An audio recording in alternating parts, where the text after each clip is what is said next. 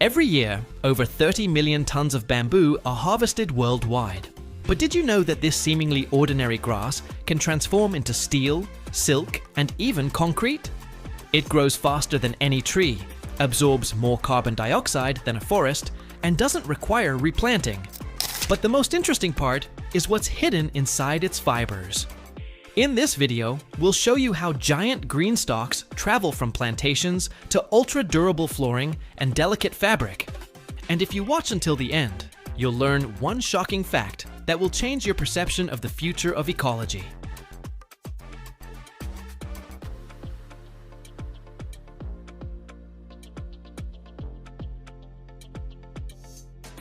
It all begins on vast bamboo plantations, covering millions of acres around the world.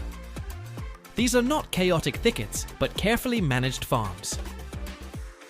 Unlike forests, bamboo does not require replanting. When one stalk, or culm, is cut, its extensive root system, called a rhizome, immediately sends up new shoots. This makes it one of the most sustainable resources on the planet. One plantation can yield harvests for decades without harming the soil. Moreover, a bamboo forest absorbs 35% more carbon dioxide and produces 35% more oxygen than an equivalent area of trees. Harvesters, armed with simple machetes or handsaws, selectively cut only mature stalks, whose age can be easily determined by color and texture. Young shoots are left to grow further, ensuring the continuity of the cycle.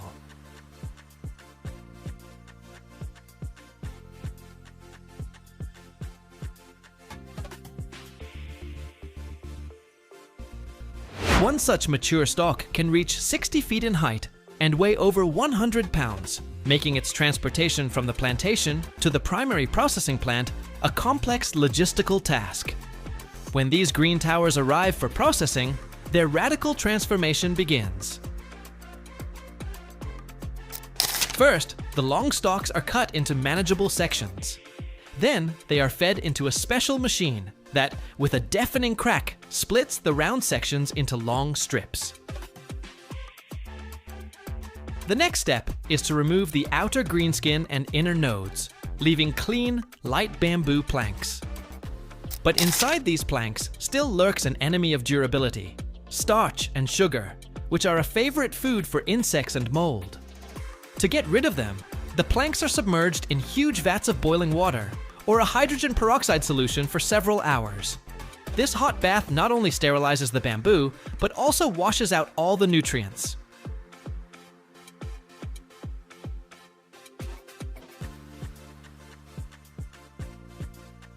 After this, the planks are sent for drying.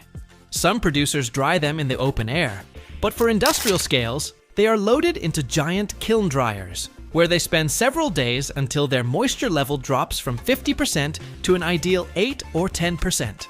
This stage is critically important, as any residual moisture can lead to warping and cracking of the finished product.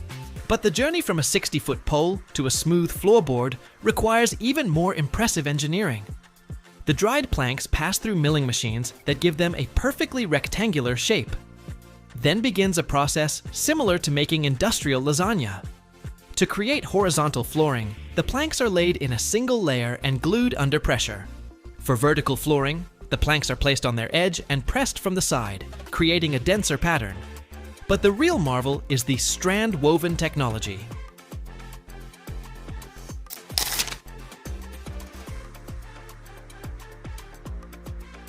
Here, the bamboo planks are not just glued together, but completely shredded into long fibers, mixed with an environmentally friendly resin, and loaded into huge steel presses. Under infernal pressure, reaching 3,000 pounds per square inch, and high temperature, this mass transforms into an extremely dense, monolithic block. The hardness of such flooring on the Yanka scale can exceed 5,000 units, making it more than 3 times harder than oak, and more resistant to scratches and dents than most traditional wood species. However, hardness is only one of bamboo's facets. Its other superpower is the ability to transform into something incredibly soft and silky. The process of creating bamboo fabric is a true industrial alchemy. The most common method, known as the viscose process, begins with grinding the bamboo raw material into a cellulose pulp.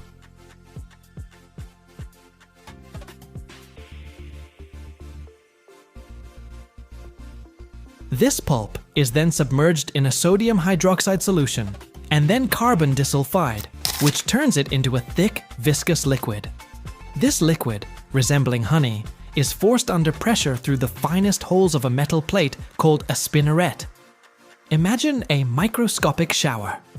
Emerging from the holes, the thin streams enter a bath of sulfuric acid, where they instantly solidify, turning into endlessly long fibers. These fibers are then washed, bleached, dried, and twisted into yarn, from which fabric is woven. Despite the complex chemical process, the final product is biodegradable and has unique properties.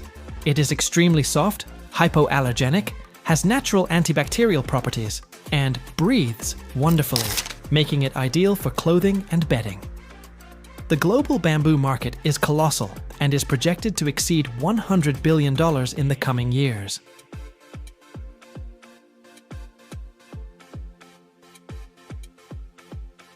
Annually, over 30 million tons of bamboo are harvested worldwide, and this figure is only growing. From kitchen cutting boards and toothbrushes to construction scaffolding capable of supporting the weight of concrete and elements in premium class cars, this giant grass demonstrates its versatility. It is a testament to how nature, multiplied by human ingenuity, can offer sustainable, strong, and beautiful solutions for countless tasks, turning a fast-growing straw into the gold of the modern world. Bamboo grows both in the wild and on specially created plantations. Its natural habitat mainly covers tropical and subtropical regions of Asia, where it is an integral part of local ecosystems. At the same time, thanks to its unique properties and wide range of applications, bamboo is actively cultivated on plantations around the world.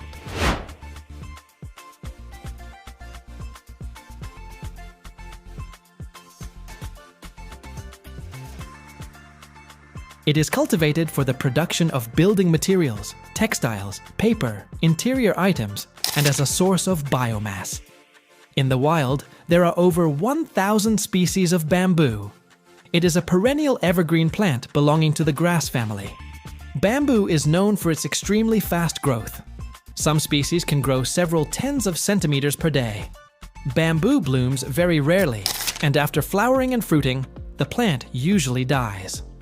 Growing bamboo requires certain knowledge and care, including proper planting, regular watering, and choosing the right variety for specific climatic conditions. There are even ornamental types of bamboo that are grown every hour. Over 100,000 airplanes take off around the world, but only one of them is a true ghost of the sky. It has no tail, leaves no trace on radars, and costs more than gold. The creation of the B-2 Spirit cost the United States $60 billion, and over 40,000 specialists from 600 companies worked on each unit. Its assembly took more than a year, with special hangers, laser-like surgical precision, and materials you can't buy in any store. But what this plane hides is still a secret, and if you watch until the end, you'll find out what it was really created for.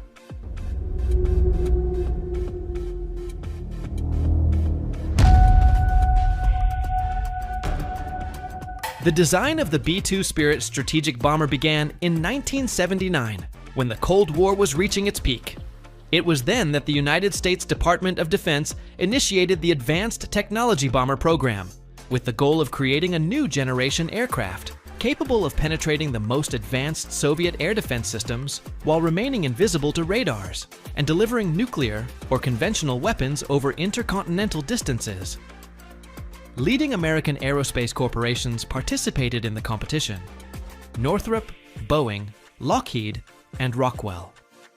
After a lengthy stage of development and testing, in October 1971, the Northrop-Boeing consortium was declared the winner.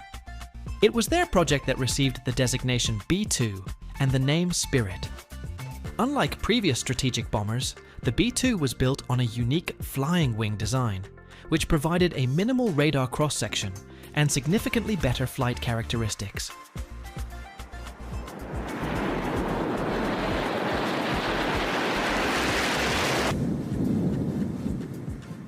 In the mid-1980s, the B-2's design had to be significantly changed. The mission profile was adapted for low-altitude flights with terrain following, which allowed for even more effective penetration of Soviet air defenses.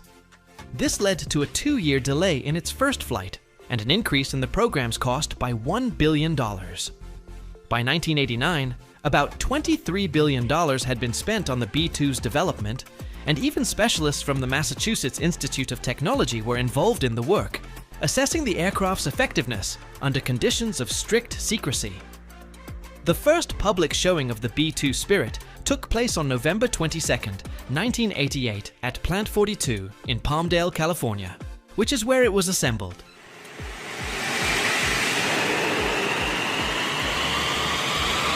The first flight of the B-2 took place on July 17, 1989. Initially, the United States Air Force planned to order 132 aircraft, but after the end of the Cold War and the collapse of the USSR, as well as due to the extremely high cost, the series was reduced first to 75 and then to 21 units, including a prototype, 5 pre-production, and 15 production machines. Almost all B-2s received their own names in honor of American states, emphasizing their uniqueness and symbolic significance for the country. Thus, the B-2 Spirit became not only a technological breakthrough, but also a symbol of American military might at the turn of the 20th and 21st centuries.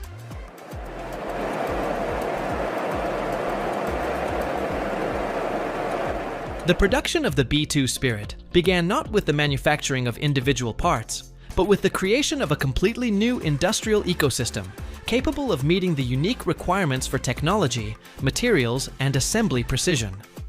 The first and most important stage was the organization of the production base and the development of tools that did not exist before. After the design phase was completed, Northrop Grumman, as the prime contractor, invested over $1,200,000 in creating a specialized integrated composites center in Pico Rivera, California. For this, a former Ford auto plant was repurposed, turning it into one of the world's largest composite manufacturing centers. The production of the B-2 required the development of not only new materials, but also special tools, software, testing laboratories, and automated production systems.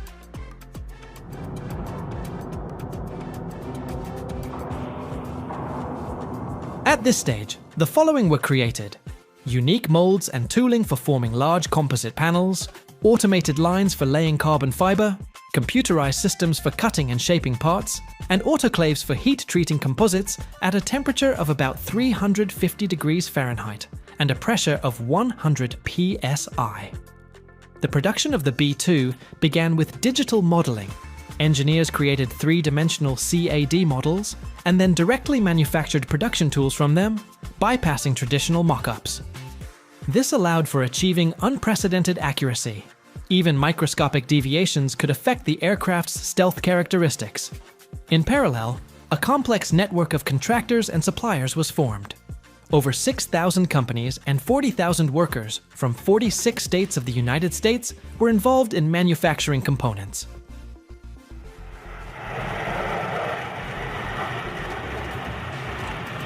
Boeing was responsible for manufacturing the outer wing sections, Vought aircraft, for numerous composite elements, Hughes, for radar systems, and General Electric, for the engines.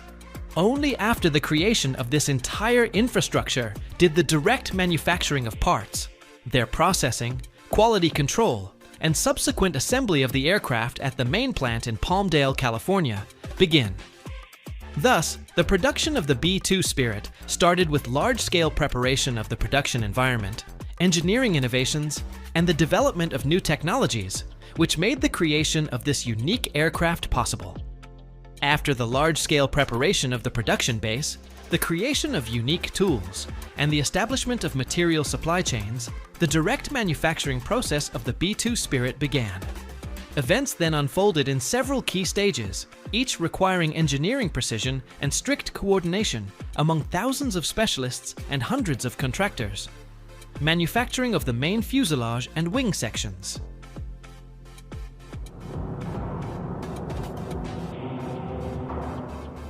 The manufacturing of the main fuselage and wing sections of the B-2 Spirit began with the production of the world's largest composite aviation parts at that time. The central part with the crew cabin was manufactured by Northrop Grumman, while Boeing made the 65-foot-long outer wing sections and the 50-foot-long aft section. The slightest deviations could affect the B-2's radar cross-section. In total, over 10,000 composite components were manufactured for one aircraft, using the latest automation and quality control technologies of that time. The precision assembly of the B-2 Spirit is a true engineering feat that unfolded in huge hangars, specially created for this project. The assembly of the main sections took place on massive jigs, special platforms that occupied an area comparable to a football field. Here, hundreds of engineers, assemblers, and quality controllers worked simultaneously, each responsible for their narrow stage.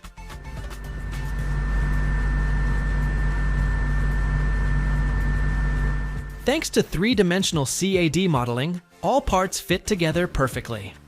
During assembly, laser measurement systems were used, which allowed for tracking accuracy down to thousandths of an inch. Even microscopic deviations could disrupt the aerodynamics or reduce the effectiveness of the stealth coating. Every joint seam was checked several times, and after connecting the sections, it was manually sealed with special materials to ensure airtightness and invisibility. The scale of the assembly was impressive. Just the central fuselage section required over 1,000 hours of labor, and the total assembly cycle for one aircraft took more than a year. All stages were accompanied by multi-level quality control, from geometry to electromagnetic compatibility. It was thanks to such attention to detail that the B-2 Spirit became a benchmark of precision and technological excellence in world aviation.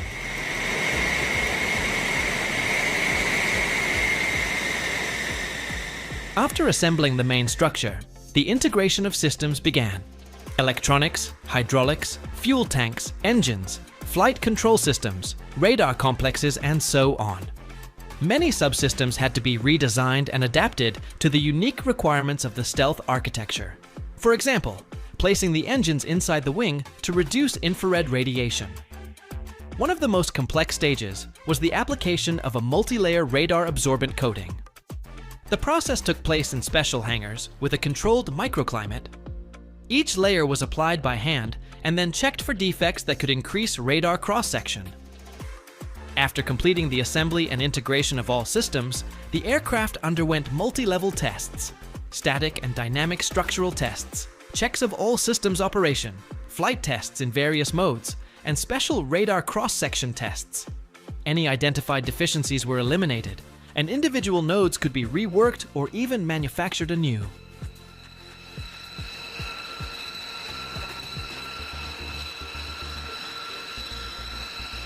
After all tests were completed, the aircraft was officially handed over to the United States Air Force. In parallel, crews were trained, undergoing specialized training on simulators and in real flights. After the production of the B-2 Spirit ended in 2000, these unique aircraft did not become museum exhibits. On the contrary, they remain at the forefront of technological progress thanks to constant improvement. The US Air Force is investing billions of dollars in modernizing each of the existing B-2s to ensure they meet current and future challenges. One of the main areas of modernization is updating the onboard control systems. Outdated analog instruments are gradually being replaced with modern digital interfaces, which increases reliability, convenience for the crew, and allows for the quick integration of new functions. The crew cabin has been equipped with multifunctional displays, and the flight control system has received new software that provides even greater stability and precision in controlling the flying wing. Every year, over 100 million small arms are produced worldwide. But only one rifle has truly become a legend: the AK-47, a symbol of simplicity, reliability, and an incredible history. It can be assembled and disassembled in minutes, even in the harshest conditions. And that's precisely why it earned the nickname, the weapon that never fails. In this video, we'll take a first-time look behind the scenes of its production, from a raw steel blank to the final tests at the shooting range. You will see the hidden processes that are usually not shown, and you will understand why the AK-47 has become the most recognizable rifle on the planet.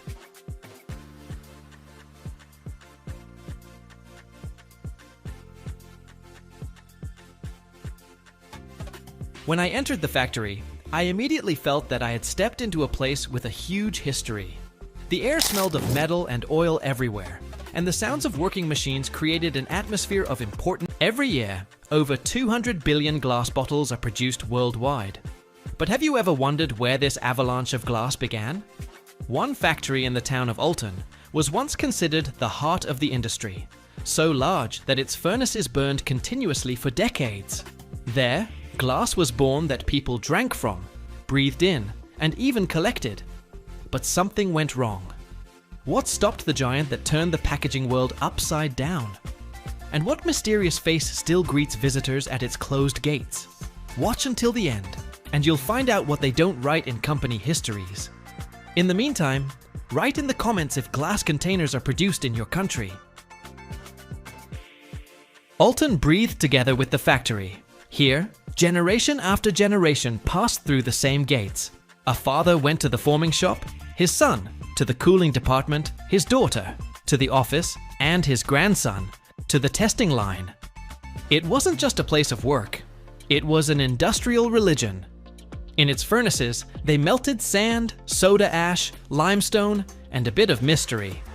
Because from this fire, the universal container of the mass consumption era was born. Beverages, medicines, perfumes, canned goods.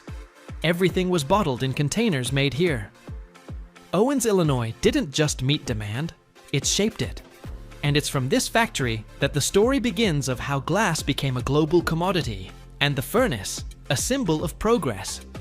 Before Owens, Illinois, there was Alton, a town of river docks, brick factories, and dust from cargo. And there was an insatiable demand for glass.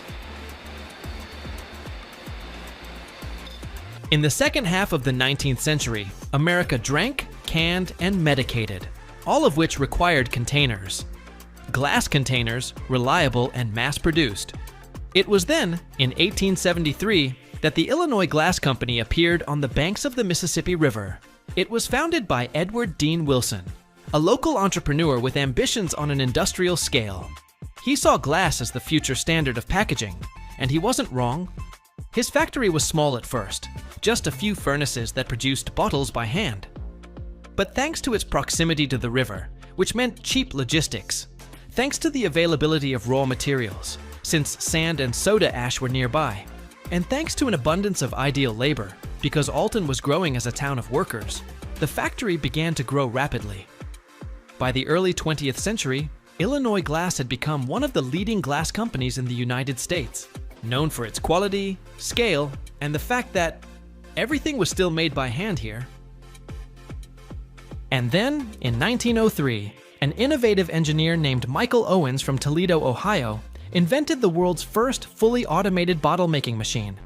It could produce up to 2,400 bottles per hour, compared to the 4 or 5 of a manual craftsman.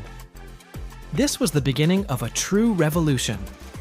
In 1929, two giants, the Illinois Glass Company and the Owens Bottle Company, merged. Thus, the Owens Illinois Glass Company was born. And the Alton factory, one of the key assets of the new corporation, began to work not just for the country, but for an era. This took automation to a new level. The factory in Alton became a testing ground for scaling new technologies. Here, for the first time, continuous bottle production lines were introduced, where glass wasn't made, but cast in a stream, like metal at a steel mill. Everything was rhythmic, like music. A drop of molten glass fell into a mold, rotated, cooled, was ejected, and then down the line. They invented the individual section machine, which worked on several molds simultaneously. Each section was independent, easily adjustable, and could produce a different type of bottle. This allowed for running various orders on a single conveyor, a breakthrough in flexibility. Owens, Illinois was the first to implement a quality control system on the line, defect detectors, automatic rejection of flawed items, standardized necks and thread pitches. They also improved the cooling and annealing of glass, reducing the rejection rate to a record low. Thanks to these innovations, in the 1930s and 60s, the company didn't just dominate, it set the rules of the game. Many technologies that are now considered standard in container manufacturing were born or first implemented in Alton. Everything great has its end. Not always loud, but always palpable. The Owens, Illinois Glass Company in Alton, once the largest bottle glass factory in the world, shut down in 1983. Its furnaces went out not instantly, but for good. So why did this happen? The reasons weren't a single bullet. It was a slow volley of several factors pressing from different sides. In the 1960s, glass containers began to lose their monopoly. The growth of cheap and lightweight plastic bottle production was a blow to the bottle industry. Plastic was pushing glass out of the market for beverages, household chemicals, and food products. Orders became fewer. The Alton factory, established in the 1920s and 30s, was technically perfect for its time, but morally outdated in the new era. Its machines and workshops couldn't compete with newer, more flexible factories in other regions of the United States and the world. Renovations required millions in investment, and the corporation decided to invest in other locations. Illinois, particularly the city of Alton, experienced a general economic decline in the 1970s and 80s. Other factories were closing, demand for logistics was decreasing, and the labor market became unstable. The city, which once relied on Owens, Illinois, began to falter, and with it, the factory. In the 1980s, O-I Glass Incorporated began to revise its strategy. It cut old sites, sold or mothballed unprofitable workshops, and centralized production. Alton was on the list of those that were not saved by their history or scale. In 1983, after more than 100 years of history, the factory gates closed.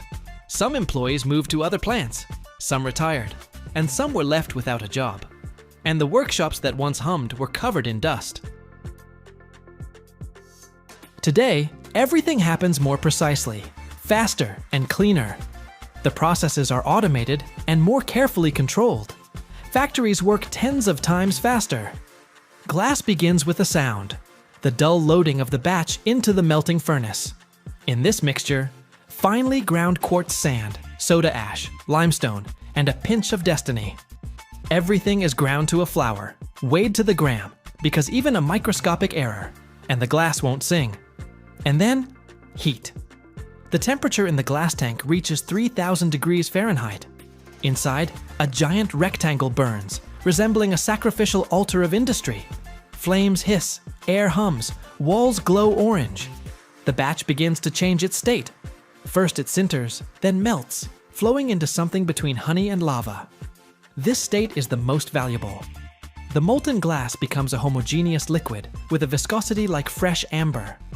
It flows slowly, with dignity, as if it knows what will be born from it.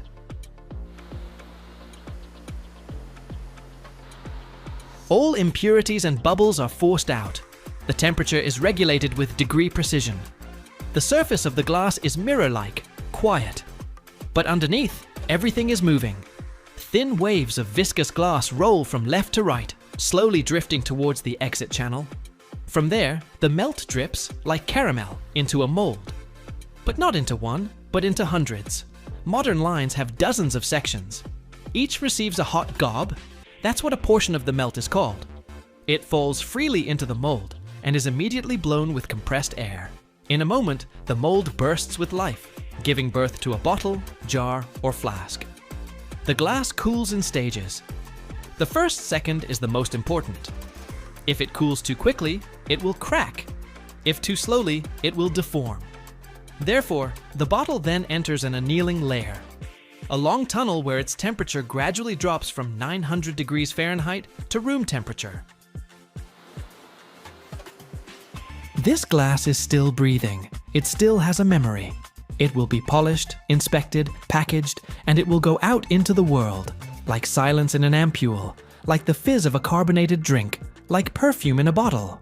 And it all began with a viscous, almost mystical liquid flowing between flame and form, like the hot soul of industrial alchemy. By the way, about that famous closed factory, who knows what figure stood near it? Write in the comments. Every year, the world lays down over 1 billion tons of asphalt, the material that modern civilization would literally grind to a halt without. But few people know that every foot of road is the result of a complex alchemy of stone, fire, and oil. It all starts with an explosion in a quarry and ends with a hot black mass steaming under the wheels of a roller. In this video, you'll see how asphalt is born, from blasting rock to the final roller that polishes a new road. And if you stick around to the end, you'll learn a secret that most drivers don't even know exists. Almost nothing goes to waste. That crushed old asphalt is then added to the new mix back at the plant. On average, new asphalt laid on our roads contains about 22% recycled material. The payoff here is huge, both economically and for the environment. First, it drastically cuts down on the need to quarry new stone and produce new bitumen, which saves natural resources and energy. Second, it makes the final product cheaper, saving billions of dollars from road maintenance budgets. So, every car trip you take is a journey on a complex piece of engineering that not only withstands massive loads, but is also a prime example of an industrial ecosystem where the old is constantly reborn into the new, closing the loop and making the country's infrastructure a little more sustainable.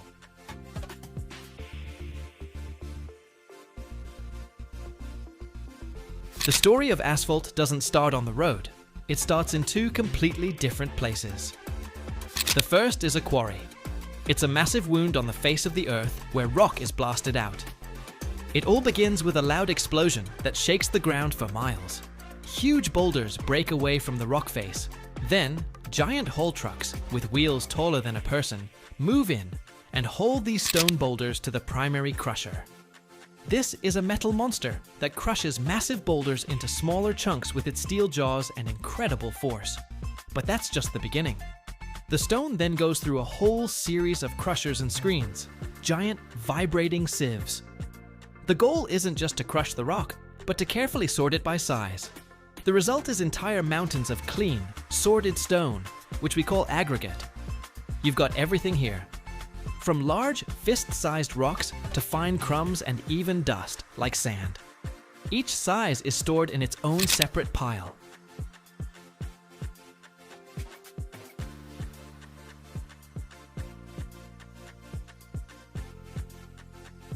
It's like in your kitchen, where you have flour, sugar, and salt, each ingredient separate, waiting for its turn.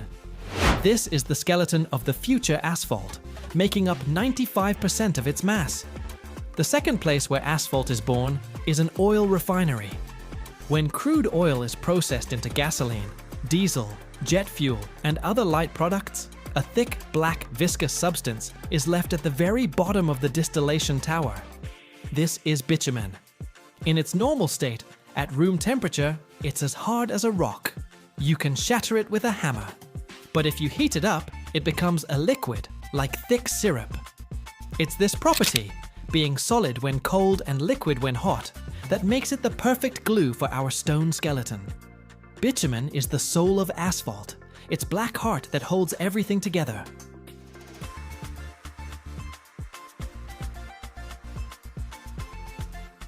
Now, let's head over to the asphalt plant. This is where all the ingredients come together. From a distance, it looks like a complex tangled metal jungle. Tall silos, endless conveyor belts, pipes, tanks, and a central tower with smoke rising from it. It's a real factory that works like a single, well-oiled machine. Different sizes of aggregate are fed from separate bins onto a conveyor belt. But not just randomly. The whole process is controlled by a computer. An operator in a control booth inputs the exact recipe for the asphalt. Depending on where it's going to be used, a busy highway or a quiet side street, the recipe will be different. The computer knows exactly what percentage of large stone, medium, small, and dust is needed for the perfect mix. It's like baking a complex cake, where every gram counts. This mix of stones begins its journey up a long, inclined conveyor and enters the heart of the plant, the drying drum. This is a huge, long tube that slowly rotates, set at a slight angle. From one end, a powerful burner blasts a roaring pillar of fire inside, like a jet engine. The temperature inside hits 300 degrees Fahrenheit. The stone, slowly tumbling inside this drum, heats up and, most importantly, gets completely dried out. Moisture is the #1 enemy of good asphalt. Even a single drop of water can prevent the bitumen from sticking properly to the stone's surface. So, the stone has to be bone dry. After the drying drum, the hot, moisture-free stone is carried up by an elevator to the very top of the central tower.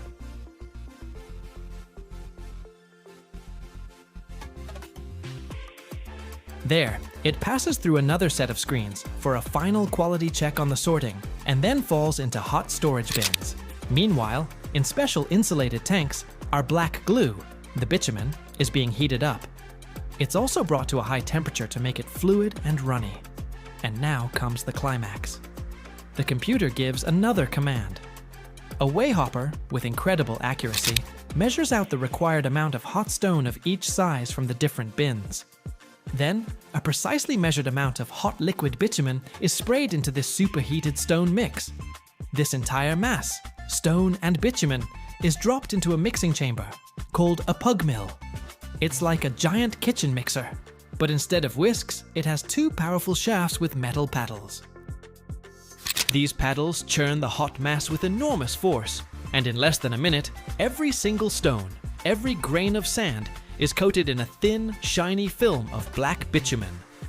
Out of the chamber comes the finished asphalt, a uniform, steaming black mass with a characteristic oily smell. Now this hot, freshly made product needs to be stored until it's shipped out. It's lifted and dumped into special insulated storage silos. They're like giant thermoses that can keep the asphalt hot for many hours, sometimes even days. Dump trucks pull up under these silos.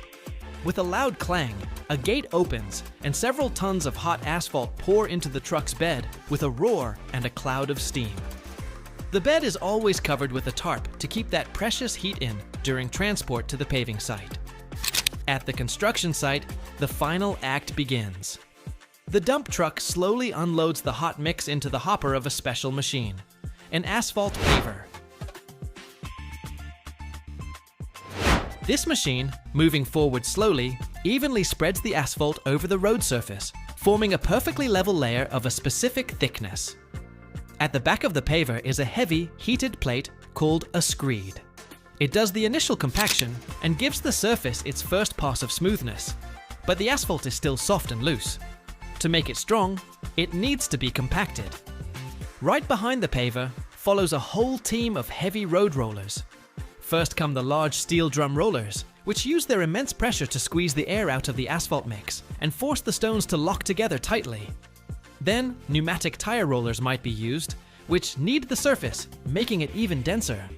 And in the final stage, smooth steel drum rollers pass over it again to give the road its final, smooth finish. As the asphalt cools, the bitumen turns from a liquid back into a solid. It permanently glues all the stones together, turning the loose mix into a strong, waterproof monolith. After a few hours, the road that was recently hot and soft becomes hard and ready for traffic. And that's the whole point.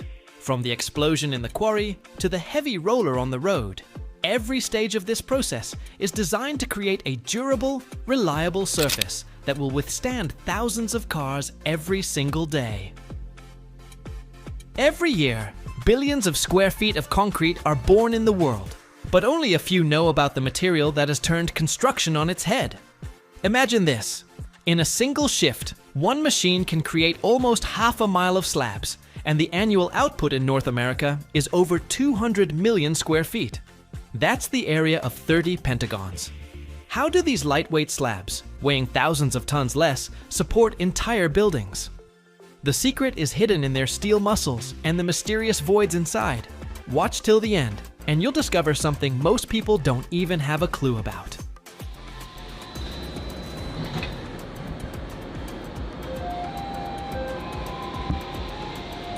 The slip former machine crawls along a 600-foot casting bed at a speed of about 4 feet per minute.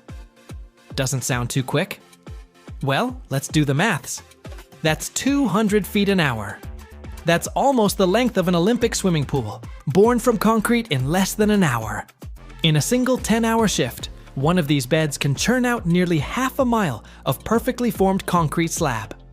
And a big plant might have several of these beds. This isn't just building, it's a conveyor belt running at a speed unthinkable for traditional pour on-site concrete. And now for the main trick, the hollow cores.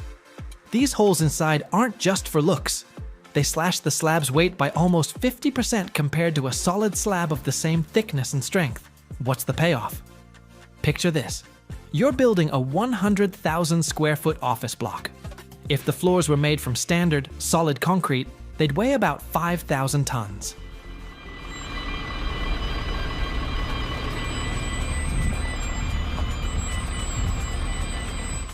But with hollow core slabs, just 3,000 tons.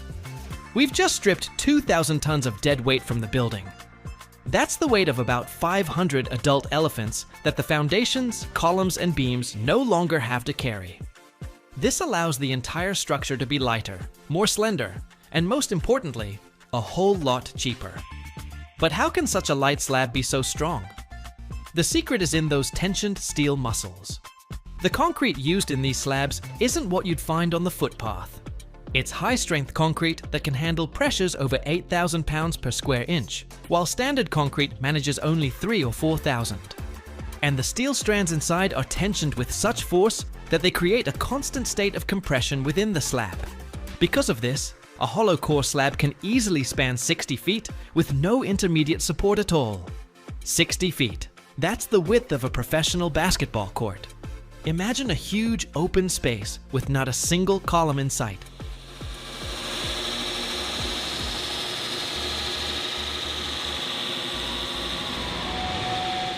That's exactly why these slabs are a favorite for building car parks, supermarkets, and open-plan offices. Every year, over 200 million square feet of hollow core slabs are produced in North America. The number is just staggering. It's enough area to build 30 colossal buildings like the Pentagon. Every single year. This isn't just a building material. It's an entire industry built on speed, efficiency, and clever use of resources. So these figures aren't just dry data. They're proof that sometimes, to get stronger, you just have to get rid of the unnecessary stuff on the inside. It all starts not in a concrete mixer, but on a massive, perfectly flat runway inside the workshop. This is the casting bed. Imagine a perfectly smooth, polished steel track a few feet wide, but 600 feet long. That's longer than 2 footy fields, end to end.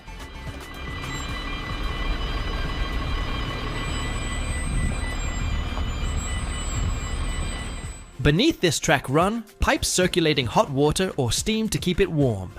This is the perfect cradle for the birth of our future giant. At both ends of this track stand massive steel abutments, anchored into a thick concrete foundation. They're like steel teeth sunk into the earth, and their job is to withstand simply inhuman loads. Between these two abutments, high-strength steel strands are stretched. This isn't your average wire. It's several steel filaments twisted together, each capable of holding the weight of a car. They are laid out along the entire 600-foot length of the bed, forming the slab's future skeleton. One end of each strand is securely fixed in an abutment. The other is hooked up to a giant hydraulic jack, and this jack starts to pull. It tensions each of these steel strands with a force of 30 or 40,000 pounds. That's like hanging 3 full-sized utes off each thin strand.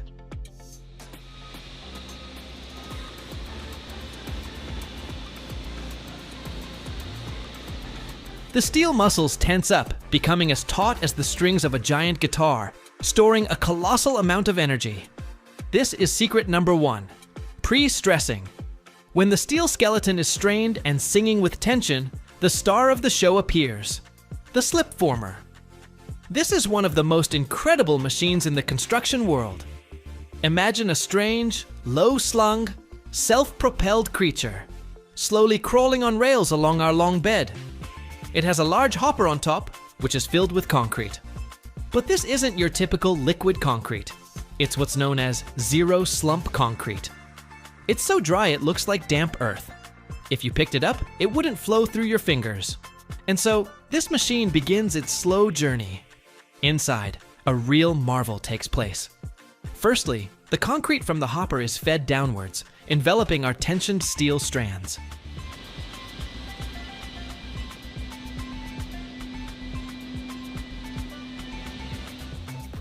Secondly, special vibrators and compactors ram this dry mix with incredible force, making it unbelievably dense.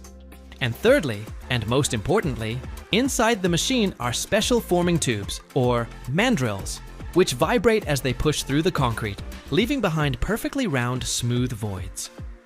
The machine, like a giant concrete snail, slowly crawls forward, leaving in its wake a perfectly formed, endless concrete slab with hollow cores inside and tensioned steel muscles hidden within its body. Because the concrete is so dry, it holds its shape instantly and doesn't sag. This is secret number 2. The voids, which make the slab 50% lighter than a solid one while barely reducing its strength, as the top and bottom sections do most of the work.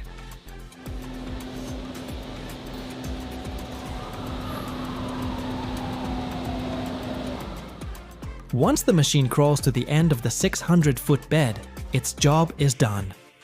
But our slab is still green and weak. It's time for a spa treatment. Workers cover the entire length of this concrete ribbon with huge insulating tarps, like blankets. Hot steam is then pumped under these blankets. This creates a sauna effect, which dramatically speeds up the chemical reaction of the concrete curing. Under normal conditions, concrete needs weeks to reach its full strength. But in this hot, humid atmosphere, it achieves the required strength of over 5,000 pounds per square inch in just 12 to 24 hours. When the concrete has set and become hard as rock, it's time for the release. Workers slowly let off the pressure on the hydraulic jacks. The tensioned steel strands, now permanently bonded to the concrete, try to shrink back to their original length. But the concrete won't let them. As a result, this massive compressive force is transferred to the concrete slab itself.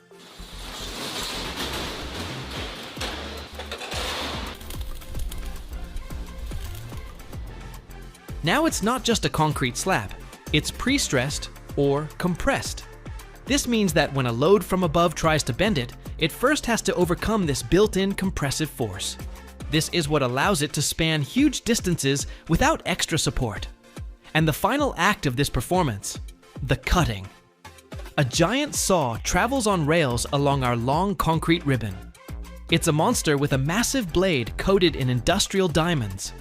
With a deafening roar and a spray of sparks and cooling water, this saw cuts the slab with incredible precision into sections of the required length, according to the order. The finished, perfectly flat, lightweight, and incredibly strong slabs are then picked up by giant cranes and loaded onto trucks. And just like that, after a journey from a tensioned steel string to the slow crawl of a concrete snail and a final diamond cut, this brilliant piece of engineering is born, ready to become the fast, efficient, and reliable flooring in the buildings where we live, work, and play. Every year, humanity creates over 10 million tons of this soft stone. It's as light as air, but as strong as steel. Its birth is a spectacular dance of flame and steel, where stone is transformed into billions of fibers. However, behind the impressive footage lies a technological trick that makes this material unique. Wait until the end, and you'll find out how this inconspicuous insulator can change the future of our civilization.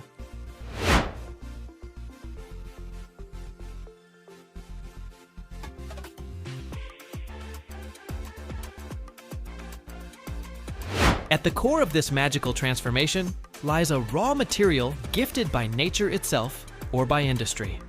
To create the most well-known type, stone or basalt wool, exclusively rock types are used: basalt, gabbro, dolomite, and limestone, which make up to 98% of the finished product's weight.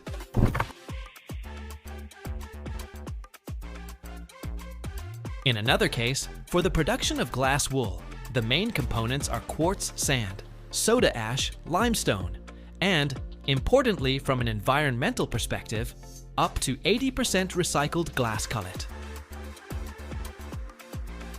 There is also slag wool, which is made from blast furnace slag, a byproduct of metallurgical production. It all begins at the raw material yard, with a stage of careful preparation. Rocks are crushed and sorted to obtain fractions of the required size and the ideal mineral composition. The components for the future glass or stone are dosed with pharmaceutical precision, because the key properties of the future fibers, their strength, durability, and temperature resistance, depend on the correct proportions.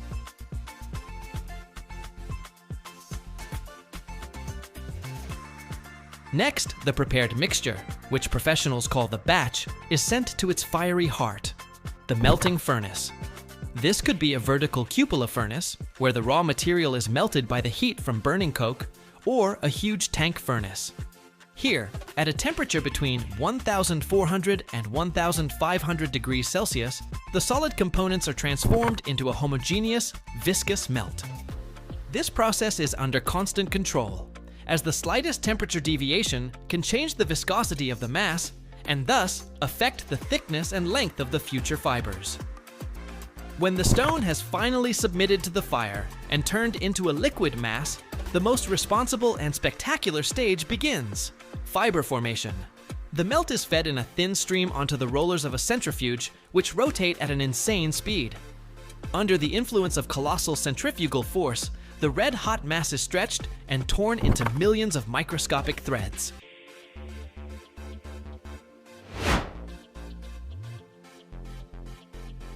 To make them even thinner, a powerful stream of heated gas or steam is additionally directed at them.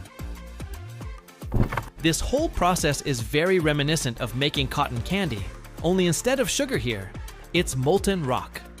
Right in the process of forming these fibers, a special binding agent is sprayed on them, usually based on safe resins. It is needed to bind billions of individual threads into a single whole. Along with it, hydrophobic additives are added, which give the future insulation water-repellent properties. A cloud of these newly created fibers, already treated with a binder, gently settles on a wide, moving conveyor. A special pendulum mechanism evenly distributes them across the entire width, forming a primary, still fluffy and soft mat. It is here that the future structure of the material is laid, chaotic or layered, on which its mechanical characteristics will depend.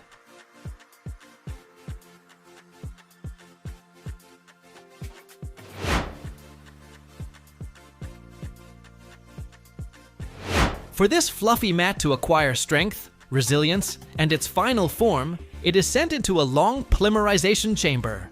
Here, under the influence of hot air with a temperature of about 250 degrees Celsius, the binding resin hardens, securely bonding the fibers together into a three-dimensional structure.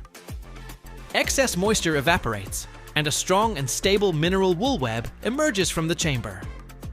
After such a hot hardening, the material needs cooling. Fans blow room temperature air through it, preparing it for the final stage. The endless ribbon of mineral wool enters the cutting line.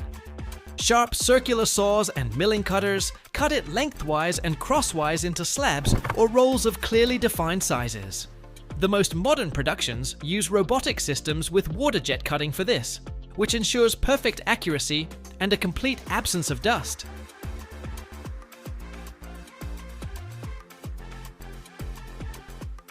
The final stage before the installation is sent to construction sites is packaging. Since 99% of the volume of mineral wool is air, it is compressed for ease of transport and storage. Powerful machines compress the product, reducing its volume several times and hermetically pack it in durable film. But don't worry, thanks to the extraordinary resilience of the fibers, after unpacking, the material fully restores its original thickness and all its unique properties in a matter of minutes, ready to serve for decades, keeping our homes warm and cozy. It's important that modern factories have turned production into a virtually waste-free process. All trimmings and material residues are collected and returned to the very beginning of the cycle, into the melting furnace, saving natural resources and energy.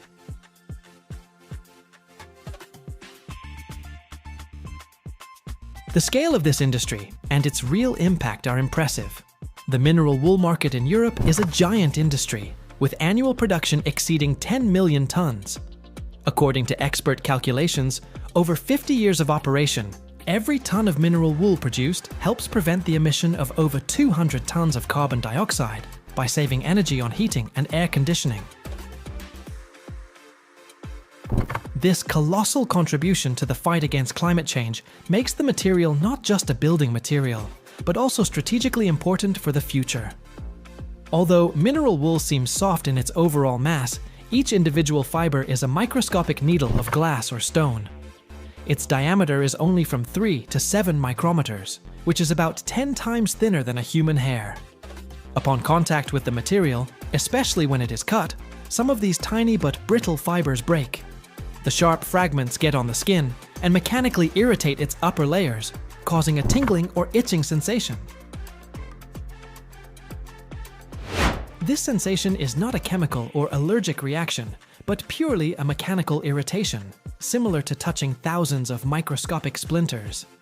Because of this, when working with mineral wool, it is necessary to use personal protective equipment: gloves, long-sleeved clothing, goggles, and a respirator.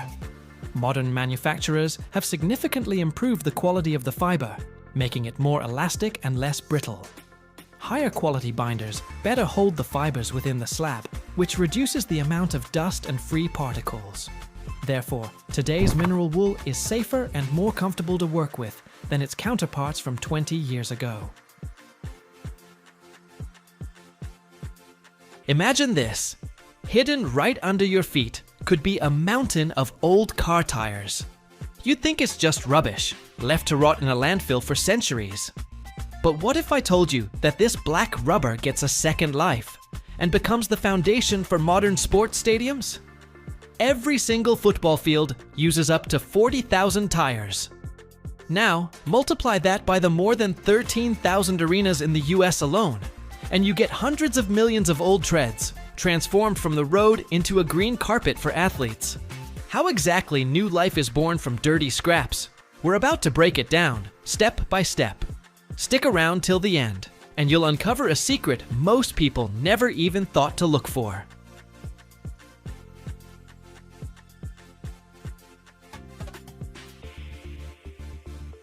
So today, we're heading to a cemetery. A car tire cemetery. Acres of land piled high with mountains of black rubber rings.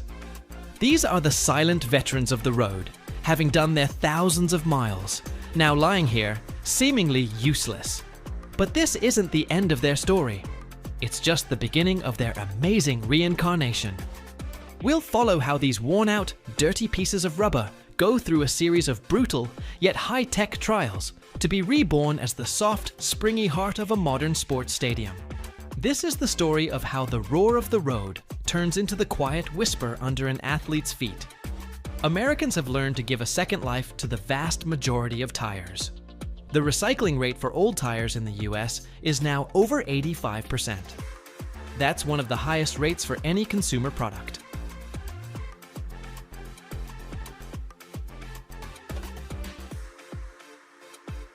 That means over 250 million tires a year dodge the landfill and are sent off for a new life. Some of them are burned as highly efficient fuel, some are used in civil engineering, but a significant and growing number are turned into that very same crumb rubber. In this tire cemetery, a machine that looks like a steel Tyrannosaurus Rex is at work. This is an industrial shredder. A huge loader grabs a whole handful of old tires and dumps them into the machine's steel jaws.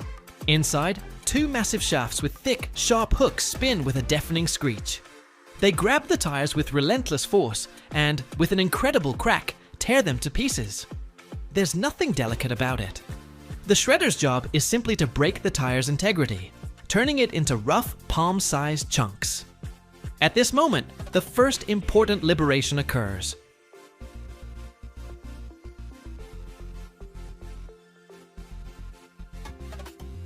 Inside, every tire is a steel cord, a strong frame of steel wire. As the tire is torn apart, this cord is released, turning into a shiny web of steel threads mixed with rubber chunks. This chaotic mix of rubber and steel moves along a conveyor belt. And here, a powerful, massive industrial magnet spinning above the stream of shredded material comes into play. Like a fridge magnet, but a million times stronger, it pulls all the steel threads from the rubber mass. With a screech and a clatter, the steel cord sticks to the magnet and is dropped into a separate container. This steel will later be sent off to be melted down, while our cleaned rubber continues its journey. But it's still too big and coarse. The next stop is the granulator. This is something like an angry coffee grinder the size of a car. Inside, sharp blades spin at enormous speed, chopping the large chunks into a smaller fraction, about the size of a fingernail.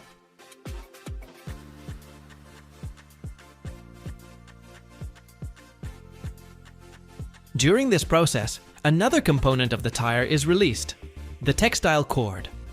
These are nylon or polyester fibers that gave the tire extra strength. These light, fluffy fibers need to be removed. To do this, the rubber granules pass through a system of vibrating screens and air separators.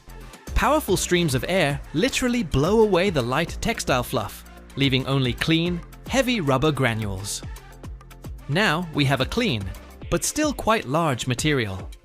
To become the surface of a stadium, it needs to be turned into a crumb. For this, the granules are sent for final grinding, often in what are called cracker mills. These are two massive, grooved steel rollers that rotate towards each other at different speeds. The rubber granules, falling between them, are not so much cut as they are torn and ground into the tiniest particles.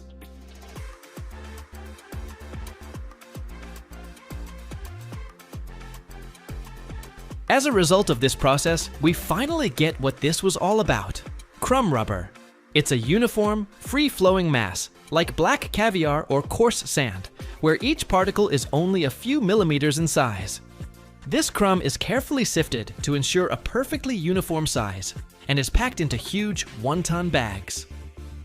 Its journey from a dirty tire to a clean, high-tech raw material is complete. And now, let's jump to the place where this black crumb will find its true calling, the construction of a new stadium. Workers roll out huge rolls of artificial turf over a perfectly leveled gravel base. This isn't just a green carpet. It's a backing with long, soft polyethylene blades sticking straight up.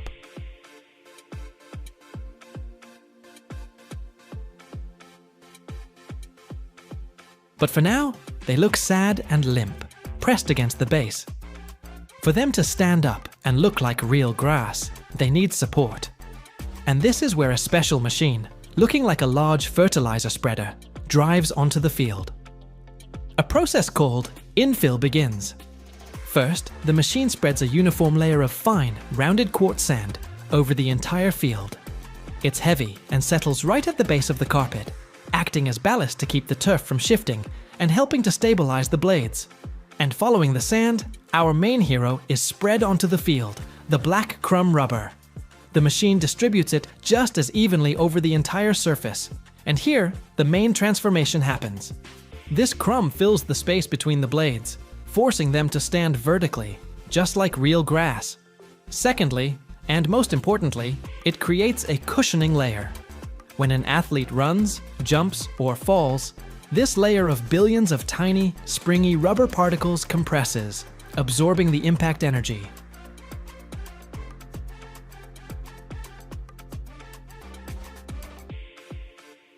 It's like running on a billion tiny trampolines. This drastically reduces the strain on athletes' joints and makes falls much safer. The final touch is combing the field. A special machine with a huge brush drives over the turf, thoroughly mixing the sand and crumb rubber and brushing them deep down to the base, making every blade stand perfectly straight. And so, when the work is done, what stands before us is a perfectly green, resilient, and safe field. And none of the players running on it might ever guess that under their feet, between the bright green blades, lie millions of particles of old car tires that have completed their epic journey from the roar of the motorway to the quiet, springy surface of a sports arena, having received a second, much nobler life.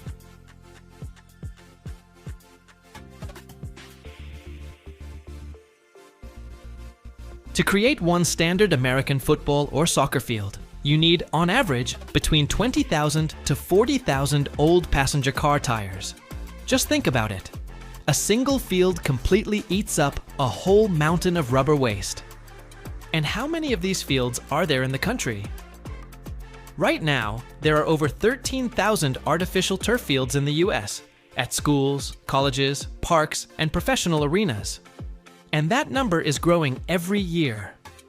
Now for some simple maths, even if we take the minimum figure of 20,000 tires per field, it turns out that over 260 million old tires have found their new home in the surfaces of sports fields across the country. That's almost a year's supply of all the rubber scrap the country generates.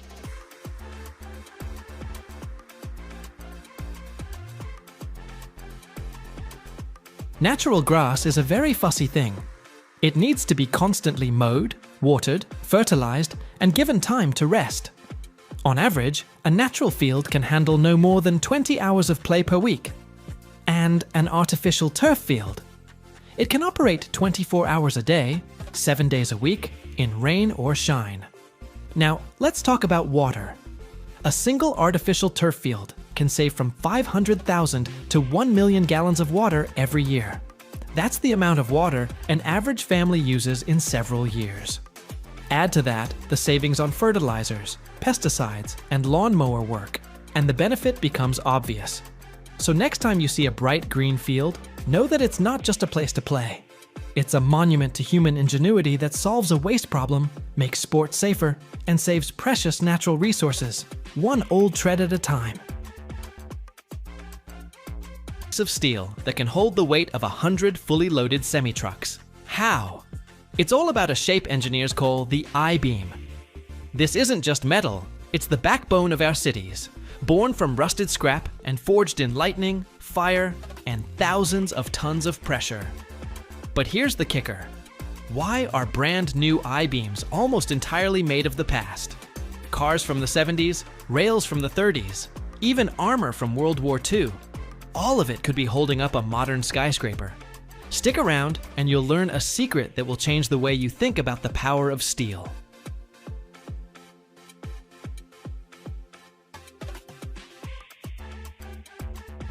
The genius of the I-beam is its shape. The real heavy lifting is carried by the top and bottom parts, so that's where most of the metal is packed, in the flanges.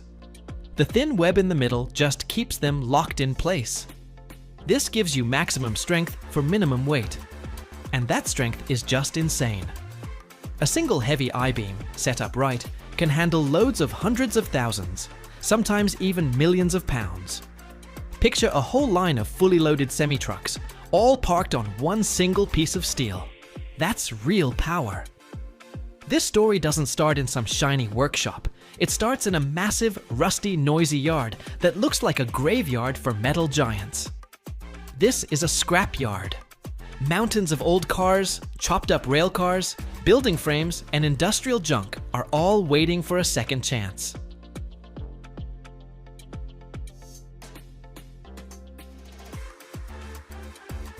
A giant crane with a powerful electromagnet drops down on the pile, and with a metallic groan, tons of old iron leap up to meet it.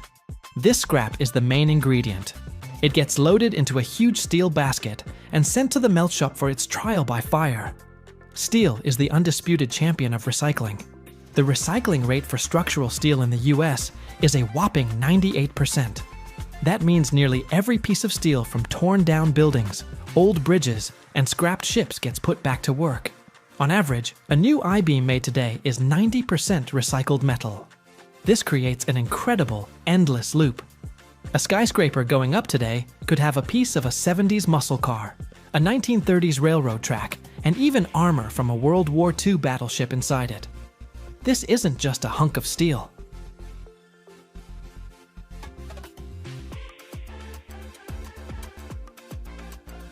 It's concentrated history, melted down and reborn for a new tour of duty.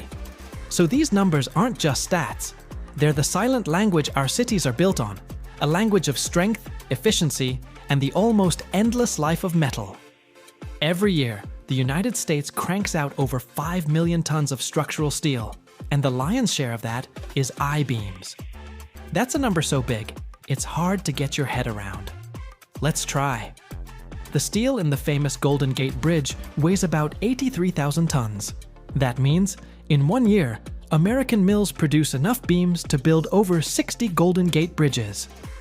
The heart of the plant is the electric arc furnace, a giant kettle the size of a small house, where our scrap metal is dumped with a thunderous crash. 3 massive graphite electrodes, thick as ancient trees, are lowered in from the top.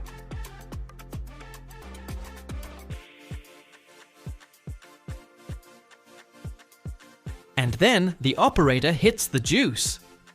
An electric arc, basically a man-made lightning bolt, erupts between the electrode tips and the metal with incredible force. The shop fills with a deep, bone-rattling roar, and the light from the arc is blinding. The temperature inside instantly shoots up to 3,000 degrees Fahrenheit. The metal doesn't stand a chance. It starts to melt, turning into a boiling, blazing lake of steel. Special additives are tossed into this molten bath to get the exact grade of steel needed, strong but flexible enough to handle massive loads. When the steel is ready, it's time to turn this liquid river into something solid. The molten metal is poured into a continuous casting machine. The blazing liquid flows into a special, water-cooled copper mold. As it passes through, the outer layer of steel freezes, forming a thin skin.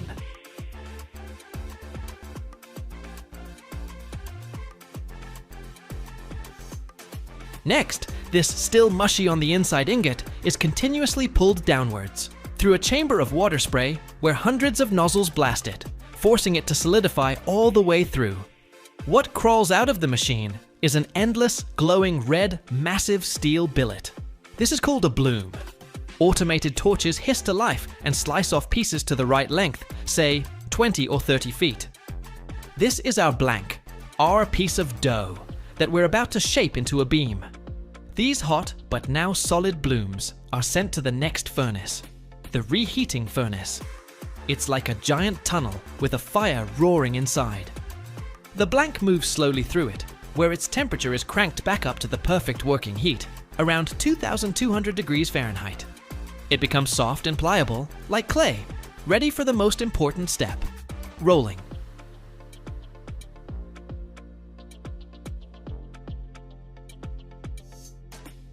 And this is where the real show begins. The bloom, glowing a brilliant orange, rolls out of the furnace and hits the rolling mill. This is a series of giant steel rollers, like massive rolling pins, lined up one after another. But these rollers aren't flat.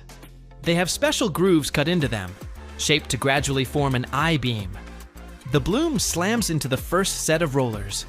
They squeeze it with thousands of tons of force, making it a little thinner and longer. Out the other side, it's grabbed by the next set, which squeezes it from a different angle, starting to form the flanges and the web of the future beam. And so, step by step, passing through dozens of these roller sets, our shapeless billet is stretched and molded, taking on that familiar I shape right before your eyes. It's an incredible sight. A piece of glowing steel that started at 20 feet long gets stretched into a fiery ribbon hundreds of feet long.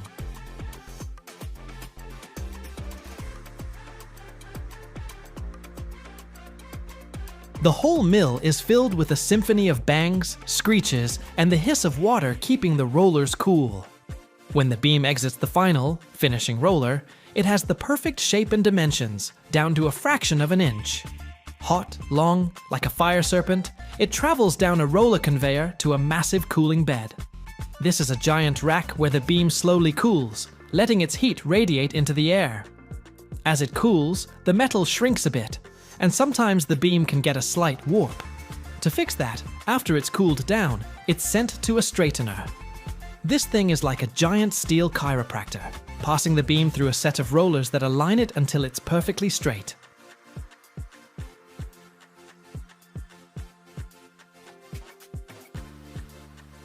So, we have a perfectly straight, long beam, but it's not ready to ship yet. Time for the finishing touches. First, it's cut to the specific lengths the customer ordered. This is done by giant saws with blades 6 or 7 feet across. With a deafening scream and a shower of sparks, the saw cuts through the thick steel in seconds. Then, Every single beam goes through a tough quality control check. Inspectors measure its geometry, and special ultrasonic machines scan the metal to make sure there are no hidden cracks or flaws inside. Only then does the beam get its marking, its birth certificate, with the steel grade, size, and batch number. The finished inspected beams are picked up by giant cranes and stacked in the yard, or loaded directly onto special railcars or trucks.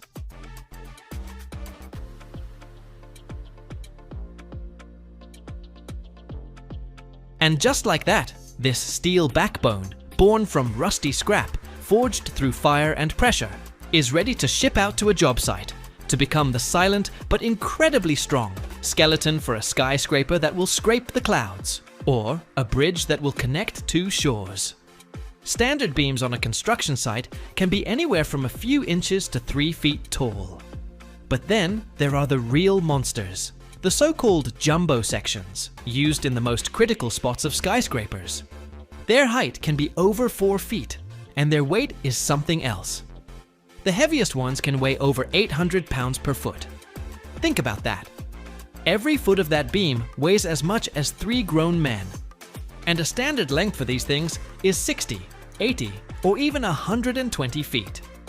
A single one of those beams can weigh as much as a battle tank. The metal that protects all other metals from rust.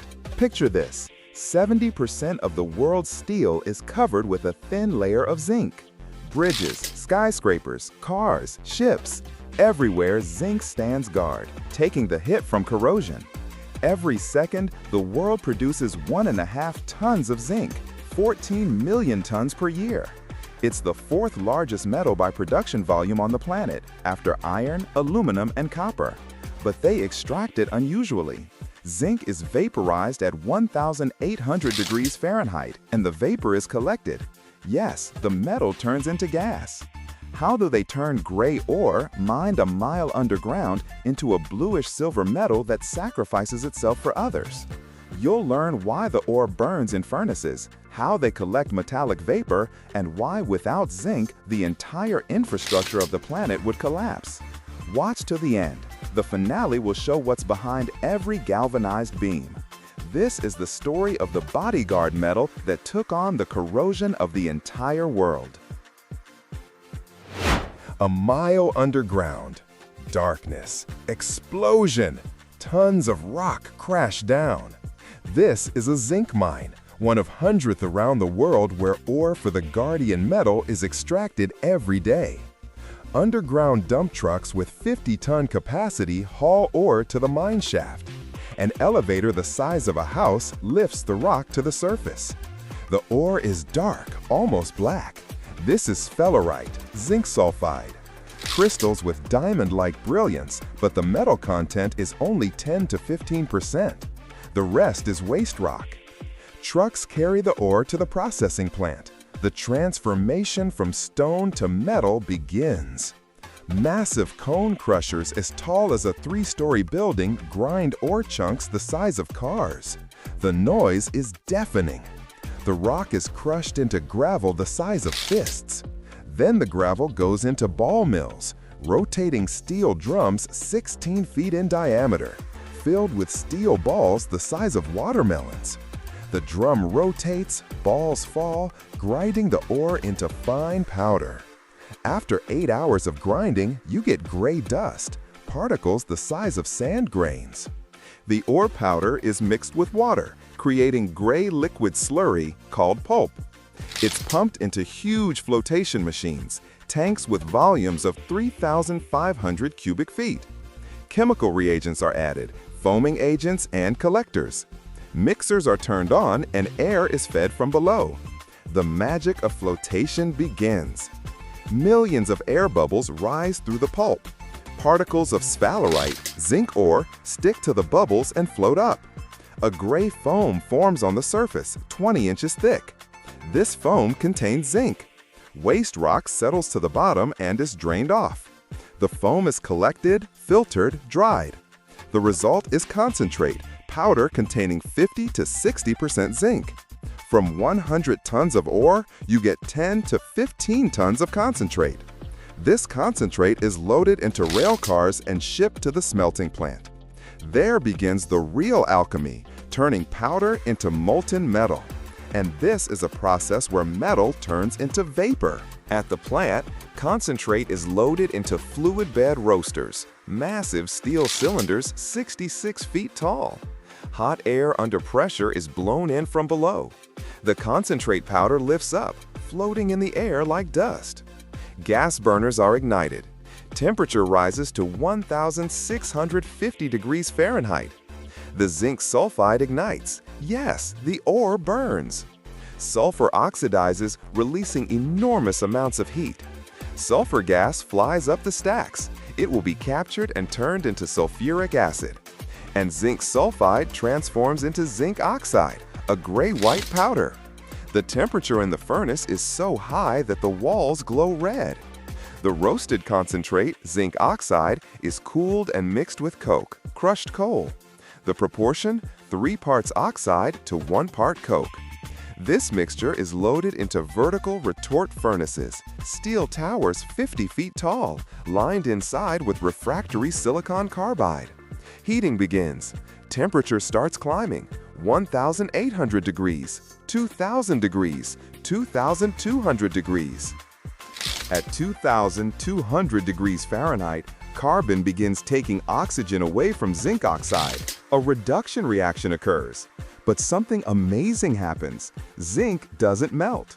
Its boiling point is only 1,665 degrees, but the furnace is at 2,200. So zinc immediately turns into vapor, metallic vapor.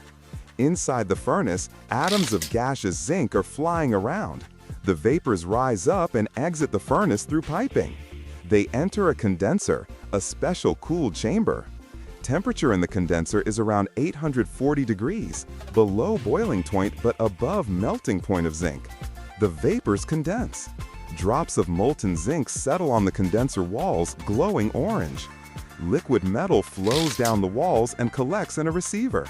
This is crude zinc, contains impurities of lead, cadmium, iron. Purity around 98%. Each furnace produces up to 100 tons of zinc per day. The metal is cast into molds.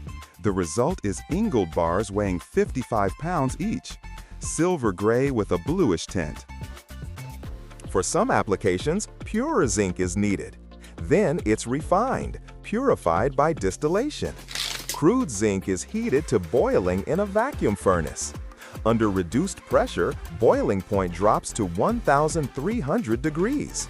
Zinc vaporizes while impurities remain solid. Zinc vapors are condensed in a cooler. The result is refined zinc with 99.99% purity.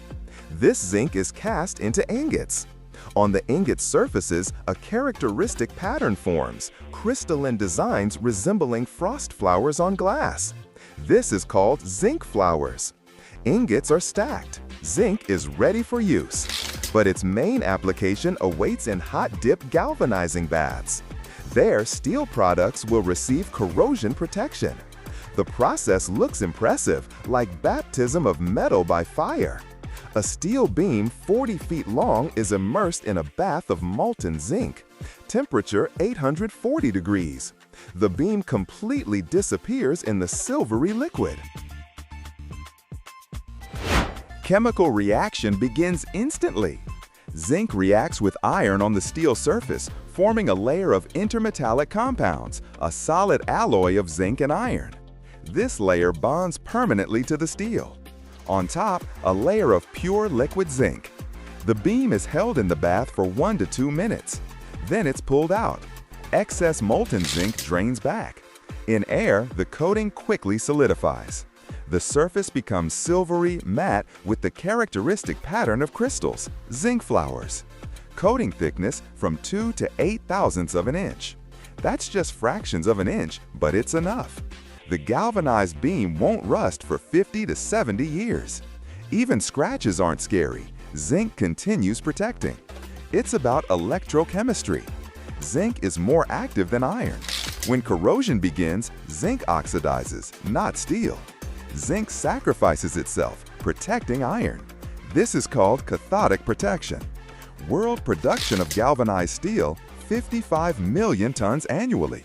This uses 6 million tons of zinc. Without zinc, modern cities would be impossible. 70% of zinc goes to protecting steel. But there are other applications. Brass, an alloy of copper and zinc, has been known for thousands of years. Contains 15 to 45% zinc. Golden, strong, easily worked. Brass is used for plumbing fixtures, musical instruments, cartridge cases, decorative items. Zinc die casting, a method for manufacturing complex parts for automotives and electronics. Molten zinc is injected under pressure into steel molds. The result is complex-shaped parts accurate to tenths of thousands of an inch. Zinc batteries, still used by the billions.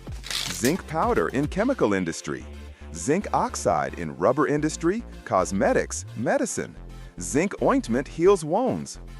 World zinc mining, 14 million tons per year. China produces 40%, 5.5 million tons. Peru, Australia, USA, India, other major producers. Zinc price, around $3,000 per ton. The history of zinc as a separate metal began late. Europeans knew brass since ancient Rome, but couldn't obtain pure zinc. The problem, zinc evaporates when heated. Indian and Chinese metallurgists in the 16th century learned to condense zinc vapors in closed retorts. In Europe, pure zinc was obtained by German chemist Andreas Markgraf in 1746, but mass production began in the 19th century. Revolution happened in 1836 when French engineer Stanislas Sorel discovered the hot galvanizing process. He found that immersing steel in molten zinc protects from corrosion. This changed construction forever. Before galvanizing, steel structures rusted within years. With galvanizing, they served for decades. The Eiffel Tower is painted, but many bridges from that era are galvanized and still standing. Today, without galvanized steel, skyscrapers, bridges, power lines, ships are impossible. Zinc, the invisible guardian of infrastructure. And so, having traveled from explosions a mile deep through giant crushers and flotation tanks, through fluid bed furnaces at 1,650 degrees and retort towers at 2,200, through transformation into metallic vapor and condensation, zinc emerges, the bodyguard metal of modern civilization. The silvery metal that sacrifices itself, protecting steel from rust. The fourth largest metal by production on the planet, without which all infrastructure would collapse. Every time you see a steel bridge beam, a roofing sheet, or a car body, know they're protected by a thin layer of zinc as thick as a human hair. A layer that takes on corrosion, oxidizes instead of steel, slowly destroys itself, saving the structure. This is a story of nobility at the atomic level, how one metal protects another, sacrificing itself. From underground explosions to silvery skyscraper beams, zinc's journey spans several weeks and 2,200 degrees. The metal that vaporizes to protect, that oxidizes so others don't rust. The invisible shield of 14 million tons annually, standing between steel and corrosion. Zinc. This is why bridges don't collapse, roofs don't leak, and cars don't turn to dust in 5 years. The guardian metal, the sacrificial metal, the metal without which the modern world would simply fall apart from rust. Imagine this. Every year, the world cranks out over 100 million tons of nuts and bolts, the invisible heroes of our industrial world. They hold together our bridges, our planes, our ships, and even our tallest skyscrapers. But few people know that behind every single one lies a process with precision down to 1,000th of an inch. We're talking metal cleaned in acid, forged under massive presses, hardened at over 2,000 degrees, and tested to its breaking point. So what makes an ordinary bolt strong enough to hold hundreds of tons? Stick around, and you'll learn the secret that turns a simple piece of steel into a part the whole world depends on.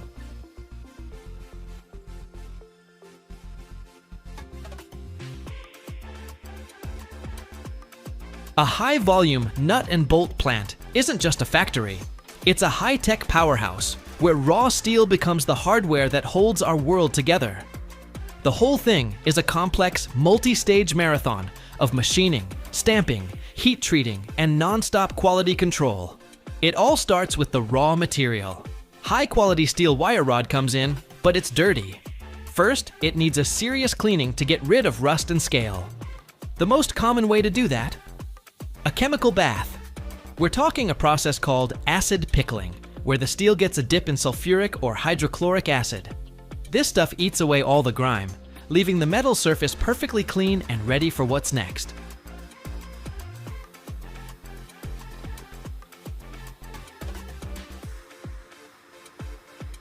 After the acid bath, the wire is thoroughly rinsed with fresh water to get every last drop of acid off. Then it's dried. For an even deeper clean, some plants use sandblasting or mechanical grinding. You might even see a process called electro-cleaning, which zaps the surface to level it out and boost its rust resistance. On the big production lines, they combine everything: mechanical scrubbing, a chemical dip, a rinse, and a dry. And they don't just eyeball it. Quality control uses visual checks and special instruments to make sure that surface is perfectly clean.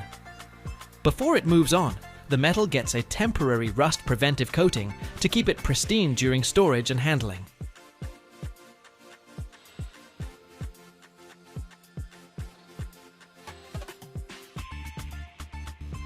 The main ways to make a bolt are cold forming and turning.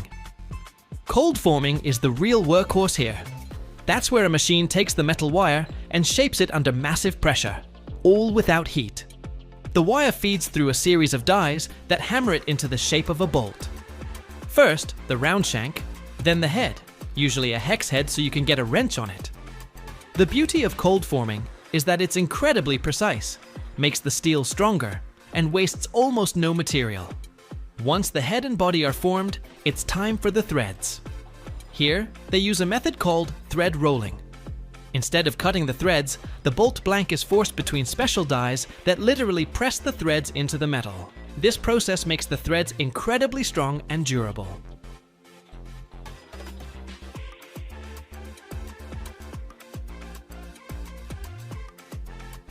Some of these high-speed lines can churn out hundreds of bolts a minute. For nuts, they often use hot forging. Steel blanks are heated up to a blistering 2,200 degrees Fahrenheit. That's about 1,200 Celsius, making the metal soft and pliable. Then, a press forges the iconic hex shape. After that, a hole is punched through the middle, and the internal threads are cut on special machines called tappers. Just like bolts, nuts go through heat treatment to make them tough and wear-resistant. Heat treating is where a bolt gets its backbone. It's a two-step process, quenching and tempering. First, in quenching, the bolts are heated up and then rapidly cooled. This makes the steel incredibly hard, but also brittle. So the next step is tempering. They're reheated to a lower temperature, which gets rid of the brittleness but keeps all that strength. This is how bolts get their specific grade or property class.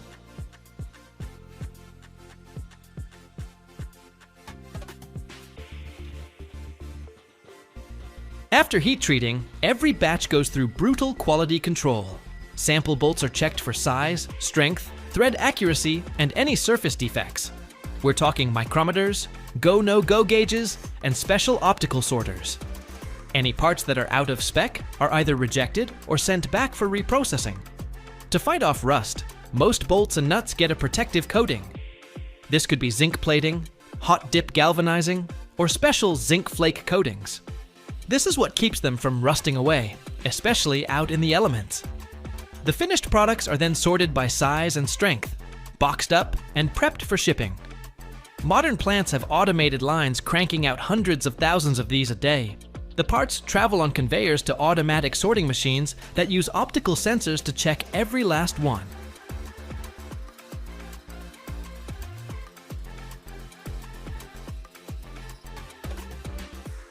Anything that's damaged or not up to snuff gets kicked out.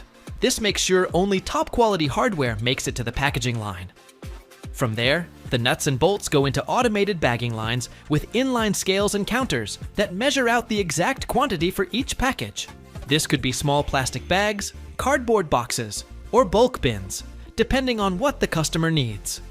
The packages are labeled with all the key info: size, grade, manufacturer, and date. For big industrial orders, they're often packed in bulk bags or large containers to make shipping and storage easier. The whole process is automated to ensure the packaging is sealed tight to keep out moisture, dust, and prevent any damage in transit.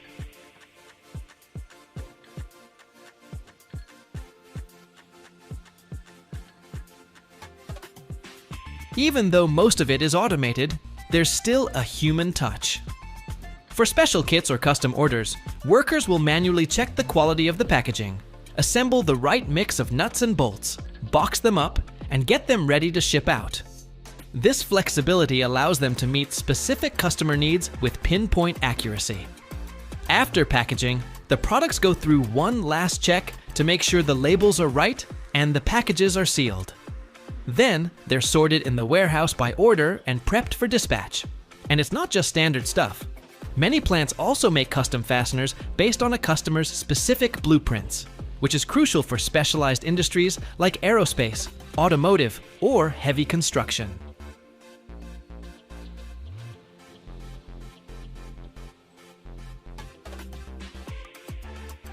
The global market for fasteners is on a steady climb, and it's all driven by a few key things.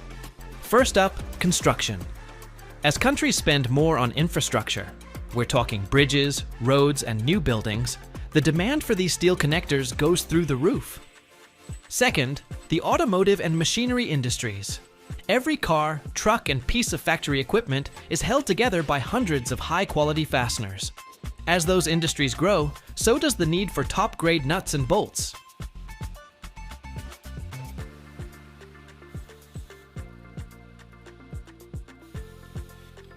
For example, in Europe, car production is expected to climb, which directly boosts the demand for metal products, including fasteners. At the same time, the steel industry itself is getting smarter, using digital tech and automation to produce better, more specialized products. Of course, the cost of raw materials like iron ore and energy can affect things. But at the end of the day, as long as we're building, driving, and manufacturing, the demand for nuts and bolts isn't going anywhere. Every year, millions of tons of refractory bricks are produced worldwide, a material capable of withstanding temperatures over 1,500 degrees Celsius and protecting structures where metal melts or flames erupt. Just to line one blast furnace requires up to 4,000 tons of this stone that fears no fire. But what gives it such strength? Why would metallurgical giants, cement plants, and glass furnaces grind to a halt without it? And most importantly, what technological secret turns ordinary clay into armor against flames? Watch until the end, and you'll find out what they don't write in textbooks. At the heart of it all lies not ordinary red clay, which is used for building bricks, but its special variety, refractory or kaolin clay. Its uniqueness lies in its chemical composition, where two oxides dominate: aluminum oxide and silicon dioxide.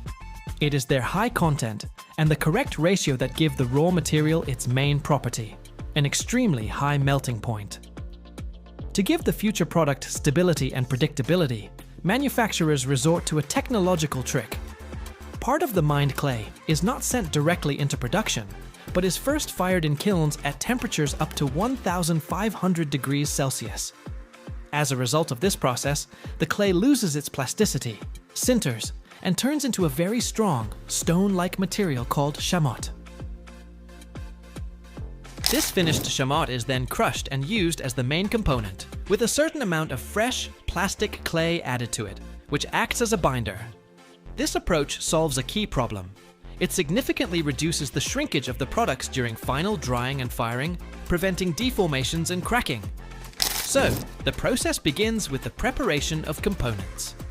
The mined clay and other rocks, as well as the pre-prepared chamot, are sent to the crushing line. Giant crusher jaws break large pieces, and then roller and ball mills relentlessly grind them into a fine powder with a clearly defined grain size. Control of the fractional composition is extremely important because the future density, and consequently, the strength and thermal conductivity of the brick depend on how tightly particles of different sizes can pack together. After crushing, automated dosing systems weigh each component, chamotte powder, clay powder, water, and other possible additives, with computer precision according to the recipe for a specific type of refractory. This entire mixture is sent to powerful mixers, where it is intensively mixed until a completely homogeneous mass, known as the batch, is formed. Next, the formless mass must acquire its shape. The most common method is semi-dry pressing. The batch, containing a minimal amount of moisture, is loaded into high-strength metal molds. Then, a press exerts an enormous force, measured in hundreds of tons on it, pressing the mass into a steel die. Thanks to this colossal pressure, the particles get as close as possible, displacing air, and at the output, we get a dense, smooth block with perfect geometry, a green brick. Although it already has its shape, it is still very fragile and not resistant to moisture. The next stage requires not strength, but patience and precision. The green bricks are carefully placed on kiln cars and sent to long tunnel dryers. This is a slow and delicate stage, which can last from 1 to several days. Inside the dryer, a carefully controlled microclimate is maintained. The temperature is gradually increased, and the humidity is reduced. It is important that the moisture leaves the brick as evenly as possible from its entire thickness. Any rush or violation of the regime will lead to the outer layers drying faster than the inner ones, which will create critical internal stresses and simply tear the brick apart with cracks from the inside. When all the physically bound water is removed, the culmination of the entire production cycle begins: firing. The brick enters the fiery tunnel of the kiln, where a true rebirth awaits it.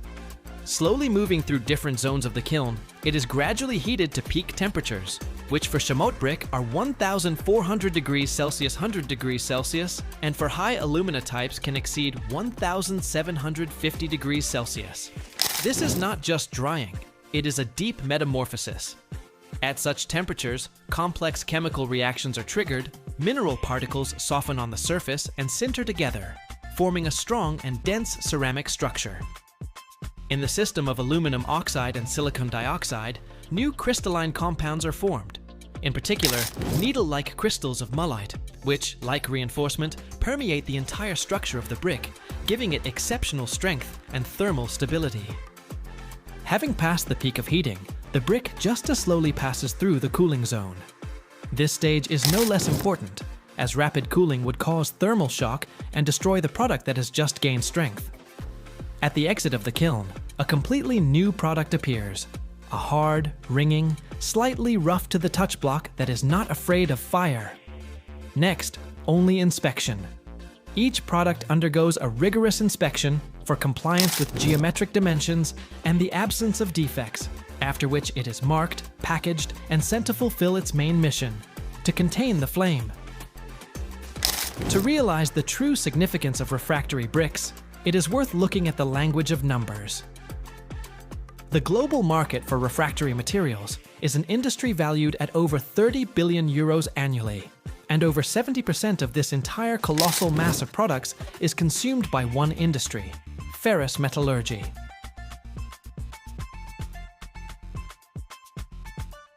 Just for the internal protective lining of one large blast furnace, it can take from 2,000 to 4,000 tons of refractories.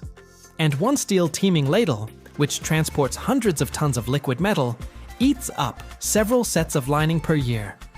A standard chamotte brick of grade SHA5, which is the most common, weighs about 3.5 kilograms and is capable of withstanding temperatures up to 1,690 degrees Celsius.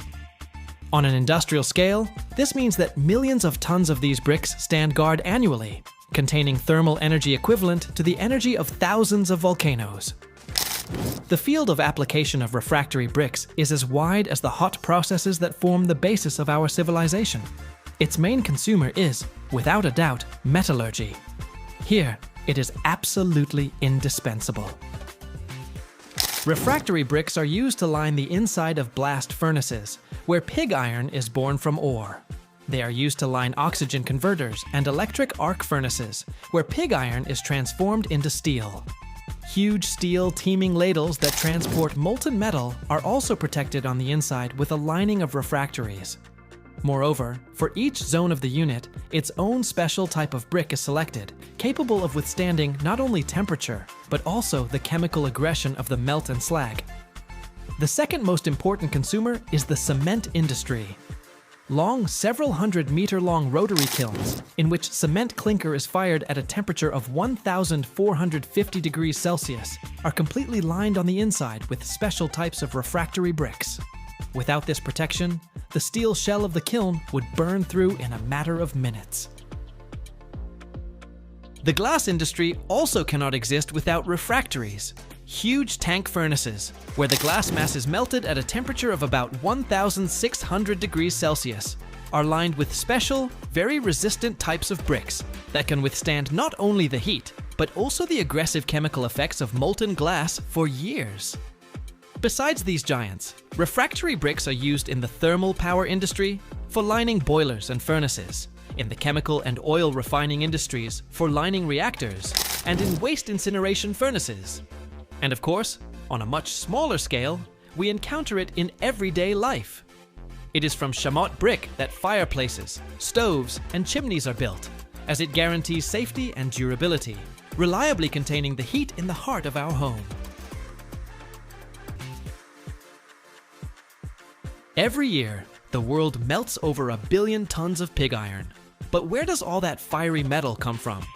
Imagine a giant furnace as tall as a 35-story skyscraper that never sleeps. Its guts glow like the Earth's core, and the temperature hits 3,600 degrees Fahrenheit. That's 2,000 Celsius. This is a blast furnace. They don't just melt metal here. They give birth to the heart of industry. But there's a secret that only the guys standing at the tap hole know. If you stick around to the end, you'll find out what's really happening in the center of this burning fortress, and why it changes everything. Imagine a colossal tower, taller than a 35-story skyscraper. The ground beneath your feet vibrates slightly from its relentless work, and the air is filled with a hum, like the breathing of a giant beast. At night, its top glows, pushing back the darkness. This is a blast furnace, a massive vertical smelter, where 24 hours a day, 7 days a week, the magic of turning ore into metal happens non-stop. Why blast furnace? The name comes from the process itself, and it's no accident. The whole secret to a blast furnace is the constant blast of incredibly hot air that fuels the fire and kicks off all the necessary reactions. If you were to slice a blast furnace open, you'd see it looks like a stretched out bottle. Every part of it has a name and a purpose. The walls of the furnace are lined with special refractory bricks, capable of withstanding temperatures that would melt solid rock. This is a true fortress, built to tame fire itself. So what do they feed into this fiery throat? The process is like cooking from a very strict recipe. The mix of ingredients loaded into the furnace is called the charge. Here are its main components: iron ore, fuel, coke, and fluxes. These three ingredients are loaded into the furnace in precisely measured layers. A layer of coke, then a layer of ore with fluxes, then coke again, and so on. Every few minutes, a new batch weighing tens of tons is sent into the furnace. The iron ore is the foundation of it all. They usually don't just use raw ore dug from the ground, but specially prepared sinter or pellets. These are baked clumps of fine ore, or rolled balls of ore concentrate. The main goal is to have as much iron oxide in the raw material as possible, from which the oxygen will later be ripped out. Coke is coal that's been cooked in special ovens without access to air. After this treatment, it becomes strong, porous, and burns with an immense amount of heat. But that's not its only role. The carbon that makes up coke is the real magician that turns ore into metal. The flux is most often ordinary limestone. Why is it needed? The ore and coke always have useless impurities, so-called gangue. The limestone helps to bind these impurities, forming an easily meltable slag. So, the charge is loaded. What's next? This is where it gets interesting. Two streams move towards each other. From the top, the layers of the charge slowly descend, and from the bottom, a hurricane of superheated gases rushes up to meet them. It all starts at the bottom, in the hearth. Through special pipes called tuyères, air heated to a scorching 2,200 degrees. Fahrenheit, 1 to 200 Celsius, is blasted into the furnace under huge pressure. That's hotter than volcanic lava. Meeting the red-hot coke, the oxygen in the air instantly ignites. The temperature in this zone skyrockets to 3,600 degrees Fahrenheit, 2,000 Celsius. This creates carbon dioxide. But as it rises higher and passes through new layers of coke, it turns into another gas, carbon monoxide. And this gas is the real oxygen thief.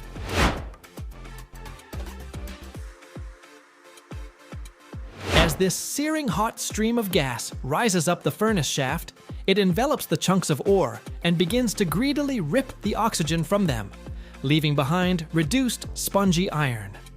The reduced iron continues its journey downward into hotter and hotter zones. It passes through the glowing layers of coke and, like a sponge, begins to soak up its carbon. And here's where something amazing happens. Pure iron melts at a very high temperature of 2,800 degrees, 1,530 Celsius. But soaking up carbon dramatically lowers that melting point.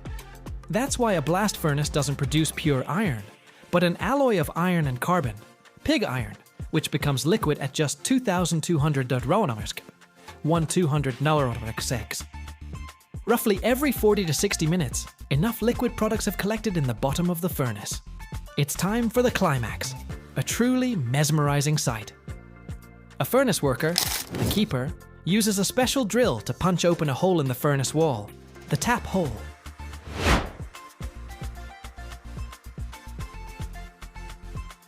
First, they tap the slag. It's lighter than the iron, so it floats on top. It's a molten, lava-like mass that flows into special ladles. And then they open the iron tap hole, and a dazzling, sparking stream of molten metal erupts with a roar. This is the River of Fire. The temperature of this stream is around 2,700 degrees Fahrenheit, 1,500 Celsius. It flows down special troughs, bathing everything around in a blinding light, and fills giant ladles that look like railway tankers. Each of these ladles holds hundreds of tons of liquid metal. From here, the pig iron will be sent to its next stage, either poured into molds or, more often, sent for further processing into steel. A blast furnace is an amazing operation that produces more than just pig iron. The byproducts are just as important. The blast furnace slag, which we've already mentioned, becomes a valuable raw material for making cement, building blocks, and road aggregate after it's cooled and crushed. The blast furnace gas that comes out of the furnace isn't just released into the atmosphere. It's cleaned of dust and used as fuel to heat the very same air that's blasted back into the furnace. It's a closed-loop system that makes the process more economical. Without a doubt, metallurgy is a serious challenge for the environment. However, modern technologies are constantly evolving. When blast furnaces are modernized, powerful filters and cleaning systems are installed to capture dust and harmful gases. Scientists and engineers around the world are working on creating green technologies, like using hydrogen instead of coke, to make metal production cleaner. But for now, the blast furnace remains the king of metallurgy. And every time you see a bridge, a skyscraper, or a train, remember these fiery giants and the people who tame rivers of fire to give the world a strong and reliable foundation. For 75 years, from the late 19th century to the 1970s, the USA was the undisputed world leader in the production of pig iron, steel, and rolled products. During this period, the American iron and steel industry wasn't just a sector of the economy, it was the key or barometer of the American economy. In the 1920s, for example, the country produced about half of the world's pig iron. Imagine that, Every other ton of this strategic metal in the world was born right here in American furnaces. Every second, jet engines spinning at 12,000 revolutions per minute thrust hundreds of passengers across continents. But here's what defies physics. Inside those engines, turbine blades made of nickel alloy operate at 3,000 degrees Fahrenheit, temperatures exceeding their own melting point by 200 degrees. Picture holding ice cubes in boiling water without them melting. That's the metallurgical miracle happening 35,000 feet above your head. How does metal survive temperatures that should liquefy it? How do engineers grow crystals larger than your hand from molten metal? Stick around till the end, you'll discover the jaw-dropping secret of single crystal manufacturing that eliminated metal's greatest weakness, and why a single turbine blade costs more than your car yet lasts 20 years in literal hell. The story begins in specialized foundries where clean room standards rival semiconductor fabs. These facilities maintain air purity of less than 100 particles per cubic foot, 10,000 times cleaner than normal atmosphere. Even microscopic dust particles cause catastrophic flaws in turbine blades spinning at speeds where centrifugal forces generate stresses exceeding 70,000 pounds per square inch. That's pressure crushing steel like aluminum foil. Workers suit up in full-body cleanroom gear before entering casting halls. Inside, massive vacuum furnaces standing 2 stories tall and weighing 80 tons create environments replicating outer space. Vacuum pumps evacuate air until pressure drops to 1/1,000,000th of atmospheric pressure. At these conditions, materials behave differently. Impurities vaporize instantly. Gases trapped in metal escape, leaving behind purity impossible at normal pressure. Processing single batches costs $50,000 in electricity alone. Next comes mold preparation, where ceramic shells, think pottery on steroids, get built layer by microscopic layer. Technicians dip wax patterns shaped like turbine blades into ceramic slurry 10 times, waiting hours between coats. Each layer adds thickness thinner than human hair. After 20 days of coating and drying, workers melt wax away in autoclaves, leaving hollow ceramic molds with internal channels more complex than human circulatory systems. These molds contain passages narrower than spaghetti strands, designed to cool blades from inside during operation. Some channels measure just 0.008 of an inch across, thinner than credit cards. Manufacturing these passages requires such precision that lasers verify every dimension. One blocked cooling hole means blade failure at 300 degrees lower temperature. That's difference between safe flight and catastrophic engine disintegration at cruise altitude, scattering turbine fragments through fuselage like shrapnel. Giant crucibles containing nickel-based superalloy. Mixtures of nickel, chromium, cobalt, aluminum, titanium, plus 6 other elements in exact proportions. Heat to 2,700 degrees Fahrenheit. Picture liquid metal glowing white like miniature stars captured in ceramic containers. This superalloy, developed through decades of research, contains more expensive elements per pound than fine jewelry. A single turbine blade uses materials costing $800 before any manufacturing begins. Robotic arms lower ceramic molds into this molten inferno with precision measured in thousandths of inches.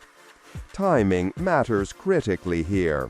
Pour too fast, turbulence creates defects. Too slow, metal solidifies prematurely. Furnaces tilt at exactly 2 degrees per second, filling mold cavities in 17 seconds. During this pour, metal temperature drops 300 degrees, requiring computer-controlled heating to maintain consistency. One temperature fluctuation of 5 degrees ruins the casting, wasting months of preparation. Now comes the magic, directional solidification. The filled mold sits atop a water-cooled chill plate at 70 degrees Fahrenheit while surrounded by heating elements maintaining 2,400 degrees above. This creates the steepest temperature gradient in metallurgy, over 2,000 degrees difference across 6 inches. That's transitioning from Arctic to volcanic conditions in the space between your thumb and pinky. Slowly, incredibly slowly, a computer-controlled mechanism lowers the mold through the furnace at speeds of 6 inches per hour. Picture watching paint dry, then slowing that down tenfold. As the mold descends, metal solidifies from bottom upward in a razor-thin freezing front. This directional cooling forces crystal growth in one direction only, upward, eliminating horizontal grain boundaries where cracks normally form. The process takes 14 hours for a 4-inch blade. Rush it by even 10% and polycrystalline grains form, destroying blade strength. But here's where physics becomes art. At the mold bottom sits a grain selector, a corkscrew-shaped passage so narrow only one crystal nucleus fits through. As metal solidifies upward, countless tiny crystals form at the chill plate. They compete, growing upward like metallic trees racing toward sunlight. Most hit the spiral walls and stop. Only the perfectly aligned crystal, the one matching the spiral's orientation, passes through this metallurgical gauntlet. This step is critical because it ensures the entire blade, every atom from root to tip, belongs to one continuous crystal lattice. No grain boundaries exist anywhere. Normal metals contain millions of grain boundaries per cubic inch. Single crystal blades contain 0. Without boundaries, there are no weak spots where atoms slip past each other under stress. The crystal structure extends uninterrupted through the entire blade like a 3-dimensional molecular Kevlar vest, with atoms locked in perfect geometric formation. After solidification, blades undergo solution heat treatment at 2,200 degrees Fahrenheit for 2 hours, then quench in inert gas. This locks crystal structure permanently and precipitates microscopic strengthening phases throughout the lattice. Next comes aging heat treatment, multiple cycles at precisely controlled temperatures that cause nanoscale particles to form. These particles, called gamma-prime precipitates, occupy 70% of the alloy's volume. Picture this. Imagine a 3-dimensional checkerboard where hard particles pin the crystal lattice, preventing atoms from sliding. These precipitates remain stable at temperatures where other metals liquefy. They're the secret allowing nickel alloys to maintain strength at 3,000 degrees, temperatures where aluminum vaporizes, titanium melts, and even steel becomes taffy. The heat treatment process takes 96 hours of precise temperature control. Deviate by 15 degrees at any point and mechanical properties drop 40%. Coating application transforms already sophisticated blades into thermal protection systems. First, a metallic bond coat, aluminum-rich alloy, gets applied via high-velocity plasma spray at 20,000 degrees Fahrenheit. Metal particles accelerate to twice the speed of sound, impacting the blade surface with such force they cold weld instantly. This creates a rough surface for subsequent layers while providing oxidation resistance. Then comes the thermal barrier coating, yttria-stabilized zirconia ceramic applied atom layer by atom layer using electron beam physical vapor deposition. In vacuum chambers, electron beams vaporize ceramic ingots. The vapor condenses on rotating blades, building up a coating 0.08 of an inch thick with a columnar microstructure full of microscopic pores. These pores act like thermal insulation, trapping air pockets that reduce heat transfer. The ceramic coating lowers blade temperature by 400 degrees, the difference between survival and meltdown. Modern engines couldn't exist without this coating technology. This wasn't always possible. Back in 1940, Early jet engines used cast iron turbine blades lasting 20 hours before failure. Temperatures barely reached 1,400 degrees Fahrenheit. The breakthrough came when Pratt & Whitney researcher Frederick Vierling invented directional solidification in 1966, eliminating transverse grain boundaries and doubling blade life overnight. The true revolution arrived in 1982 when General Electric and Pratt & Whitney independently perfected single crystal casting. Turbine inlet temperatures jumped from 2,000 degrees to 3,000 degrees Fahrenheit, a 50% increase enabling massive efficiency gains. Modern turbofan engines achieve fuel efficiency triple that of 1960s designs. Today, advanced engines like the GE9X powering Boeing 777X aircraft operate at 3,200 degrees, with pressure ratios reaching 60-1. These engineering advances cut aviation fuel consumption by 65% per passenger mile over 50 years. Carbon emissions dropped by 12% when replacing older turbine blades with modern single-crystal versions in existing engines, equivalent to removing 18 million cars annually from global fleets.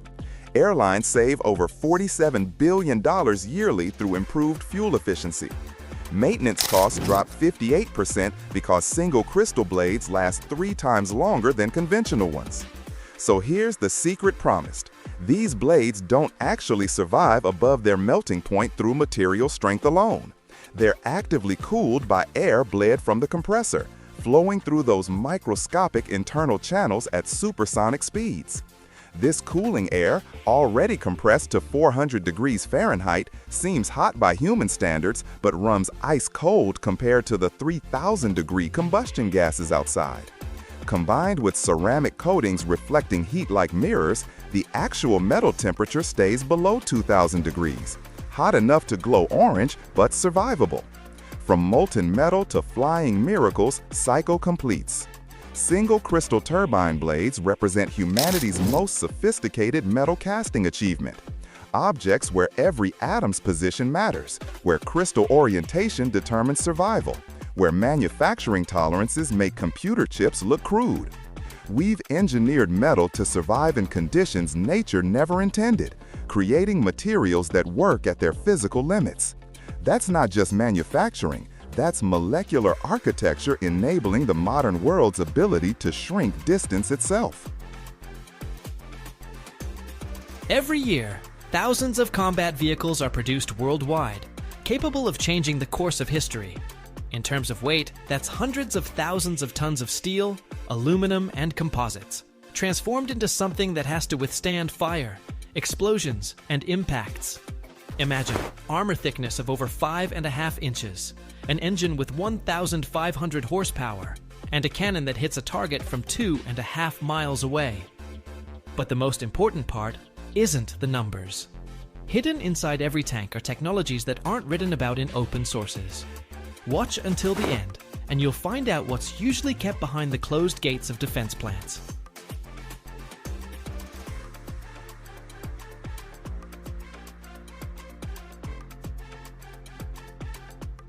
Every painting begins with a sketch, and a tank with a design project.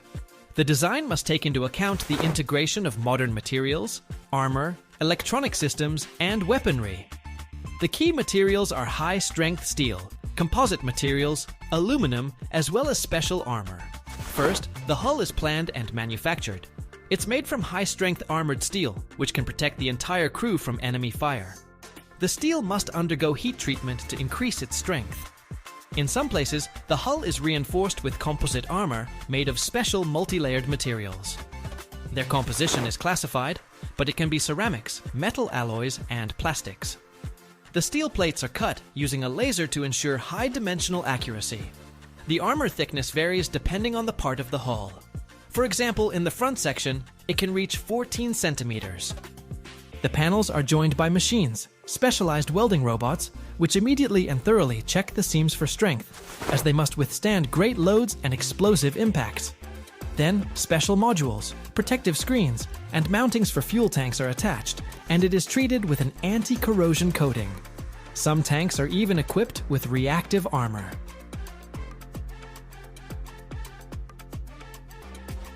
The tank's turret is the second most important part because it handles the fire control functions and contains the main armament. It's made from materials similar to the hull, but with a more complex shape. For the turret, thick armored plates are used, which are bent and stamped by special giant machines to get the precise shape. In some places, the armor thickness can reach 12 centimeters, and with the composite layer, even more. The engine is manufactured separately. The Honeywell AGT 1500 operates on the principle of a gas turbine, almost like the engines of aircraft.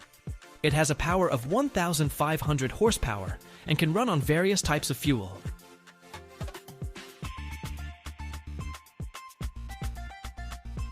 The main materials for the engine are titanium alloys, which are capable of withstanding high temperatures, up to 2,200 degrees Fahrenheit. Also, heat-resistant steel for shafts and combustion chambers, and composite materials for some elements. The rotor blades are cut from titanium plates using laser and water jet systems. The stator parts are also manufactured separately and coated with an anti-corrosion coating.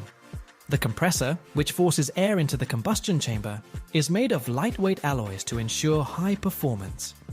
The chamber is made of heat-resistant steel, capable of withstanding temperatures over 2,000 degrees Fahrenheit. Its inner walls are coated with a special ceramic layer to prevent overheating. Each element is checked for its ability to withstand extreme rotations of up to 50,000 revolutions per minute. After manufacturing and checking all the parts, the assembly process begins. The main engine body is assembled from several sections that are connected to the compressor, combustion chamber, and turbine. The shaft connects the turbine to the compressor and ensures the transfer of energy. A cooling system is added to the engine, which uses air and oil to reduce heat during operation. A unique filtration system is also installed, which cleans the air of dust and sand, which is especially important for operation in deserts or steppes. The engine is installed on a test stand, where it is checked for maximum power, temperature regime, and fuel consumption. Tests are conducted for long-term operation under high load. The engine is installed on the tank chassis for testing in real conditions. Its operation is tested on various types of fuel, including jet kerosene and diesel. At this stage, all previously manufactured parts are joined into a single structure. First of all, the engine is installed in the hull along with the transmission. After that, the components of the running gear are added, including tracks, shock absorbers, rollers, and suspension, which allow the tank to withstand high loads on rough terrain. I was shocked by how it all looked. It's just so massive and powerful. During the integration process, special attention is paid to the installation of the turret with all its systems. The turret is mounted on a special bearing ring that ensures its smooth rotation of 360 degrees. After this, a 120mm cannon, stabilization, and aiming systems are integrated into the turret. Thermal imagers, laser rangefinders, night vision devices, and other electronic equipment for the crew are also installed. The fire control systems are connected to a central computer that synchronizes data from all sensors. The ammunition is located in a special compartment with blast-proof panels, which ensures the crew's safety in the event of shell detonation.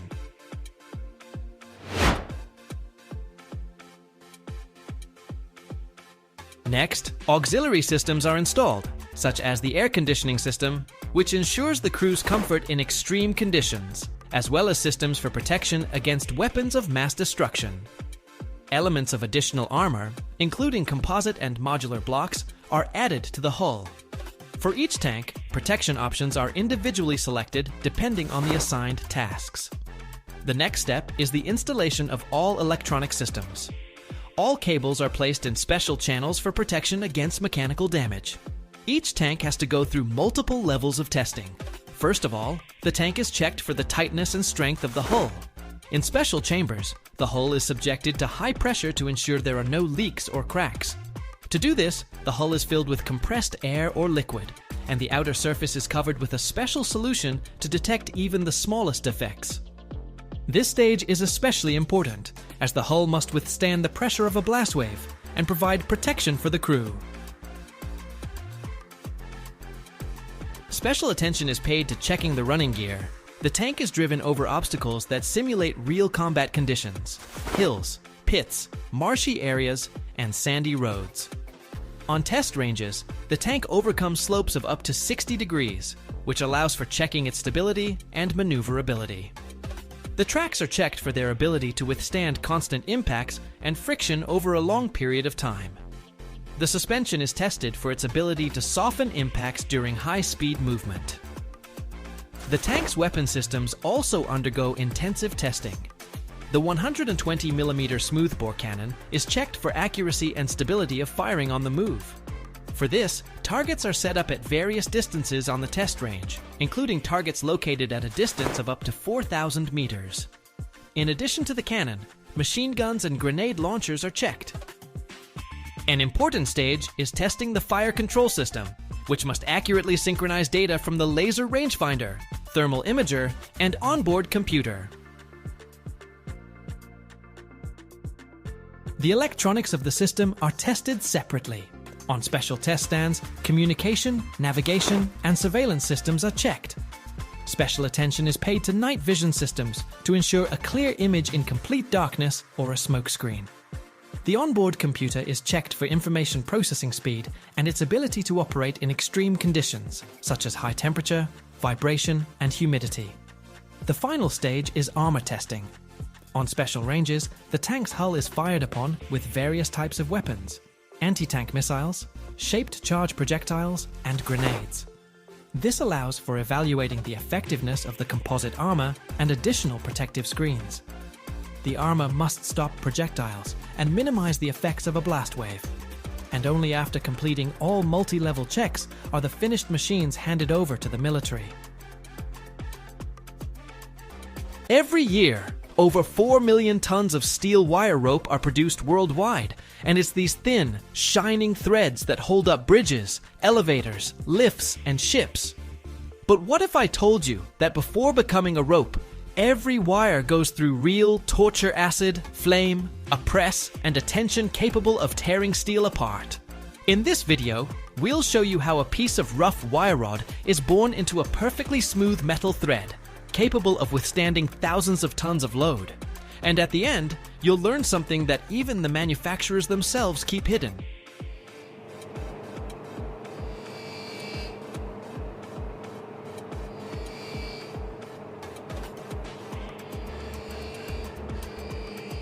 To create a steel cable capable of holding up a bridge hundreds of feet long, it all starts with the right alloy. Most often, it's carbon steel with a carbon content of around 0.6%, which provides both strength and elasticity. Sometimes chromium, nickel, or molybdenum are added for corrosion resistance and increased load capacity, especially for cables that need to work outdoors for decades. The metal is delivered to the factory in the form of huge steel slabs plates measuring 10 by 2 by half a foot and weighing up to 10 tons. They are heated in furnaces to 2,200 degrees Fahrenheit until the steel becomes plastic, almost like rubber.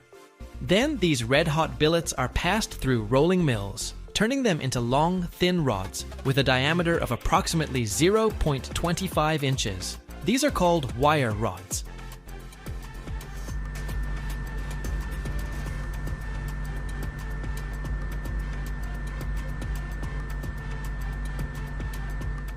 These wire rods are then cooled under controlled conditions, either in air or in special baths, so that the metal structure is dense and the internal stress is uniform. Next, a short storage stage. The metal is weighed, checked for hardness, flexibility, and the presence of microcracks. Only after this is each coil sent to the main section wire drawing, from which the future cables will be formed. After the steel wire rods have been cooled and checked for quality, they proceed to the wire drawing workshop. This process transforms the thick rods into thin but incredibly strong wire, which will become the foundation for bridge cables. Imagine a steel rod as thick as your finger, just off the billet. Its surface is rough, as if covered in a layer of sand or rust. This is scalar hard and brittle crust that appears during hot rolling. To prevent it from interfering with further metal processing, it needs to be removed.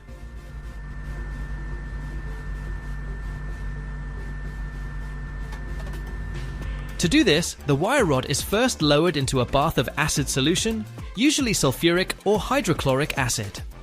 In this solution, the scale seems to flake off the metal, just like old paint peels off after being treated with solvent. Then the wire is rinsed with a large amount of water under pressure to wash away all traces of acid and dirt. To the touch after this, the metal becomes smooth and cool, like a freshly polished stone. But that's not enough. Next, the wire goes through degreasing. It's submerged in special alkaline solutions that remove any oils that might have gotten onto the surface. And only then is the clean, smooth wire, shiny and dry, ready for the next stage drawing.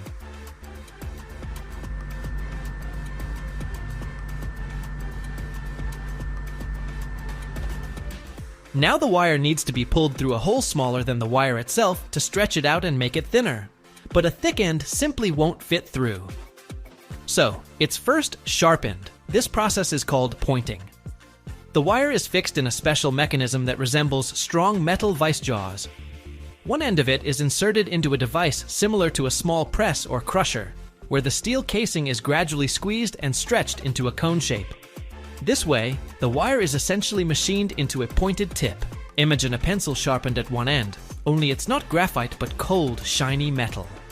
This sharpened end then easily fits into the first opening of the drawing machine, a small metal die. To the touch, such a sharpened part becomes thin, like a shoelace, but remains elastic and strong. This is where the drawing process begins, which will turn the rough wire rod into a thin steel wire for the cable.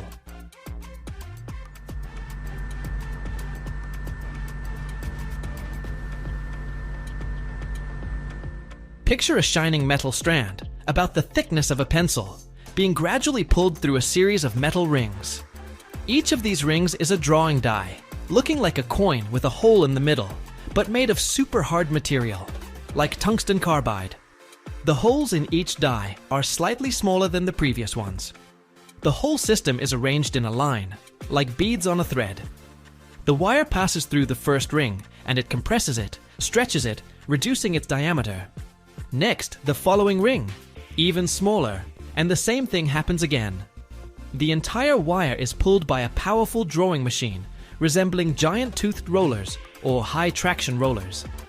It constantly pulls the wire forward, maintaining tension, and thus forcing it to pass through the dies. To the touch, after several passes, the wire becomes thinner and longer, like a silvery strand of hair. The surface is smooth, cool, with a clear metallic sheen. Importantly, this entire process happens without heating. The metal remains cold. That's why it's called cold drawing. The steel gets stronger in the process. Its structure becomes denser and more durable, like a muscle that's been trained. And so, ring after ring, an ordinary wire rod transforms into a high-precision wire for a future steel cable.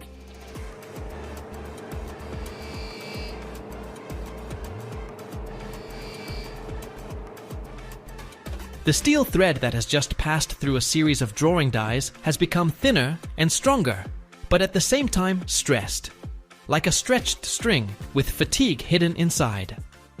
The metal has accumulated internal stresses, microscopic defects that reduce its ability to bend or stretch further without cracking. Yes, this wire has become brittle. To release this stress, the wire passes through a special thermal furnace.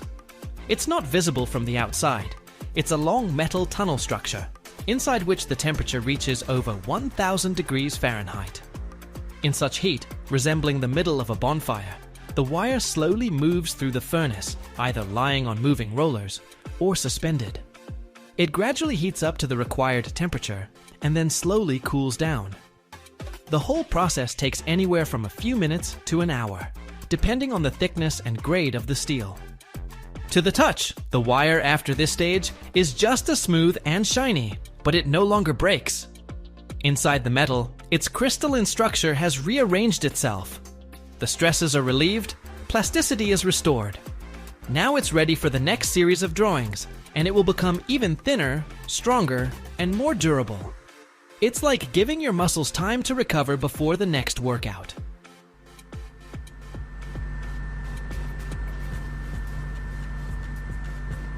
In the final stage, the wire undergoes a final quality control, and this is definitely not a simple visual check.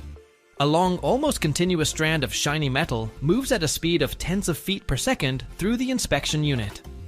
There, it's met by special sensors. This could be laser equipment that non-contact measures the wire's diameter with an accuracy of thousandths of an inch. Nearby devices that determine strength. A portion of the batch is selected for mechanical testing. The wire is clamped in hydraulic jaws and pulled until it breaks. This determines its tensile strength and braking load. If the wire holds up, it's ready for work at heights of hundreds of feet, supporting the weight of a car bridge. The surface is checked separately for micro cracks, burrs, corrosion. High-resolution cameras or even eddy current testing are used here, which can see beneath the top layer of metal.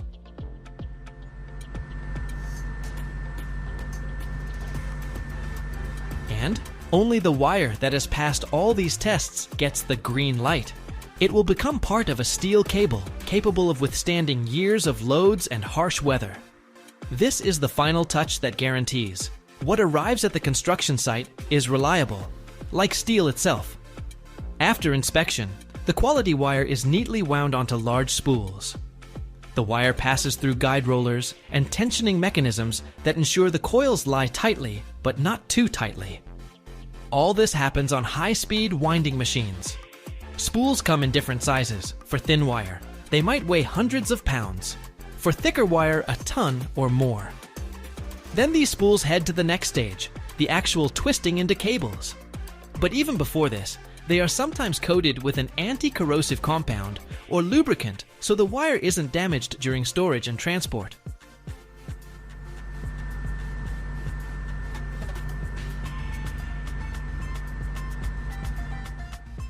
Spools of wire are usually moved using forklifts, cranes, or special carts because the weight of even one spool can reach several hundred pounds or more. Manual labor is out of the question here. Otherwise, the risk of injury would be too high. Imagine a magnet so powerful it can lift a weight 1,000 times its own. How can a piece of metal stop a jet engine turbine or become the heart of a Tesla electric motor? The secret lies in rare earth elements, materials that hide more mysteries than gold or platinum. To create a single neodymium magnet, you have to move mountains of ore, melt metal at over 2,700 degrees, and use technologies that resemble alchemy. But there's a detail that almost no one knows about. Watch till the end, and you'll learn a secret that will change your understanding of the power of metal.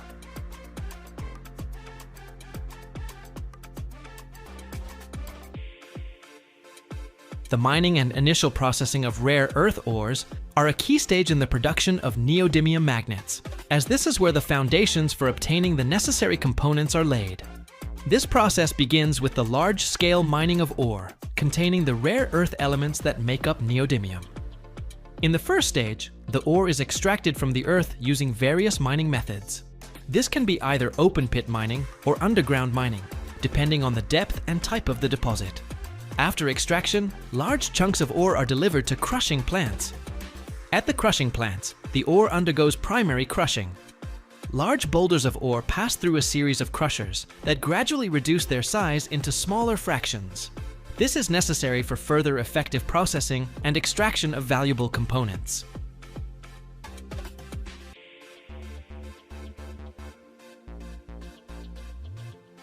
The crushed ore may then be fed into mills for further fine grinding into a powder or a pulp, which consists of fine ore particles suspended in water.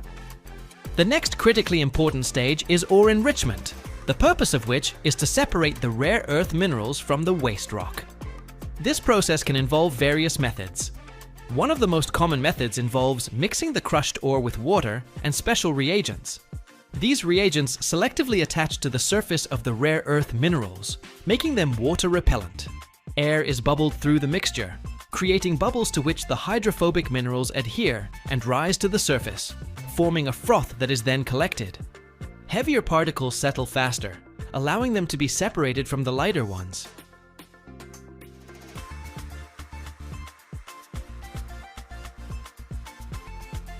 Some rare earth minerals have magnetic properties, which allows them to be separated from non-magnetic components using magnetic separators. After enrichment, a concentrate is obtained, which contains a much higher concentration of rare earth elements. However, this concentrate is still not a pure metal. It requires further chemical processing, which usually includes dissolving the valuable components with acids or alkalis, precipitation, solvent extraction, and ion exchange chromatography. These processes allow for the separation of each rare earth element individually and its purification to a high degree. For example, neodymium is separated from other rare earth elements, like praseodymium or samarium.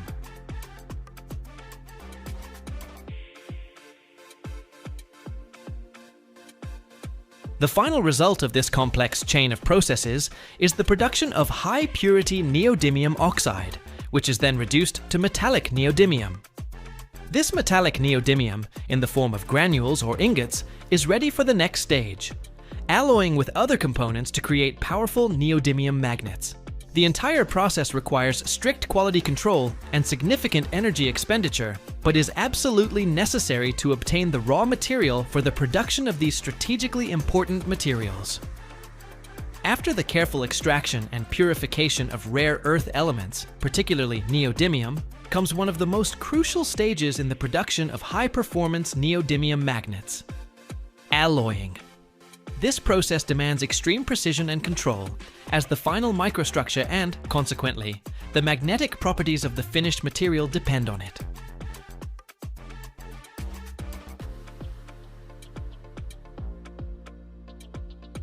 The purified metals, neodymium, iron, and boron, are carefully weighed in strict proportions. These three elements are the main components of the alloy, providing its unique magnetic characteristics. In addition to them, small amounts of other elements, such as dysprosium, terbium, cobalt, or copper, may be added to the alloy.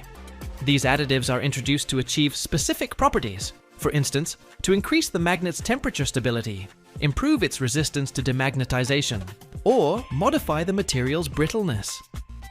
The exact composition of the alloy is a trade secret for many manufacturers and varies depending on the desired final characteristics of the magnet. The weighed components are placed in a specialized vacuum induction furnace. The use of a vacuum is critically important, as it prevents the oxidation of the rare earth metals and other components at high temperatures.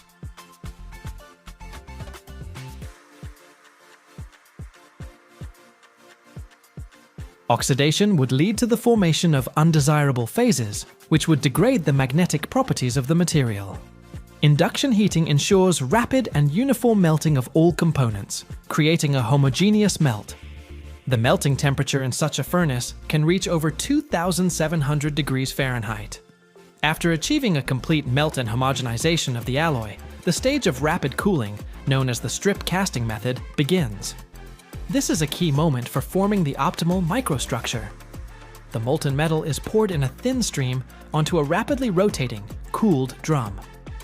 Contact with the cold surface of the drum leads to an extremely rapid cooling of the melt at a rate of up to millions of degrees per second. This extremely rapid cooling prevents the formation of large crystal grains and allows for the formation of an amorphous or microcrystalline structure.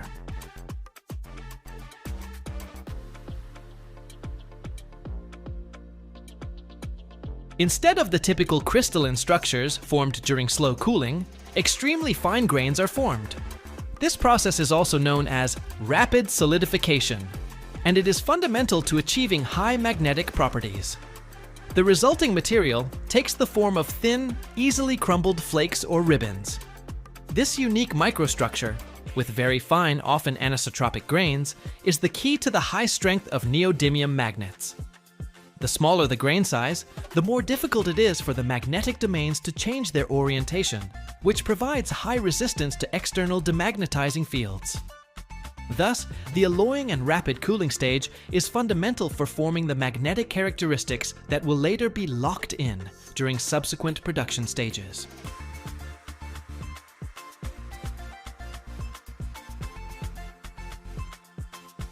After the alloying and rapid cooling stage, when thin flakes or ribbons of the neodymium iron-boron alloy have been formed,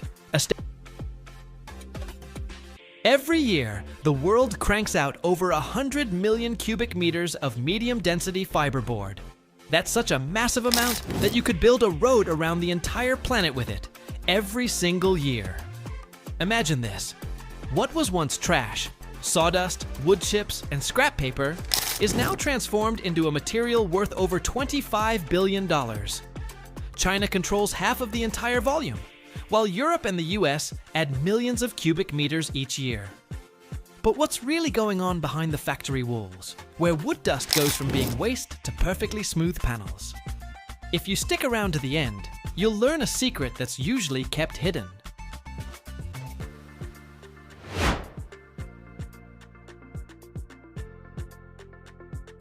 The foundation for medium-density fiberboard isn't whole logs, but what used to be considered rubbish: sawdust, wood chips, offcuts, and even old scrap paper.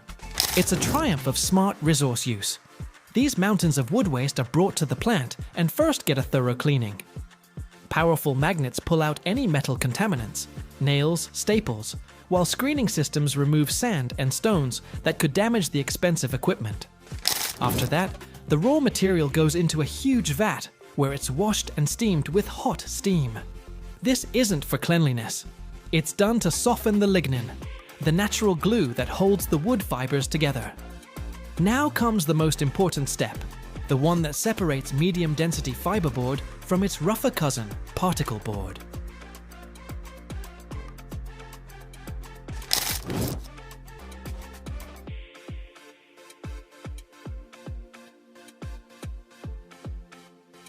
The prepared, softened wood chips are fed into a machine called a defibrator, or refiner.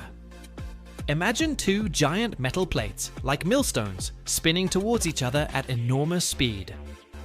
On their surfaces is a complex pattern of sharp ridges and grooves. The wood mass gets caught between these discs, and they literally comb it apart into its tiniest components, tearing it into individual wood fibers. This isn't shavings anymore. It's something like a fluffy, moist cotton or wood flour. We've just deconstructed the wood down to its basic building blocks. Next, this fibrous mass needs to be dried. But it has to be done very quickly before the fibers start to stick together. So they're blown into a long, hot tube dryer.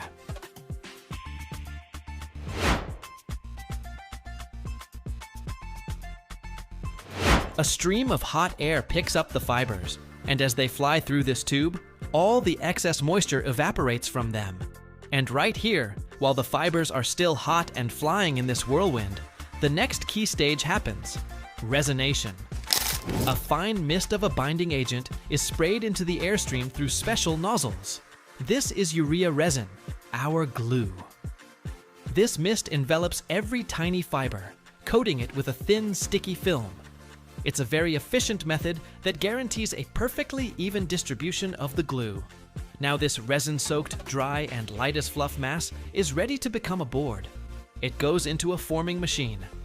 The stream of fibers settles onto a wide, moving conveyor, forming a thick, fluffy, and perfectly uniform mat. Special rollers slightly compact it, and giant knives cut off pieces of the required length. It's already starting to look like a future board, but for now, it's just a thick, soft mattress of wood fluff.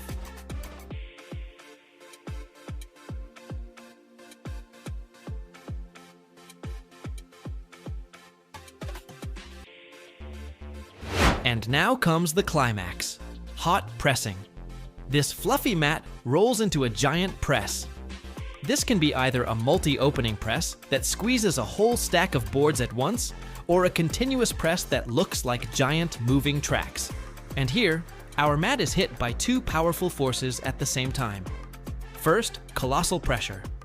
The press plates squeeze our fluffy mattress with hundreds of tons of force, reducing its thickness several times and squeezing out all the air.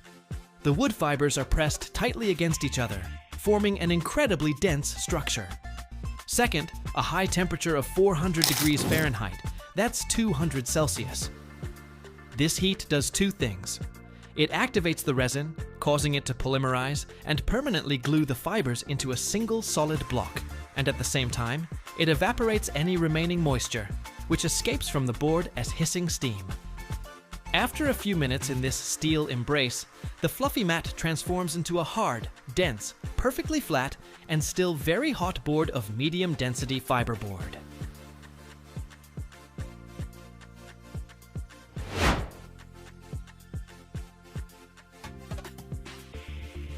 After the press, the hot boards can't just be stacked. They need to be cooled to relieve internal stresses. They're placed in a special fan cooler, which looks like a giant filing cabinet, where they slowly cool while being fanned with air. Once the boards have cooled, it's time to give them a finished look. First, they're stacked in high piles and left to rest for a few days. This stabilizes their internal structure. Then, each board goes through a sanding machine. Imagine a giant belt sander with several heads. Wide abrasive belts remove a thin surface layer from both sides, bringing the board to a perfectly precise thickness, for example, 16 or 18 millimeters, and creating that famous smooth as paper surface. And the final touch, cutting.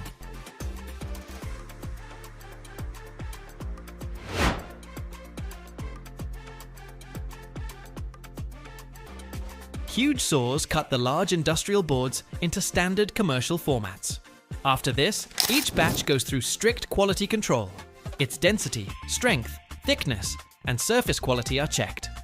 The finished, perfectly smooth boards are labeled, packaged, and sent to furniture factories, where they will become the foundation for elegant and stylish items in our homes, silently demonstrating the noble path that ordinary wood dust can travel.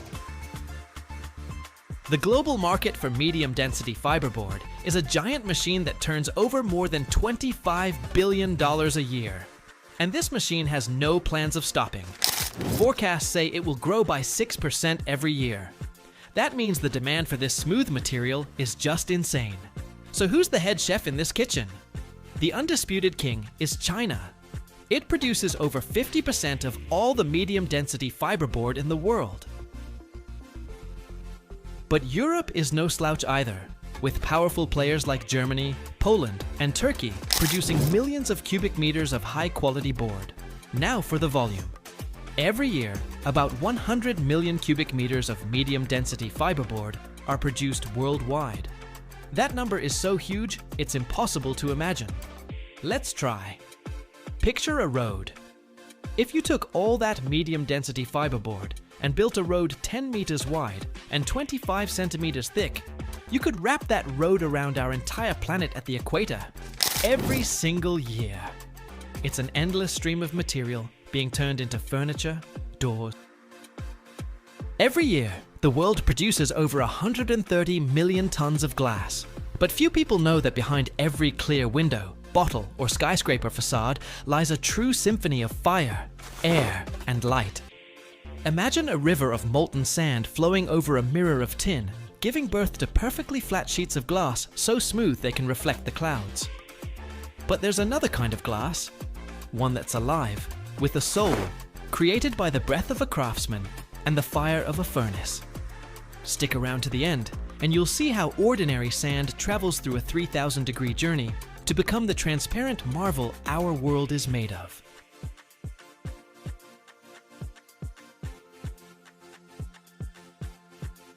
While the vast majority of architectural glass today is born from a perfectly flat, fiery river flowing over molten tin in the float process, the true soul of the material is revealed in the methods that give it character and uniqueness. This journey from a simple, transparent sheet to a work of decorative art is a fascinating one. To create glass with individuality that carries the mark of a human touch, craftsmen still turn to techniques that have existed for centuries. A glassblower dips his long, hollow pipe into a furnace where a mass of sand and other minerals boils at 2,000 degrees Fahrenheit. He gathers a honey-like ball of glowing glass on the end of the pipe and, skillfully rotating it, begins to blow air into it. The initial bubble, born from his breath, gradually transforms into an elongated, shining hollow cylinder.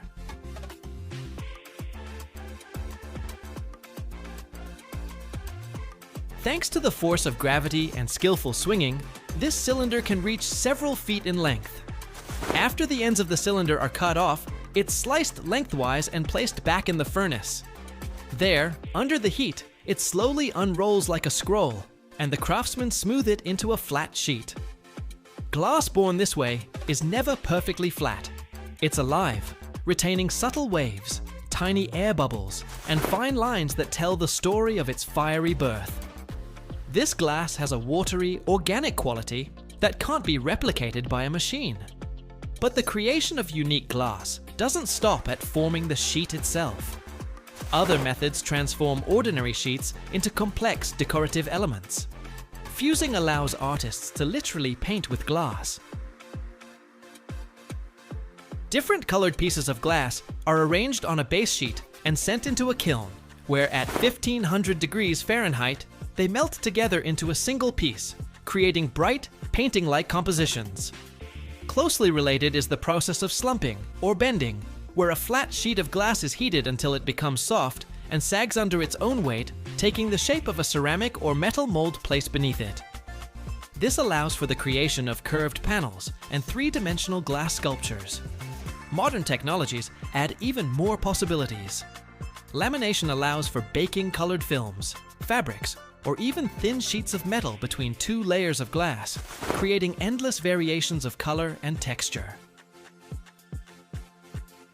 Sandblasting and chemical etching remove the top layer of glass, making it matte and creating intricate patterns on its surface, from simple geometric shapes to photorealistic images. In this way, by combining ancient crafts with cutting-edge technology, modern production transforms simple glass into an expressive architectural material capable of shaping light, color, and space. In today's world, where tons of used glass containers are collected daily, the journey from the recycling bin to a new bottle isn't just remelting. It's a high-tech odyssey driven by computers and light. Imagine a mountain of crushed glass, dozens of feet high, where clear, green, and brown shards are mixed with labels, caps, and ceramic contaminants. Turning this chaos into pure raw material is a job for a whole complex of smart machines. It all starts with mechanical crushing, where steel hammers turn bottles and jars into fragments a few inches in size. This stream of glass, like a moving river, embarks on a journey through a labyrinth of sorting systems. First, powerful magnetic separators pull out any steel contaminants, and then eddy current systems literally shoot aluminum caps and foil into separate containers. Powerful blasts of air blow away light paper labels and plastic residue. But the hardest task is yet to come. Removing impurities that are almost identical to glass in weight and size, like pieces of ceramic, stone, or porcelain. These enemies of glass don't melt at standard temperatures and turn into defects in new products, so their removal is critically important. This is where optical sorting comes into play. The glass fragments are accelerated on a conveyor belt to high speed and fly through a scanning zone. For a split second, each fragment is illuminated by a bright light, and high-speed cameras take hundreds of pictures. A computer system, with lightning speed, analyzes the images, identifying foreign bodies by their transparency, structure, and shape. As soon as the system spots an opaque piece of ceramic, it instantly calculates its trajectory and commands a battery of air jets. A precise, sniper-like puff of compressed air knocks the unwanted element out of the mainstream, sending it to waste. This process is repeated thousands of times a minute. At the same time, an equally important sorting by color takes place.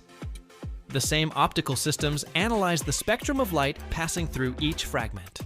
The machine distinguishes between crystal clear, rich green, and deep brown glass. Depending on the set program, the system can, for example, select only clear glass, knocking out all colored fragments with air jets, or separate the stream into 3 distinct color fractions. The result is a perfectly clean, color-sorted raw material. Cullet, ready for a new life without any loss of quality, which is the pinnacle of the modern circular economy. This raw material can then be used to make flat glass. The birth of modern flat glass is a symphony of fire and precision, a spectacular process that turns ordinary raw materials into perfectly transparent sheets. It all begins in a massive melting furnace, the fiery heart of the plant that runs continuously for years. Into this furnace, which resembles a lake of molten fire, a carefully measured mix, or batch, is loaded, consisting of pure quartz sand, soda ash to lower the melting temperature, and limestone for stability. A significant amount of cullet, or crushed recycled glass, is added to this to help speed up the melting process. Inside the furnace, at hellish temperatures approaching 3,000 degrees Fahrenheit, these solid components slowly transform into a uniform, viscous liquid. The melting process is strictly controlled to ensure all particles are completely dissolved and gas bubbles are removed, creating a flawlessly pure melt. From the furnace, this stream of glowing orange molten glass, resembling a river of lava, flows smoothly into a bath of molten tin. This is the culmination of the process known as the float process. The tin bath, stretching for hundreds of feet, has a perfectly smooth, mirror-like surface. Since glass is lighter than tin and doesn't mix with it, it spreads out over the surface, forming a perfectly flat ribbon of uniform thickness. Gravity levels it from the bottom, and surface tension smooths it from the top, creating impeccable optical quality. The speed at which this ribbon is pulled from the bath determines its final thickness with pinpoint accuracy. After forming a perfectly flat surface, the glass ribbon, still very hot but now solid enough to hold its shape, enters the calmest but most critical stage, annealing. It enters a long tunnel known as an annealing layer. If glass is cooled too quickly, its surface will contract faster than its interior, leading to massive internal stresses that will make it brittle and prone to shattering. In the layer, however, the glass temperature is slowly and controllably reduced over several hundred feet, from over 1,000 degrees down to room temperature. This process allows the entire sheet, both surface and core, to cool evenly, relieving all internal stresses. From the other end of the layer emerges a single, flawless, continuous ribbon of perfectly transparent, stress-free glass, ready for automatic cutting into huge sheets that will become the windows, facades, and doors of our world. Every year, millions of tons of chemicals are produced worldwide, but one of them, chlorine, is truly staggering in scale. In the United States, over 12 million tons of this gas are made annually. That's the same weight as 120 Gerald R. Ford aircraft carriers, the heaviest ships in the world. But where does this dangerous, yet vital substance come from? It all starts not in a lab, but in underground deposits of common salt. From there, it involves electricity, membranes, and an entire industry that consumes more power than entire American states. And if you watch till the end, you'll discover the secret that chlorine hides behind its sharp smell.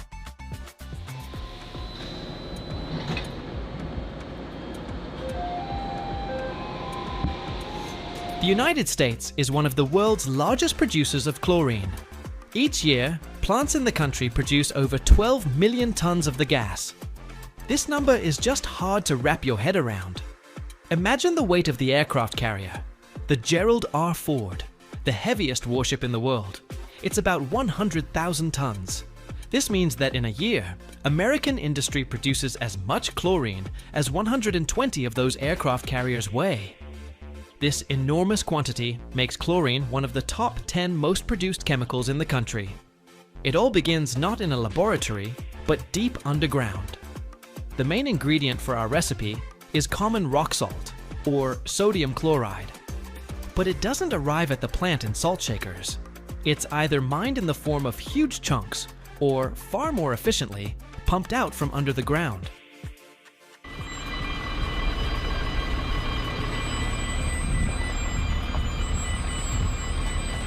Water is pumped into deep underground salt deposits. The water dissolves the salt, creating a saturated salt solution called brine. And it's this concentrated, salty as tears solution that is our raw material, but it's still impure. It's full of contaminants, calcium, magnesium, and other minerals that can clog up our expensive equipment. So before the main show begins, the brine goes through a thorough purification process. It's passed through a whole series of tanks where chemicals are used to precipitate and filter out all the impurities. What comes out is a perfectly clean, clear, and very salty solution, ready for the main event, electrolysis. Now, let's head to the heart of the plant, the so-called cell room. This is a huge loud hall filled with rows of strange enclosed tanks connected by a network of pipes and thick electrical cables.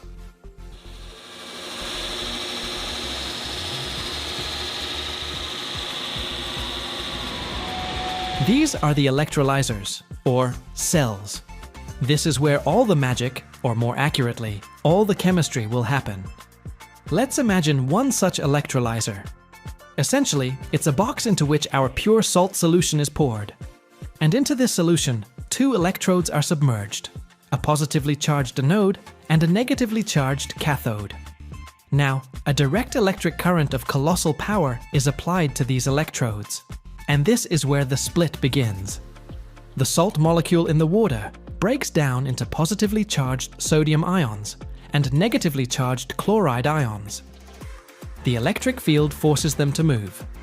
The positive sodium ions are drawn, as if by a magnet, to the negative cathode, and the negative chloride ions to the positive anode. And it's at the anode that the whole point of the process occurs. Each chloride ion that sticks to the anode gives up its extra electron.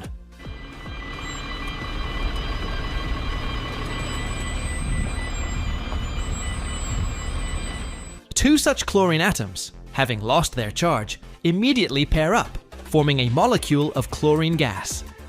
Billions of these molecules gather, and tiny bubbles of a greenish-yellow gas begin to appear on the surface of the anode. This is our chlorine. The main resource for chlorine production is electricity. The chlor-alkali industry is one of the largest consumers of electricity in the entire US manufacturing sector. To produce 1 ton of chlorine, it takes about 2,500 kilowatt hours of electricity. Now, multiply that by 12 million tons a year. It turns out that this industry consumes about 30 billion kilowatt hours annually.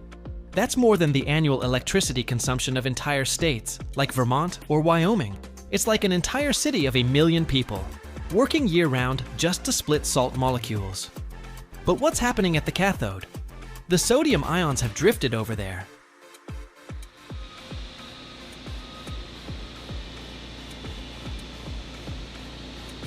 But they don't turn into metallic sodium. Instead, the electric current splits the water molecules in the solution into hydrogen and hydroxide ions. Bubbles of pure hydrogen are released at the cathode. That's our first byproduct. And the hydroxide ions left in the solution combine with our sodium ions to form sodium hydroxide, or caustic soda. This is our second, incredibly valuable byproduct. But here, a huge problem arises. We've just created 3 substances: chlorine, hydrogen, and caustic soda, and they must never be allowed to mix. Chlorine and hydrogen together form an explosive mixture, and chlorine and caustic soda react to form bleach, which is not what we want at all. So, the genius of the technology lies in separating these 3 products at the very moment of their birth. This is done using special membranes or diaphragms. Imagine a thin, paper-like, but very clever partition standing between the anode and the cathode.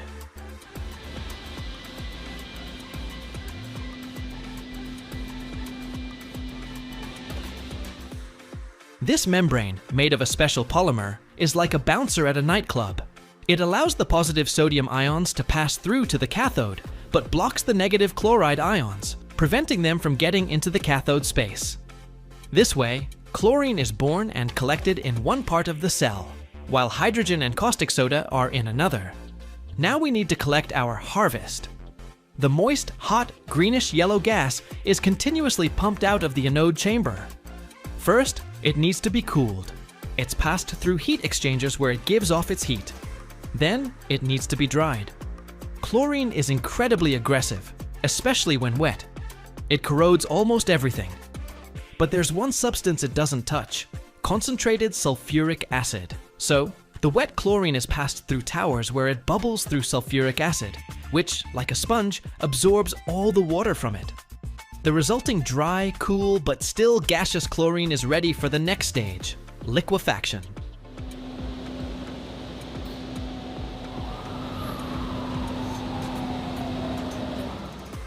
It's compressed under enormous pressure and cooled at the same time. Under this double whammy, the gas turns into a clear, amber-yellow liquid that looks like oil. This liquid chlorine is much easier to transport and store. It's poured into special thick-walled steel tankers, or rail cars. Every step of this process is carried out under completely sealed conditions. because a leak of this gas is deadly. And what about our byproducts? They are no less important. The hydrogen we've produced is collected, purified, and used either as fuel for the plant itself or sold for ammonia production or in the food industry. And the resulting caustic soda solution is pumped out, concentrated by evaporating the excess water, and sold. It's one of the most important products in the chemical industry, used to make soap, paper, aluminium, and much more.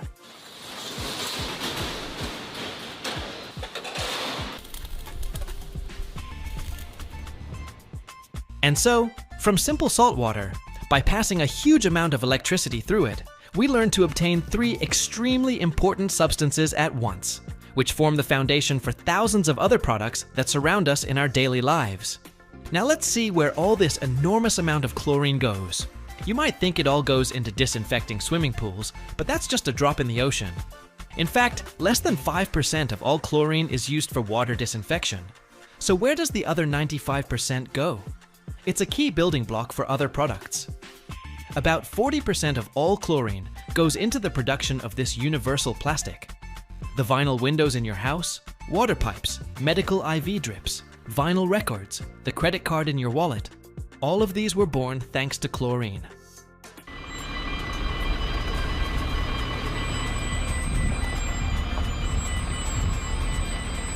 Another 40% or so is used to create thousands of other organic and inorganic compounds. Pharmaceuticals, solvents, refrigerants, herbicides, insecticides. The list is endless. Chlorine is also a key component for bleaching paper, giving it that clean white color. And finally, about the byproducts, which are actually no less important. We remember that for every ton of chlorine, we get about 1,100 tons of caustic soda. This means that American industry produces over 13 million tons of this vital alkali annually. This makes chlor-alkali production a perfectly balanced business. When the demand for one product falls, the demand for the other can rise, allowing plants to operate stably. So these millions of tons are not just statistics. They are proof that this sharp, suffocating gas is the invisible foundation for a huge part of the American economy. From the plastic pipes under our streets to the medicines in our pharmacies.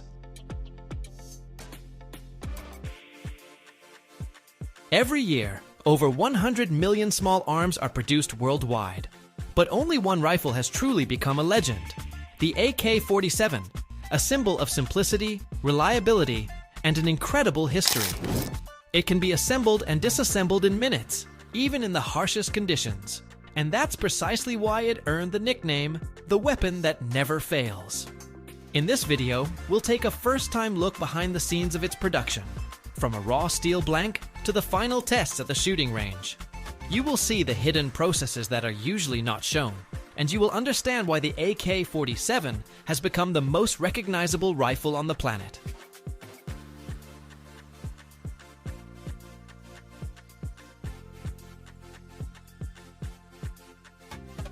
When I entered the factory, I immediately felt that I had stepped into a place with a huge history. The air smelled of metal and oil everywhere, and the sounds of working machines created an atmosphere of important work.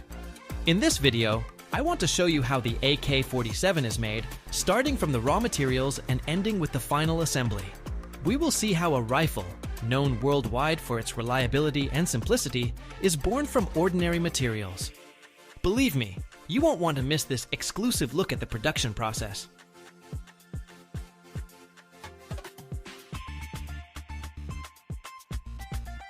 On the production floor, I noticed how ancient methods are combined with modern technologies. Here, they strive to preserve traditions, but also make the process as efficient as possible. Next to the forging areas stood modern machines controlled by computers. The craftsmen here don't just work with metal. They put their soul into every detail, turning it into a part of a legendary weapon. It seems that every corner of this factory is steeped in history and the pursuit of perfection. The manufacturing of barrels is one of the most important and complex stages. The barrel is the heart of the rifle, and its accuracy is very important. I saw how large metal blanks are turned into hollow tubes with the help of special machines. But the real magic happens later, when spiral grooves are cut inside the barrel. These grooves help the bullet to spin so it flies more accurately. This is a very complex process, requiring enormous precision. Even a small mistake can ruin everything, so attention to detail here is at the highest level. I saw how the masters perform this work with pride and responsibility.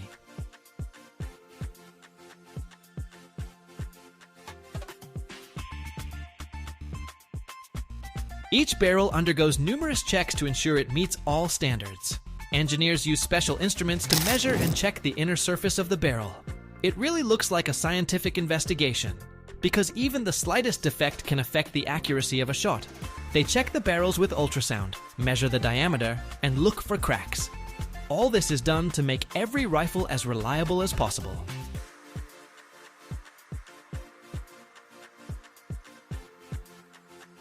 At the factory, they use both old methods and new technologies. For example, the stocks for the rifles are still made by hand from wood. The masters choose the best wood, birch or walnut, and process it to be strong and durable. They sand the stocks and cover them with special compounds to make them look beautiful and be strong. This shows that traditions and respect for history are very important here. At the same time, for modern models, polymers are used, which make the rifle lighter and more convenient. Injection molding machines produce plastic stocks with high precision, which helps to reduce weight and improve the weapon's characteristics. This combination of old and new makes the AK-47 truly unique.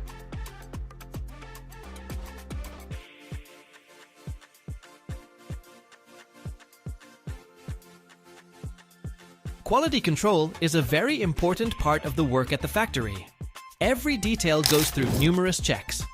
This is not just a visual inspection, but a real process using ultrasonic tests and magnetic particle inspection. All this is necessary to ensure that there are no defects in the parts that could affect the weapon's performance. Every assembled rifle is checked at a special shooting range to ensure it shoots accurately and reliably. I stood behind protective glass and watched as engineers tested each rifle. First, they checked how all the mechanisms worked, and then they conducted a test firing. This is very important, because even a small problem can cause the weapon to fail at a critical moment. If something goes wrong, the rifle is sent back for rework.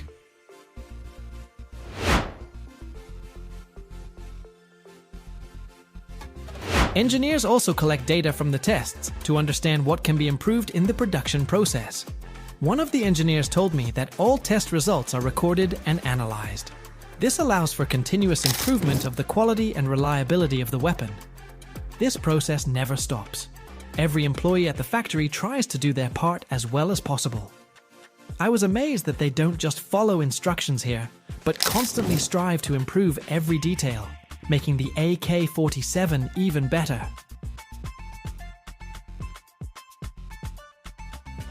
Applying a protective coating is another important stage of production. This helps to make the weapon durable and protected from external influences. At the factory, they use different coatings: traditional bluing, which makes the metal black and matte, and modern coatings that protect against rust. I watched as workers applied these coatings, and it was clear that they do it with great attention to detail. This is another example of how old and new methods are combined here to create the best weapon. The factory also makes magazines for the rifles. Magazines are an important part of any rifle, and they are given a lot of attention here. They make magazines from durable materials to withstand great loads. Each magazine is checked to ensure that it works reliably and will not fail in combat. I saw engineers inserting magazines into the rifle and checking the feeding of cartridges. This is another important stage that shows how they approach quality here. The most impressive stage is the final testing. In a special shooting range, each rifle is checked by firing it. I stood behind bulletproof glass and watched as engineers fired the rifles, testing them for durability and accuracy. Each rifle goes through a series of tests: single shots, automatic fire, and testing in different conditions. If something goes wrong, the rifle is sent for rework. Engineers collect data from these tests to understand how to improve the weapon. This is a continuous process that helps to make the AK-47 so reliable. When I was leaving the factory, I couldn't stop thinking about the complex history of this weapon. On the one hand, it has become a symbol of struggle and revolutions, and on the other hand, it has been used in wars and destruction.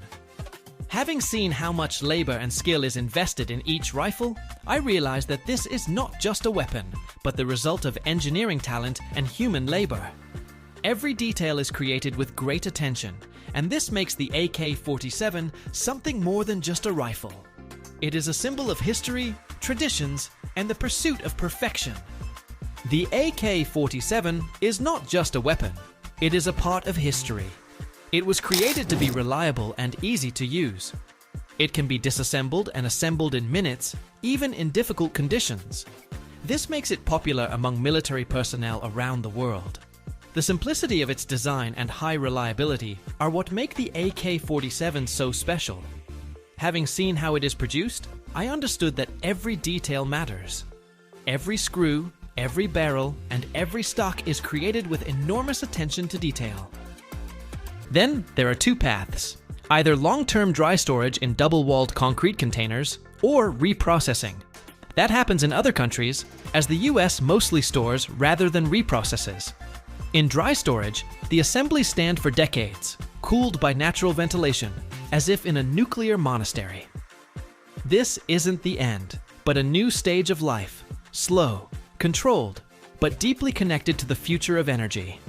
Because even after the reactor, this fuel remains a source of heat, a lesson, and a reason for respect.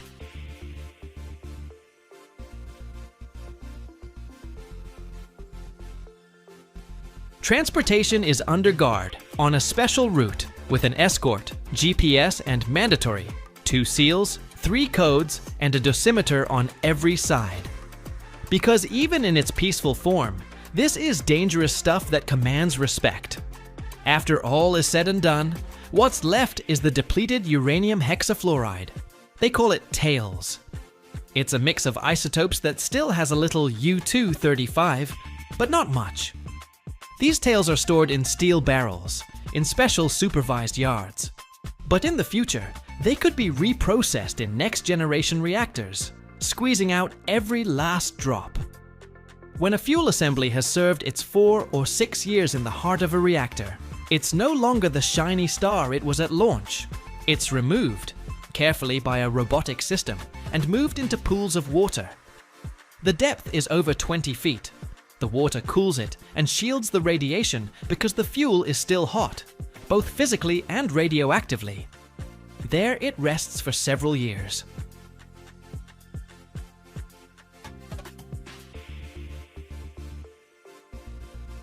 Next, the pellets are sintered in furnaces at almost 3,000 degrees to make them as strong as porcelain. Then they're polished and ground. Perfect dimensions are crucial for a tight fit inside the cladding. The pellets are loaded into long metal tubes. Fuel rods, usually made of a zirconium alloy because it doesn't rust, doesn't react with water, and can withstand insane radiation. Each rod holds over 300 pellets. The rods are hermetically welded shut and bundled into modules, fuel assemblies. They look like a frame of several dozen tubes gathered into a square. One such assembly can weigh over 1,500 pounds and works for up to 6 years in a reactor. After assembly comes testing for leaks, uniform filling, weld integrity, and behavior under temperature. There are no small details, because any one of them could cost not just money, but lives. The finished fuel is packed into armored containers that can withstand impacts, fires, and falls from a height.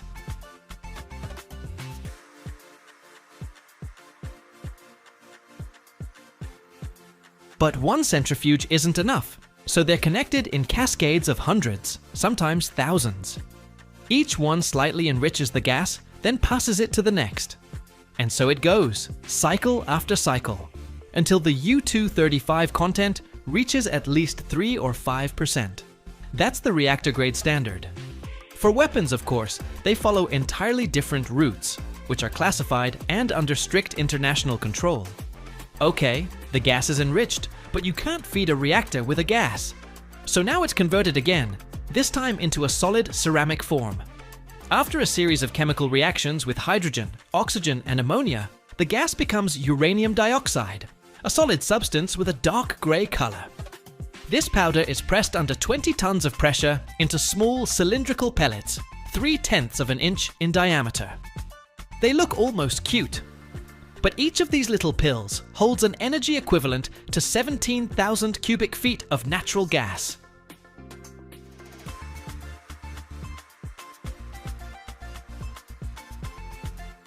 And so, mission accomplished. The dust has been turned into a gas, ready for the most interesting part, isotope enrichment. But don't get too excited yet. This gas is like a wild cobra. Beautiful, shiny, but if it bites, no one can save you. You think a washing machine spins fast? You haven't seen nuclear centrifuges that do 70,000 revs a minute. That's 10 times faster than a jet engine turbine. And all for one thing: to separate uranium isotopes. Uranium hexafluoride, that same toxic gas we just made, is pumped into a tall, narrow cylindrical chamber, which is spun up to an insane speed. Centrifugal force does its thing. The heavier U-238 atoms are flung to the edge, while the lighter U-235 atoms stay closer to the center. A tiny microscopic difference, 1% in mass, and all this explosive technology spins just for that.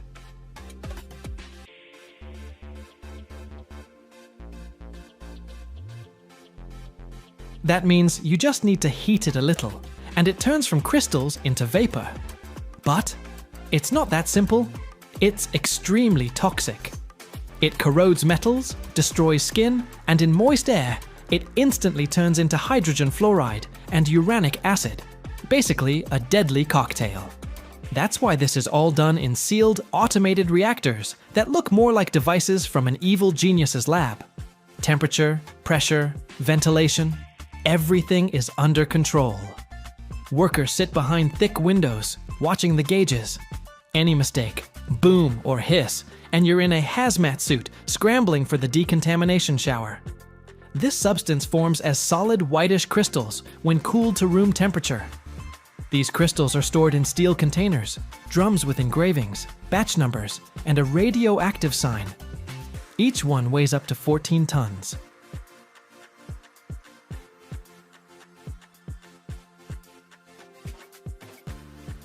Yellowcake is packed into double-walled drums, loaded onto escorted trailers, plastered with radiation signs, and off it goes to an enrichment plant. It's from this toxic dust that the journey begins, the one that leads to the white light of a lamp over your kitchen table, or the electricity in the subway hurtling beneath New York. Right then, the yellowcake has arrived, in drums, radioactive and dry as a desert wind. The next step, turn it into a gas. And not some lavender-scented air freshener, but uranium hexafluoride, the very same stuff from which the required isotope for reactors and other things is later separated. Let's cook, baby. The uranium concentrate is first dissolved in acid, purified, filtered from impurities, converted into uranium dioxide. And this is where the magic starts. The uranium dioxide is treated with fluorine in special reactors at a temperature of 1,000 degrees. And as a result of the reaction, a volatile, transparent gas is formed, which boils at 133 degrees.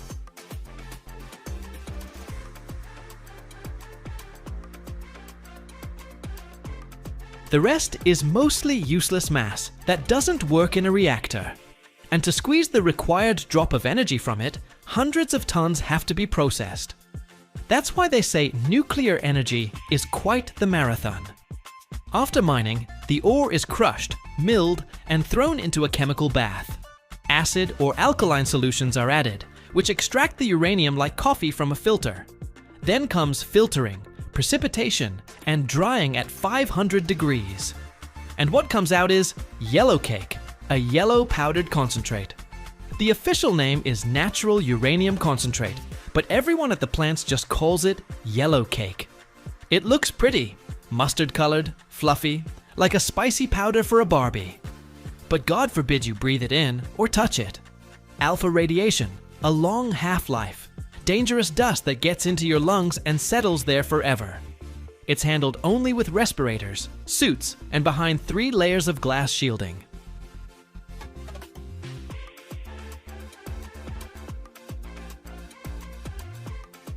It all starts in the dust.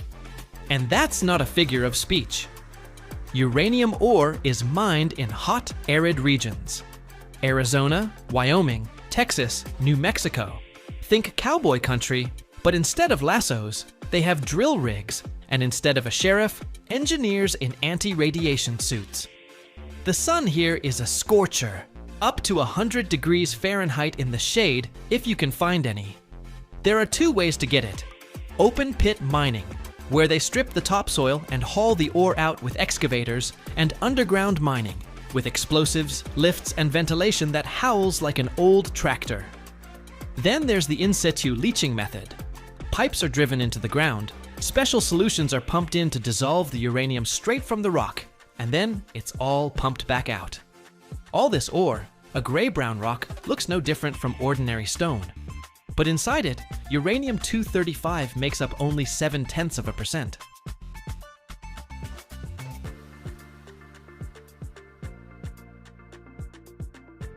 What could be scarier than dust that glows with an invisible light? A rock that looks like ordinary gravel, but holds the fuel for power stations that light up megacities. So why is uranium called an energy marathon? Because to get just a few grains, you have to move hundreds of tons of earth, boil ore in acids, and turn it into a yellow powder that can kill with a single touch. And this is where the real alchemy begins. Toxic dust becomes a gas, and that gas becomes energy. But there's a detail they don't talk about publicly, and you'll only find it out at the end of this video. Every day, somewhere in China, a machine generates force equivalent to stacking 200 fully loaded aircraft carriers vertically.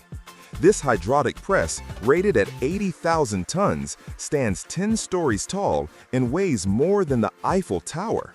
Picture this.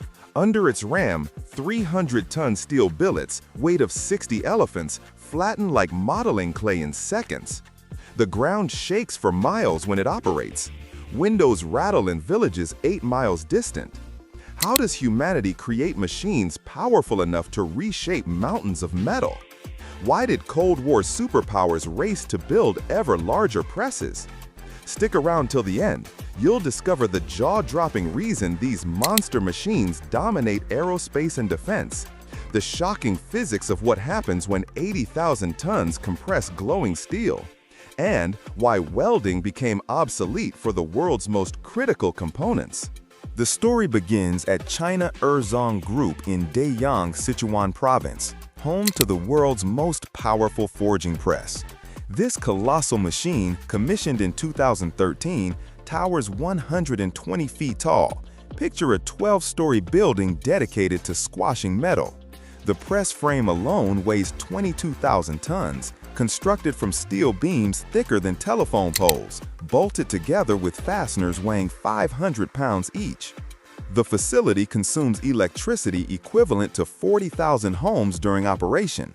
8 separate hydraulic power units, each the size of shipping containers, pump oil through pipes 16 inches in diameter. These hydraulic systems generate pressures reaching 10,000 psi, enough to blast water through concrete like tissue paper. When all systems activate simultaneously, the combined oil flow measures 3,000 gallons per minute. That's emptying a backyard swimming pool every 10 minutes continuously through hydraulic cylinders generating incomprehensible force. Next comes the press bed, a foundation descending 60 feet below ground level, deeper than 6-story buildings are tall. This isn't merely concrete, it's a geological anchor. Engineers excavated solid bedrock, then poured 8,000 cubic yards of reinforced concrete mixed with steel rebar, forming 3-dimensional cages. The foundation weighs 45,000 tons, more than 4 nuclear submarines combined. Why such extreme engineering? Because when 80,000 tons of force compress metal, Newton's third law demands equal reaction force pushing downward. Without this massive foundation, the press would crack bedrock and sink into earth like a nail hammered into butter. Seismographs detect vibrations from press operations 12 miles away, not from noise, but from actual ground displacement.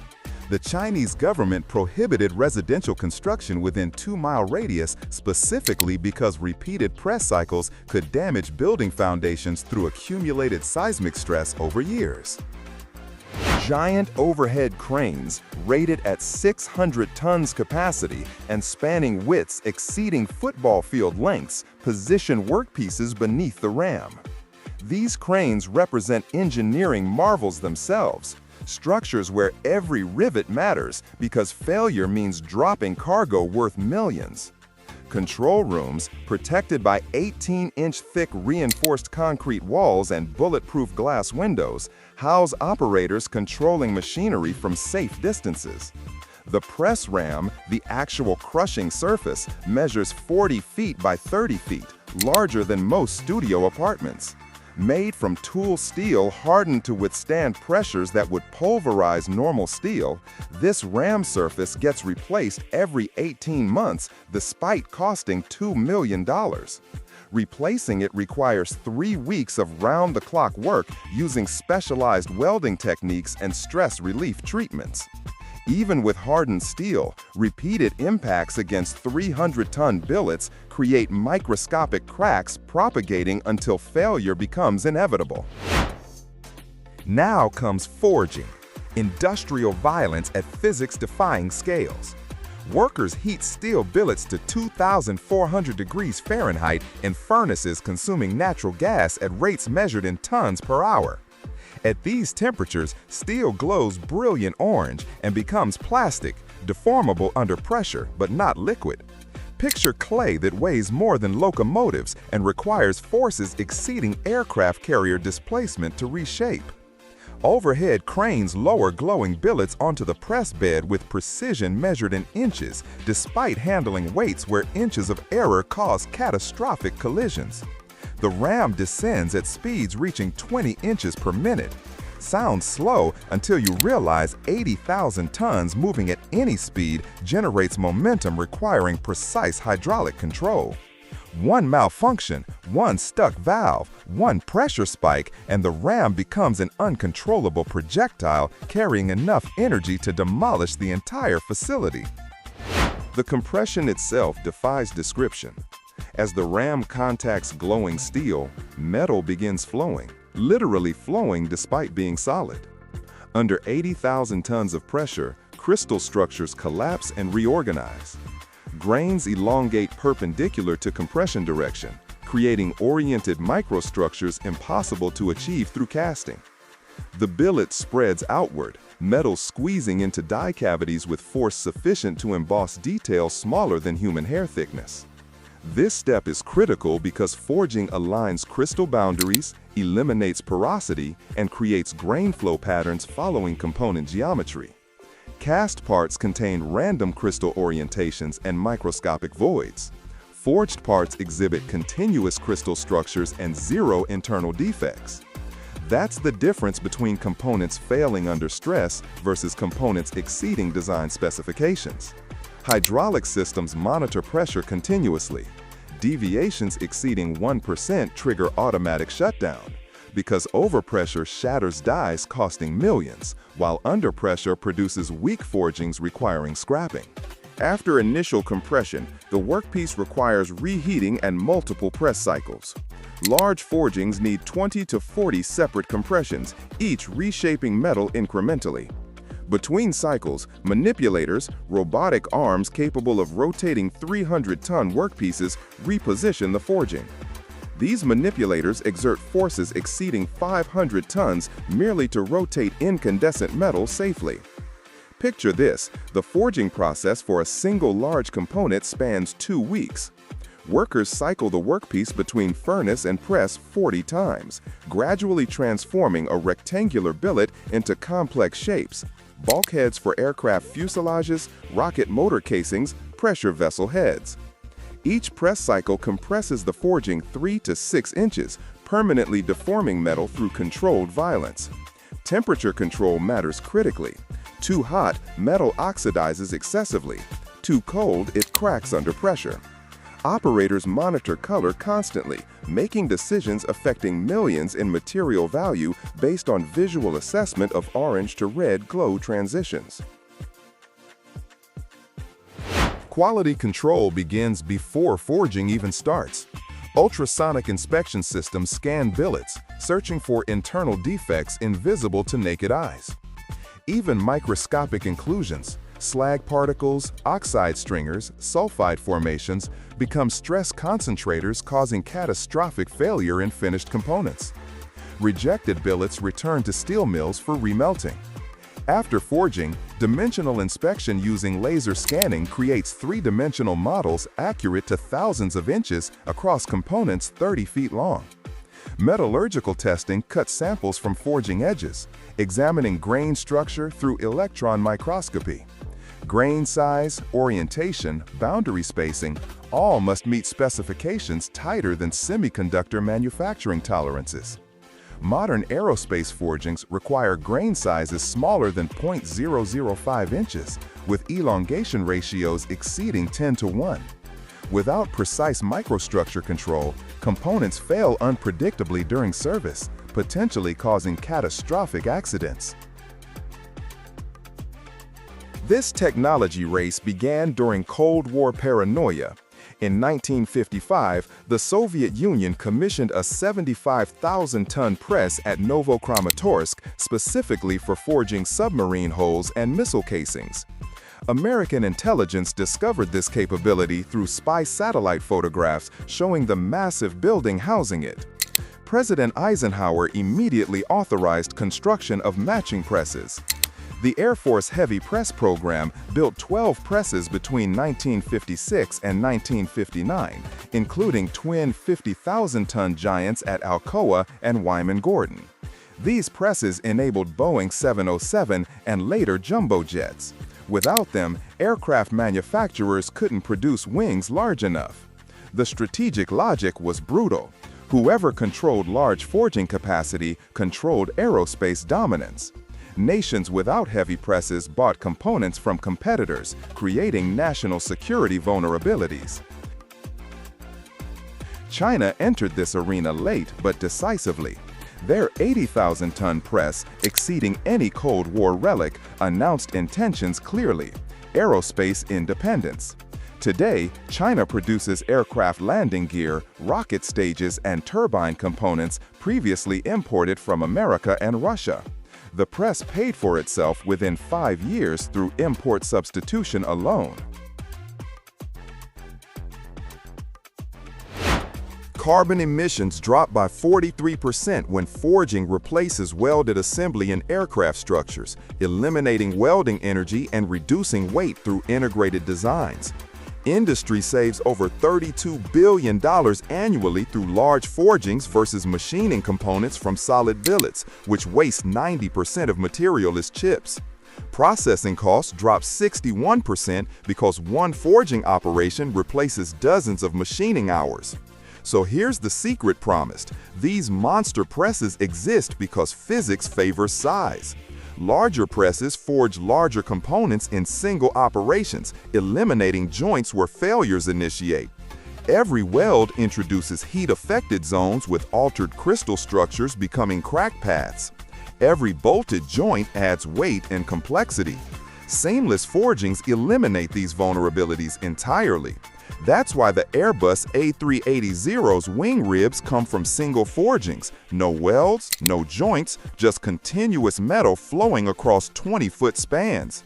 From Cold War arms race to commercial aerospace dominance, cycle completes. The 80,000-ton press represents more than manufacturing capability. It's geopolitical leverage. Nations with these machines build aircraft, rockets, submarines independently. Nations without them remain customers, technologically dependent, strategically vulnerable.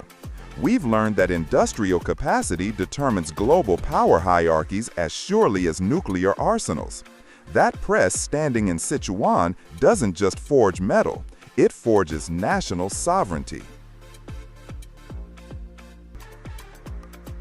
Every year, over 40 million tons of asphalt are laid worldwide, and almost a quarter of it is made from old pavement. Imagine, the road you're driving on right now might contain pieces of a highway that trucks were speeding on just yesterday. This isn't just about saving billions of dollars. It's one of the most large-scale examples of the circular economy in the world. Explosions in quarries, giant crushers, hundreds of degrees of heat in the drums of factories, and complex recipes more precise than culinary ones. And all of this to create a black, hot mass that transforms into a smooth road. But the real secret of asphalt is hidden deeper, and you'll find it out if you watch until the end. Almost nothing goes to waste. This crushed old asphalt is then added to the new mixture at the plant. On average, the new asphalt laid on roads contains about 22% recycled material. This has a colossal economic and environmental effect. First, it significantly reduces the need to mine new stone and produce new bitumen, which saves natural resources and energy. Second, it makes the final product cheaper, which allows for saving billions of dollars from road maintenance budgets. Thus, every car trip is a journey on a complex engineering product that not only withstands huge loads, but is also a vivid example of an industrial ecosystem where the old is constantly reborn into the new, closing the loop and making the country's infrastructure a little more sustainable. The story of asphalt begins not on the road, but in two completely different places. The first place is a quarry. It's a huge wound on the body of the earth, where stone is mined. It all starts with a loud explosion that shakes the ground for miles around. Huge boulders break off from the rock face. Then, giant dump trucks, with wheels taller than a person, come into play and haul these stone boulders to the primary crusher. This is a metal monster that, with its steel jaws and incredible force, crushes huge boulders into smaller pieces. But this is just the beginning. Then this stone goes through a whole series of crushes and screens giant vibrating sieves. The purpose of this process is not just to crush the stone, but to carefully sort it by size. The result is entire mountains of clean, sorted stone, which is called aggregate. There's everything here, from large stones the size of a fist to fine crumb, and even dust similar to sand. Each fraction is stored in a separate pile.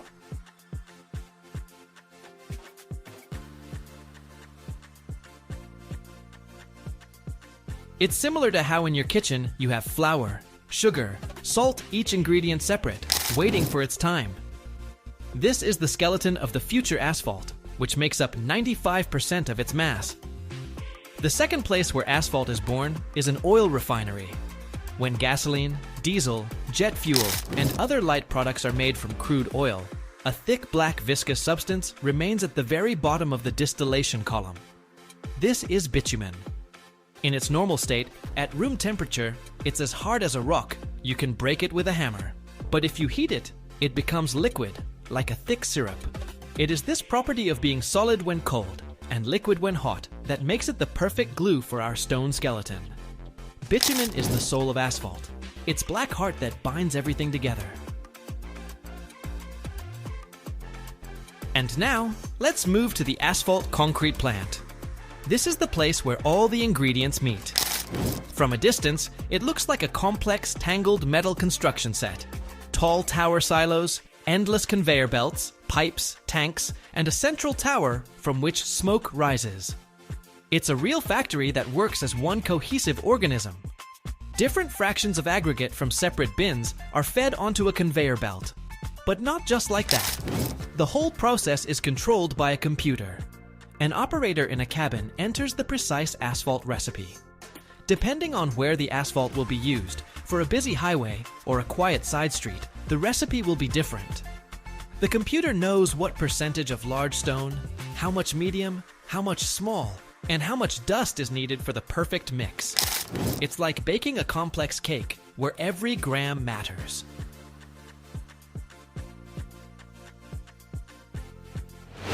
This mixture of stones begins its journey up a long inclined conveyor and enters the heart of the plant, the drying drum.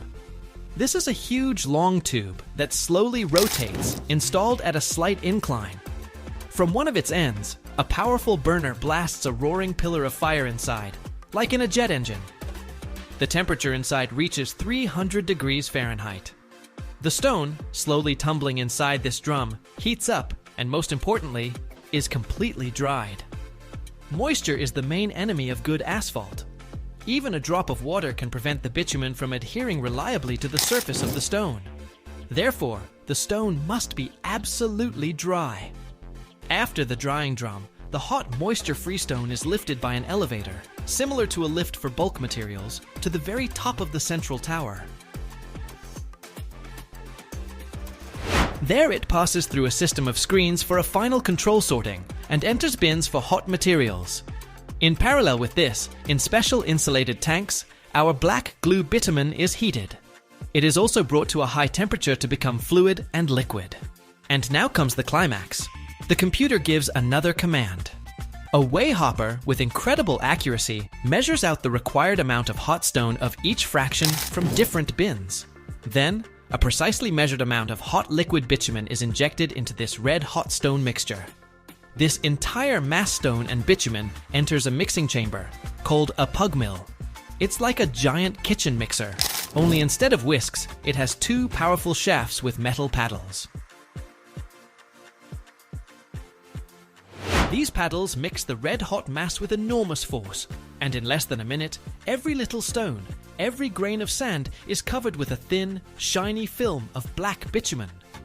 The finished asphalt emerges from the chamber, a uniform, steaming black mass with a characteristic oily smell. Now this hot, freshly prepared product needs to be stored until shipment. It is lifted and poured into special insulated storage silos. They are like giant thermoses that can keep the asphalt hot for many hours, and sometimes even days. Dump trucks drive up under these silos.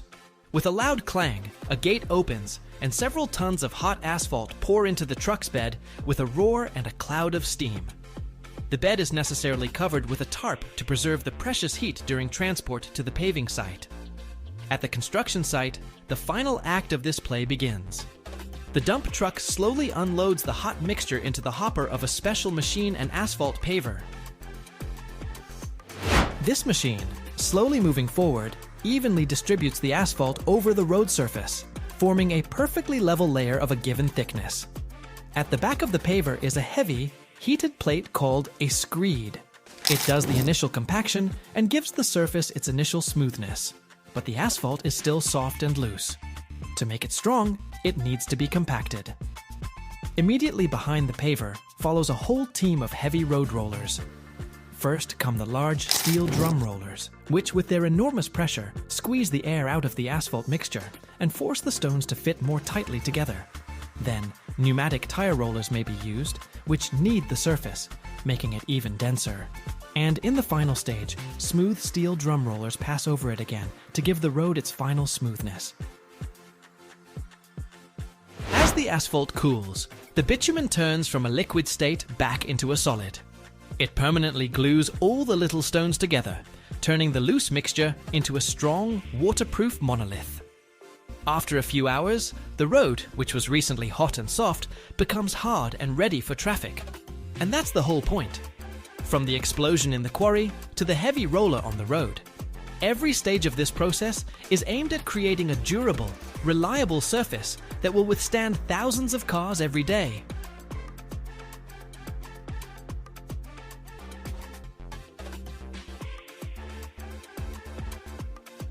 Every year, over 500,000 tons of aramid fibers are produced worldwide, and the lion's share of that belongs to Kevlar, a material that can stop a bullet, withstand heat, and save lives. But how is a golden thread, 5 times stronger than steel, born from 2 unremarkable powders? In this video, we will dive into the world of chemistry, where stainless steel reactors boil, concentrated sulfuric acid rains, and every molecule is aligned into a perfectly parallel army. Watch until the end. You will learn a hidden secret that is usually not shown even in closed laboratories.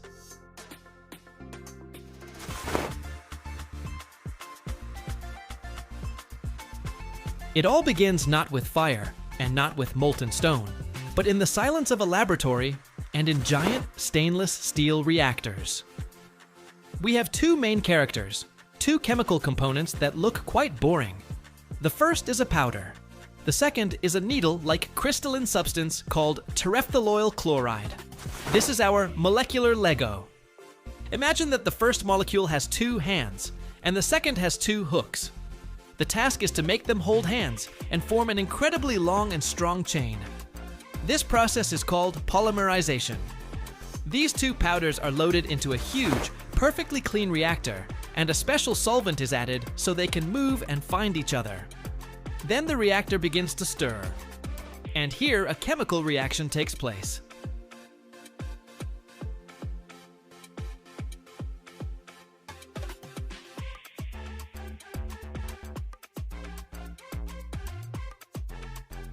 The hands and hooks link up, molecule by molecule, forming a super long spaghetti-like macromolecule.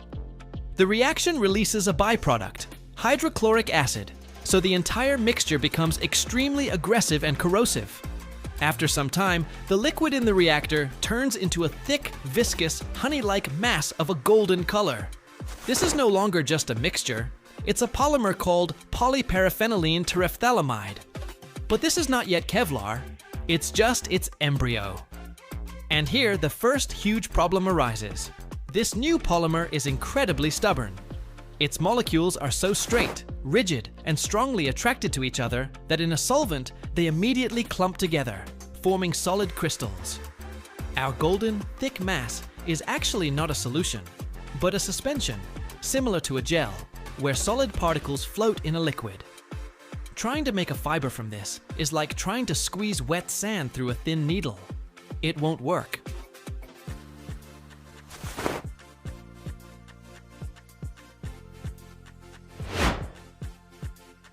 To turn this gel into something from which you can draw a thread, it needs to be completely dissolved. But how do you dissolve something that is almost insoluble in anything? For this, you need a super solvent, and scientists found it. It's concentrated sulfuric acid. Imagine, to tame this super strong polymer, you need to immerse it in one of the most corrosive and dangerous substances known to man. The thick polymer mass is carefully, with all safety precautions, mixed with cold, concentrated sulfuric acid. And a miracle happens. The acid breaks the weak bonds between the chains, forcing them to let go of each other and disperse in the solution. But most importantly, the rigid rod-like molecules of Kevlar in this solution behave not chaotically, like ordinary polymers, but form a so-called liquid crystalline solution.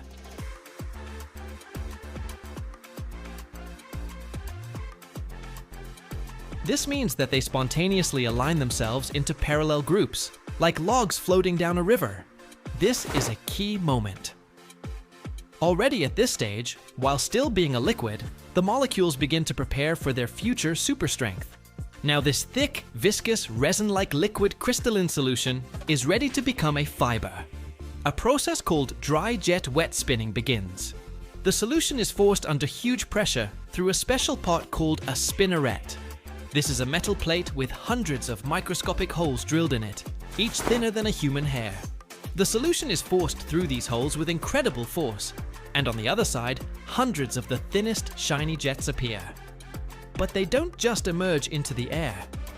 First, they pass through a small air gap, literally a few millimeters, where they are slightly stretched, and the already partially ordered molecules align even more parallel to each other.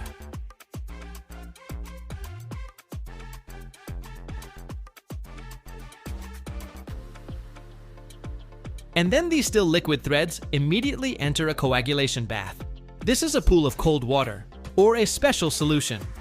When the hot acid solution meets the cold water, a sharp solidification occurs. The acid is washed out, and the polymer chains freeze in that perfectly ordered position they were in. Before our eyes, the liquid has turned into a solid, yet still flexible golden fiber. A whole tow of hundreds of individual fibers comes out of the coagulation bath. But it is still soaked with remnants of acid and water. Therefore, it passes through a whole series of washing baths, where it is thoroughly cleaned, and then through drying chambers, where all the moisture is removed from it. Now we have a clean, dry Kevlar fiber. It is already extremely strong, but this is not the limit yet. To achieve maximum performance, the fiber is subjected to a final test. thermal drawing.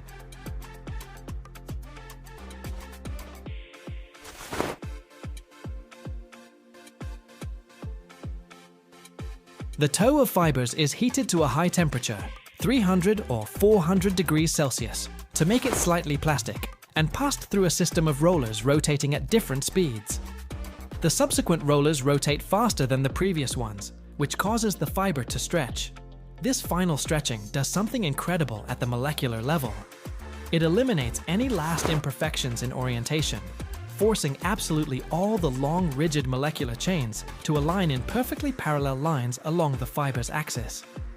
They are packed so tightly and orderly as is physically possible. All the force of billions of intermolecular bonds now works in one direction. It's like comparing a scattered pile of straws to a tightly twisted rope made from the same straws. It is this perfect order that gives Kevlar its legendary tensile strength. After this final workout, the fiber is cooled and wound onto huge bobbins. This is the final product, an endless, shiny, golden thread, soft to the touch, but capable of stopping a bullet. From these bobbins, it will later be woven into fabric for body armor, braided into ropes for suspension bridges, or embedded in composite materials for Formula One cars. And all this is the result of an incredibly complex journey from two simple powders to a perfectly ordered army of molecules, standing shoulder to shoulder, ready to withstand loads that seem impossible. The aramid fiber market, where Kevlar is king, is a global industry that turns over more than $3 billion a year. And this figure is constantly growing because humanity finds more and more ways to use this material where ordinary materials simply give up.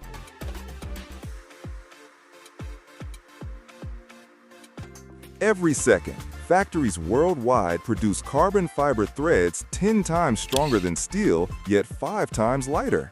Picture this: a strand thinner than human hair supports weights exceeding 400 pounds, more than 2 adult humans hanging from a thread, invisible at arm's length. These black filaments, woven into composites, form invisible to radar bombers, Formula One monocoques surviving 200-mile-per-hour crashes, and prosthetic limbs outperforming natural bone. How does ordinary plastic transform into material stronger than steel through fire? Why do engineers call carbon fiber the black aluminum, revolutionizing everything from spacecraft to tennis rackets? Stick around till the end. You'll discover the jaw-dropping reason carbon fiber doesn't break like metal but unravels like fabric, why recycling it became a technological arms race, and the shocking truth about what happens inside furnaces hotter than volcanic lava when atoms reorganize into crystalline perfection. The story begins with polyacrylonitrile, pan fiber, the plastic precursor looking like white cotton thread.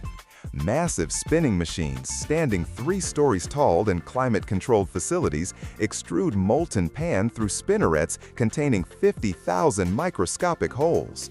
Each hole, measuring 3/10,000ths of an inch across, thinner than blood cells, produces one continuous filament. Picture spider silk production scaled to industrial extremes. These filaments emerge at speeds reaching 3,000 feet per minute, fast enough to cross football fields in seconds. Chemical baths stretch the fibers, aligning polymer chains parallel to fiber length. This molecular orientation determines everything. Randomly oriented polymers create weak thread. Aligned chains create strength rivaling steel. Workers monitor tension constantly. Variations of 2% cause inconsistent properties requiring entire batches, thousands of pounds worth, to be scrapped.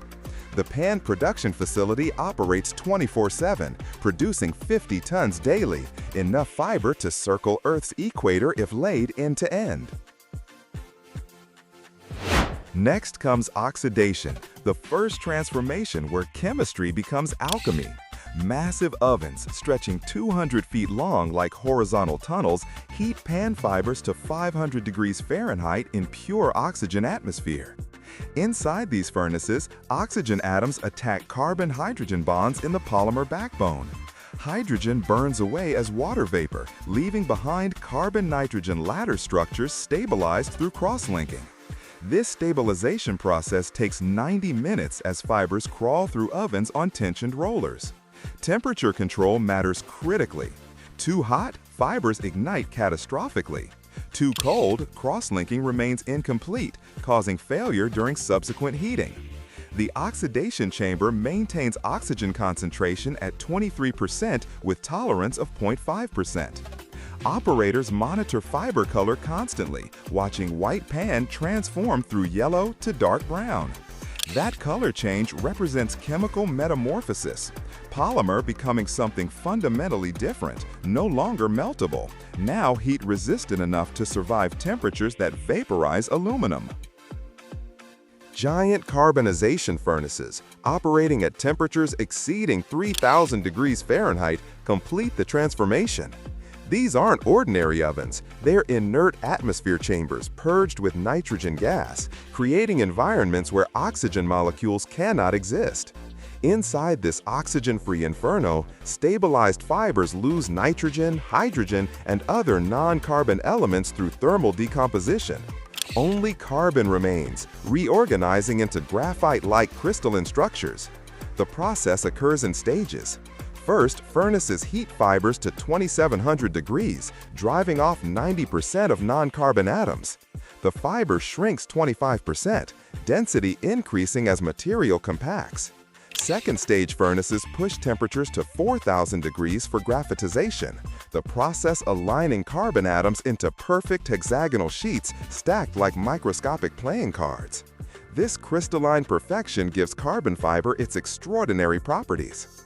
Processing takes 3 hours, crawling through furnace sections totaling 1,000 feet long. One power interruption, one oxygen leak, and fibers oxidize catastrophically, burning like magnesium flares, destroying millions in equipment. Now comes surface treatment, electrolytic oxidation creating reactive sites for resin bonding.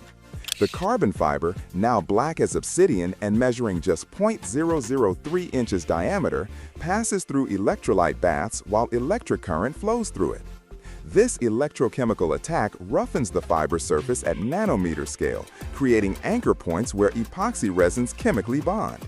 Picture this: untreated carbon fiber in epoxy resin slides apart like oiled rope, strong individually but weak as composite. Surface-treated fiber bonds molecularly to resin, creating integrated structure where fiber and matrix function as single material. Modern aerospace composites achieve interface strengths exceeding 12,000 pounds per square inch, meaning the bond between fiber and resin is stronger than many metals themselves. This step is critical because composite strength depends not just on fiber properties, but on load transfer efficiency from matrix to fiber. Poor surface treatment causes delamination, layers separating under stress, the characteristic failure mode making carbon composites unravel rather than fracture. The sizing application follows, coating fibers with protective polymer layer. Massive rollers submerge fiber tows, bundles containing 12,000 individual filaments, through sizing baths containing proprietary polymer formulations. This coating serves triple purpose: protects fibers during handling, improves resin wetting during composite layup, and provides limited abrasion resistance. Workers wind treated fiber onto spools holding 10 miles of continuous filament. These spools, weighing 200 pounds each, ship to composite manufacturers worldwide. Quality control inspects random samples continuously. Tensile testing machines pull individual fibers until failure, measuring breaking strength, elastic modulus, and elongation. Modern aerospace-grade carbon fiber withstands stresses exceeding 800,000 pounds per square inch, 50 times stronger than structural steel. The fiber stretches only 1.5% before breaking. Steel deforms 300% more. That limited elongation explains why carbon structures crack suddenly rather than bending. No warning, just instantaneous failure when stress exceeds capacity. After arriving at composite manufacturers, fibers get woven into fabrics or used as unidirectional tapes. Automated looms, programmed like textile machines but operating at glacial speeds to prevent fiber damage, weave intricate patterns. Plain weave creates checkerboard appearance, twill weave produces diagonal patterns, satin weave maximizes smoothness for aerodynamic surfaces. Each weave pattern offers different mechanical properties. Engineers select patterns matching stress directions. Picture this. Laying up carbon composite resembles origami, with materials costing $300 per pound. Technicians cut fabric patterns, stacking layers in precise orientations. Each ply orientation, 0 degrees, 45 degrees, 90 degrees, contributes specific strength characteristics. A typical aerospace laminate contains 40 plies, each 0.005 inches thick, creating structures 8 inches thick, yet lighter than equivalent aluminum. Between each ply, workers brush epoxy resin, ensuring complete fiber wetting. Air bubbles trapped between layers become stress concentrators, causing catastrophic failure. So layup occurs in clean rooms, maintaining air purity rivaling semiconductor fabs. Curing transforms wet layup into solid composite through heat and pressure. Massive autoclaves, pressure vessels 30 feet in diameter and 100 feet long, create environments combining 300 degrees Fahrenheit and 100 psi pressure. Inside these industrial pressure cookers, epoxy resin chemically cross-links while pressure squeezes out excess resin and air voids, compacting layers into dense laminates. The cure cycle takes 8 hours following computer-controlled temperature and pressure ramps. Heat too fast, resin boils, creating voids. Heat too slow, productivity plummets. Modern autoclaves monitor 200 sensors simultaneously, adjusting conditions to within 1 degree and 0.5 psi. After curing, parts exit as rigid structures, material properties now locked permanently. Non-destructive testing using ultrasound and X-rays searches for defects. Even microscopic voids or delaminations require part rejection because carbon composites tolerate 0 defects. Unlike metals tolerating small cracks through ductility, carbon composites fail catastrophically once cracks initiate. That brittleness demands perfection during manufacturing. This technology emerged from 1960 space race. Thomas Edison experimented with carbon filaments in 1880s for light bulbs. But modern carbon fiber originated when British researcher William Watt developed pan-based process in 1963 at Royal Aircraft Establishment. The breakthrough enabled high-strength fibers commercially viable.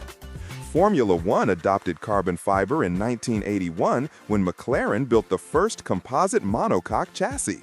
Driver John Watson walked away from a 200-mile-per-hour crash at Monza, the carbon tub protecting him despite complete car disintegration. That demonstration convinced aerospace industry.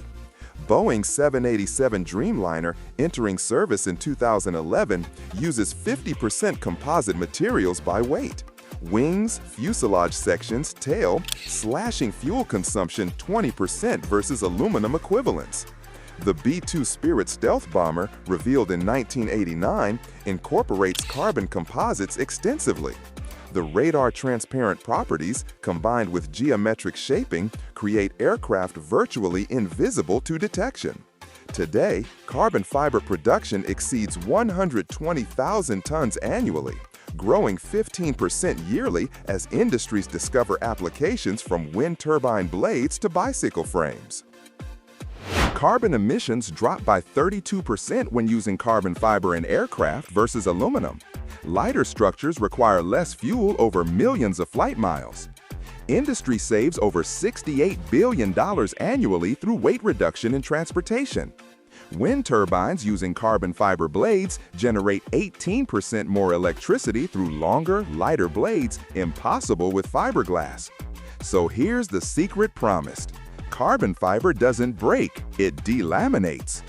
Unlike metal fracturing through crack propagation, carbon composites fail through layer separation.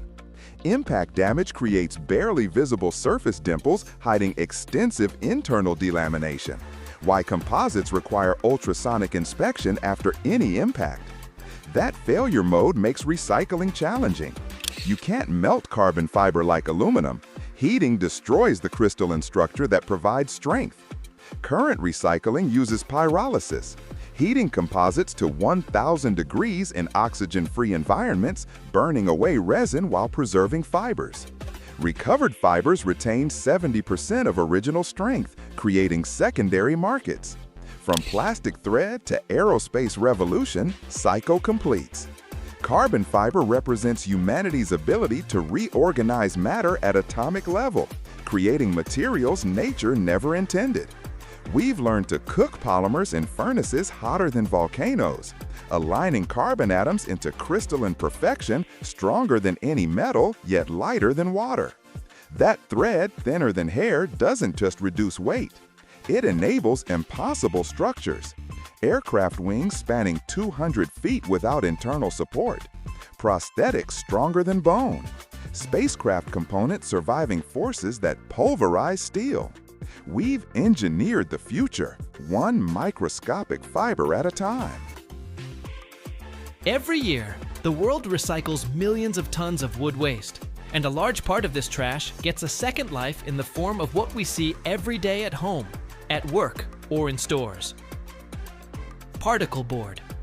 Imagine this: mountains of wood chips, sawdust, and old furniture being transformed into smooth panels, capable of holding weight, keeping their shape, and becoming the foundation of modern interiors. But how is a monolithic material, with a perfect surface created from a chaotic pile of scraps?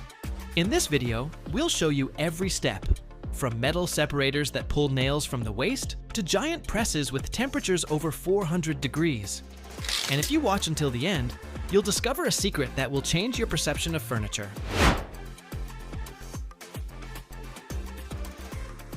It all begins at a huge raw material yard, where the foundation for the future particle board arrives in a continuous stream. This is a place where the idea of rational resource use is brought to life on an impressive scale. Contrary to popular belief, high-quality commercial timber is almost never used for particle board production. Instead, the production philosophy is to give a second life to wood waste, turning what was previously considered a byproduct into a valuable material. Piles of raw material, reaching tens of feet high, are brought here. The base is technological chips, obtained from low-quality wood that is not suitable for lumber production. A huge share consists of waste from sawmills, slab wood, which is the side parts of a log with a rounded surface, board offcuts, and thin strips that remain after log cutting. Woodworking waste, such as shavings and sawdust, generated at furniture and carpentry factories during planing and milling, is also actively used. A separate and important direction is secondary wood. Old wooden pallets, crates, packaging, and even used furniture, after a thorough cleaning process, get a chance for a new life as part of a particle board. Every batch of incoming raw material undergoes strict incoming inspection, as purity is the key to quality. The first stage of cleaning is the removal of metal inclusions. Powerful electromagnetic separators, capable of pulling a steel bolt from a distance of several inches, sift through the stream of raw material, removing nails, staples, and any other metal fragments that could catastrophically damage the expensive shredding equipment. Next, the raw material passes through screening systems to remove mineral impurities, sand, stones, and other debris that act as an abrasive and quickly dull the cutting tools. If whole logs are used in production, for example, 20 feet long, they must pass through a debarking machine. In a huge rotating drum, or with the help of special cutters, the bark is removed from them.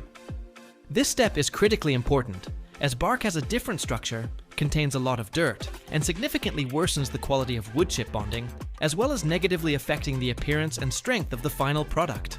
The prepared and cleaned wood begins its journey on a conveyor belt hundreds of feet long, which relentlessly carries it to the first stage of mechanical transformation.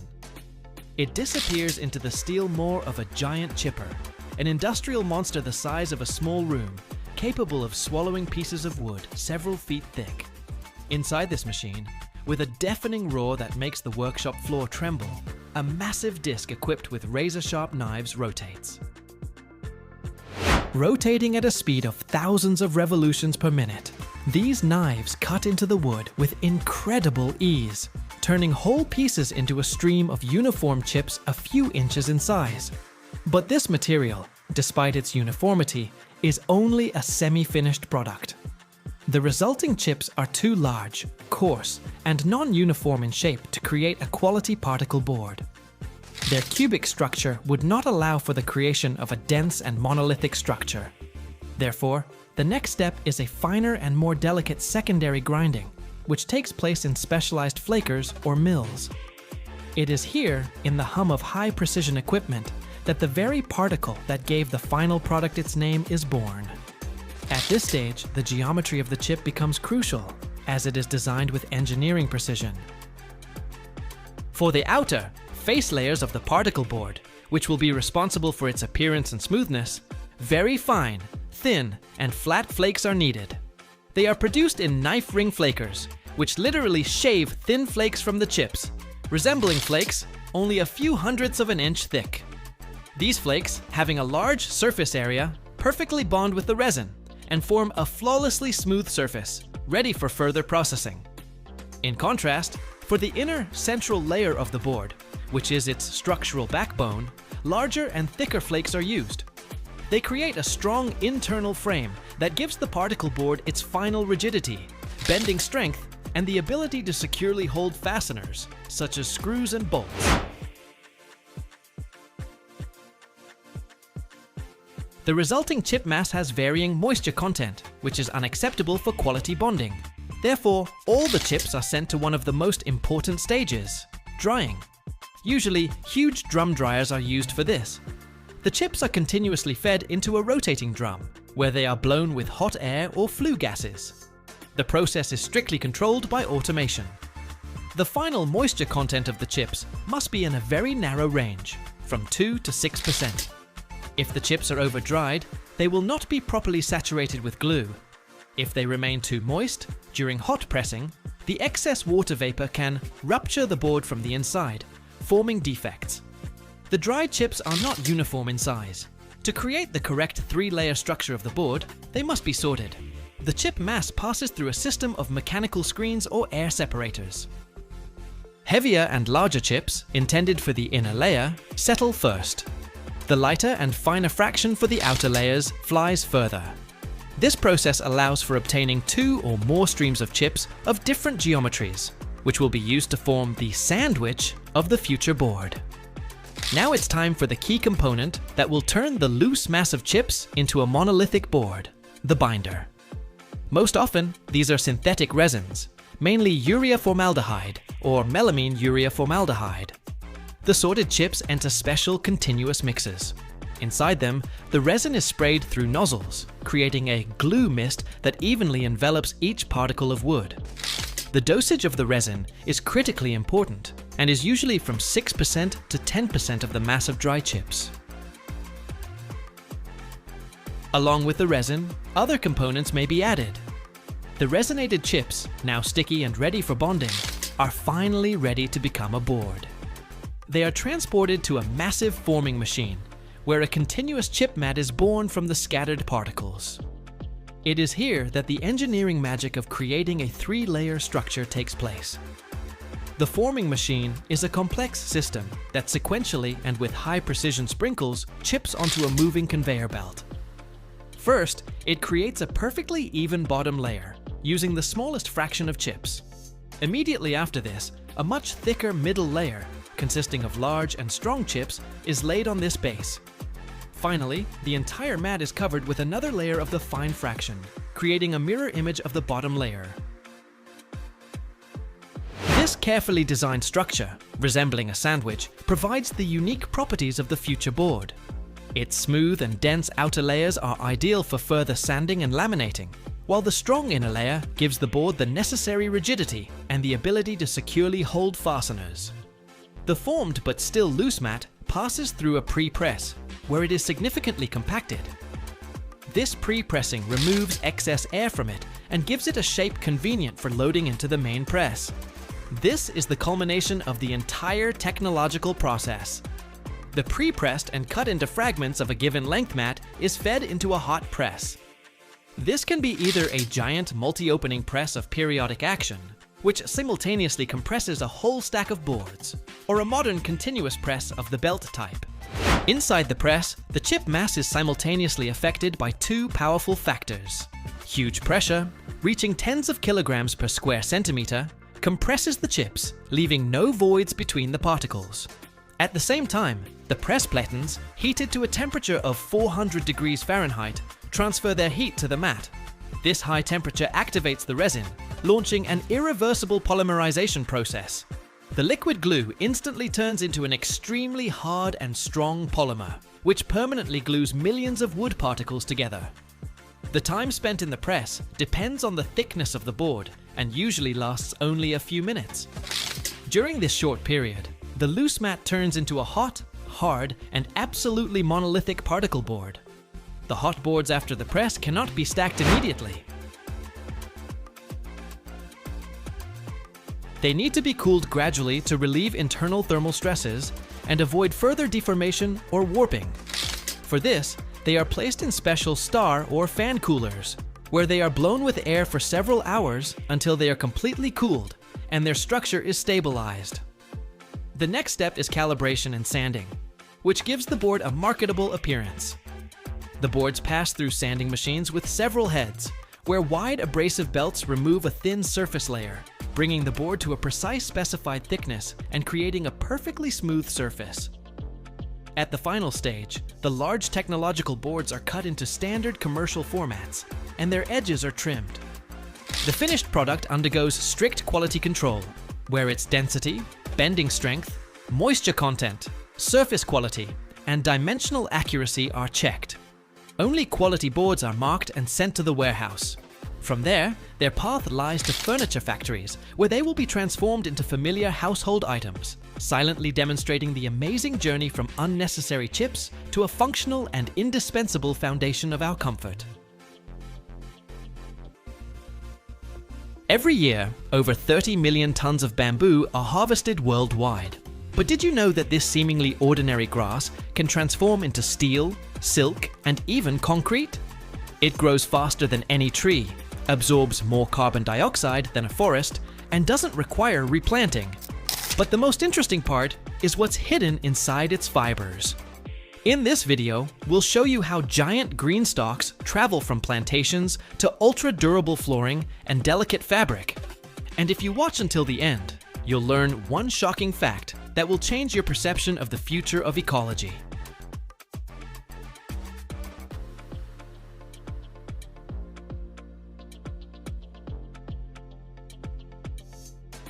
It all begins on vast bamboo plantations, covering millions of acres around the world. These are not chaotic thickets, but carefully managed farms.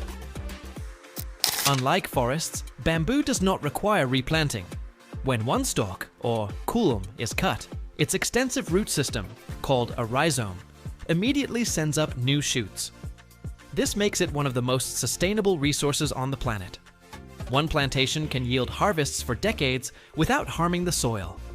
Moreover, a bamboo forest absorbs 35% more carbon dioxide and produces 35% more oxygen than an equivalent area of trees. Harvesters, armed with simple machetes or handsaws, selectively cut only mature stalks, whose age can be easily determined by color and texture. Young shoots are left to grow further, ensuring the continuity of the cycle.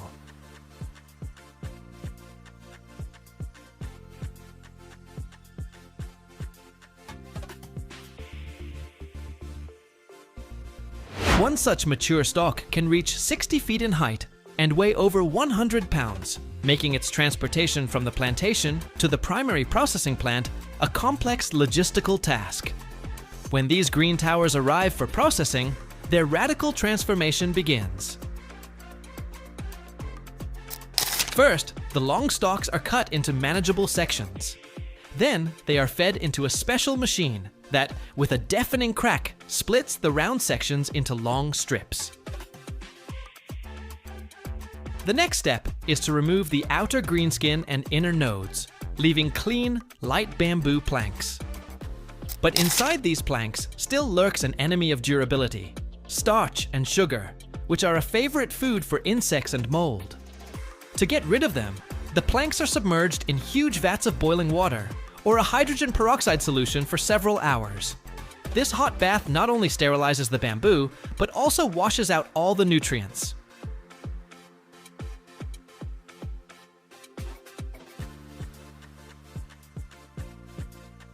After this, the planks are sent for drying.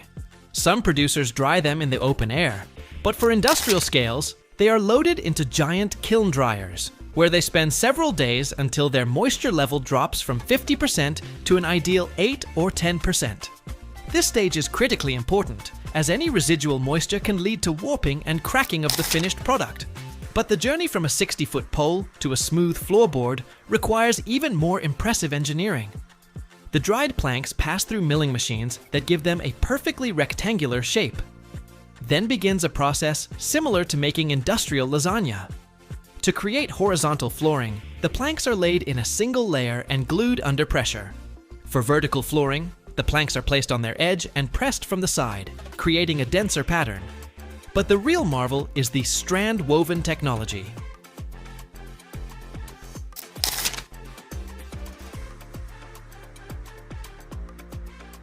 Here, the bamboo planks are not just glued together, but completely shredded into long fibers, mixed with an environmentally friendly resin, and loaded into huge steel presses. Under infernal pressure, reaching 3,000 pounds per square inch, and high temperature, this mass transforms into an extremely dense, monolithic block. The hardness of such flooring on the Yanka scale can exceed 5,000 units, making it more than 3 times harder than oak, and more resistant to scratches and dents than most traditional wood species. However, hardness is only one of bamboo's facets.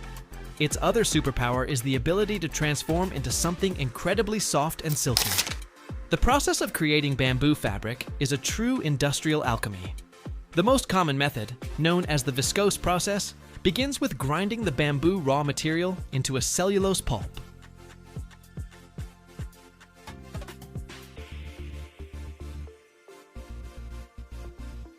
This pulp is then submerged in a sodium hydroxide solution and then carbon disulfide, which turns it into a thick, viscous liquid. This liquid, resembling honey, is forced under pressure through the finest holes of a metal plate called a spinneret. Imagine a microscopic shower. Emerging from the holes, the thin streams enter a bath of sulfuric acid, where they instantly solidify, turning into endlessly long fibers. These fibers are then washed, bleached, dried, and twisted into yarn, from which fabric is woven. Despite the complex chemical process, the final product is biodegradable and has unique properties. It is extremely soft, hypoallergenic, has natural antibacterial properties, and breathes wonderfully, making it ideal for clothing and bedding. The global bamboo market is colossal and is projected to exceed $100 billion in the coming years.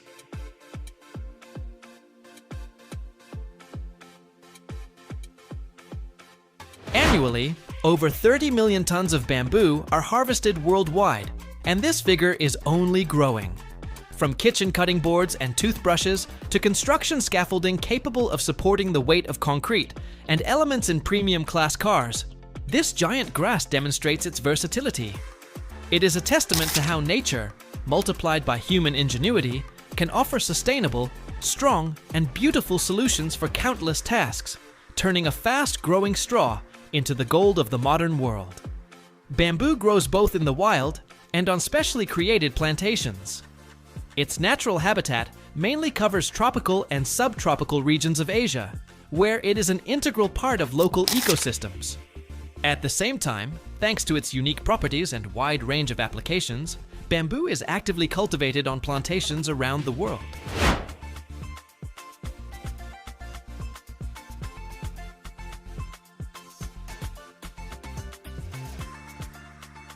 It is cultivated for the production of building materials, textiles, paper, interior items, and as a source of biomass. In the wild, there are over 1,000 species of bamboo. It is a perennial evergreen plant belonging to the grass family. Bamboo is known for its extremely fast growth. Some species can grow several tens of centimeters per day. Bamboo blooms very rarely, and after flowering and fruiting, the plant usually dies. Growing bamboo requires certain knowledge and care, including proper planting, regular watering, and choosing the right variety for specific climatic conditions. There are even ornamental types of bamboo that are grown in gardens and at home. Every year, over 3,000 tons of gold are mined worldwide. But you'll be surprised, a significant portion of this shiny treasure doesn't stay in mines or banks, but heads to a place where gold literally turns into art, Dubai. In a city that trades over $129 billion in gold annually, ingots become masterpieces that shine in the 300 shops of the legendary gold souk. What is really hidden behind the glitter of jewelry? Ancient rituals or cutting-edge technology? If you watch until the end, you'll discover a golden secret that almost no one knows.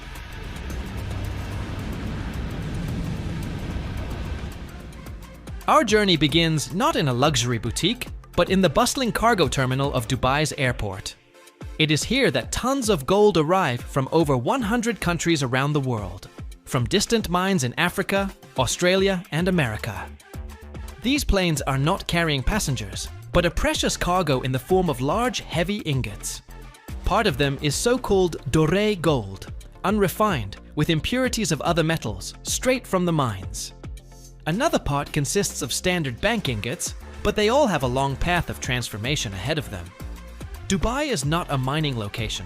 It's a giant, incredibly powerful melting pot and production center, the largest gold hub on the planet. The first stop for our gold is a refinery. This is a true high-tech fortress, better protected than a bank. Here, the sacred act of purification takes place. Ingots are loaded into giant induction furnaces. The air is filled with a hum and heat.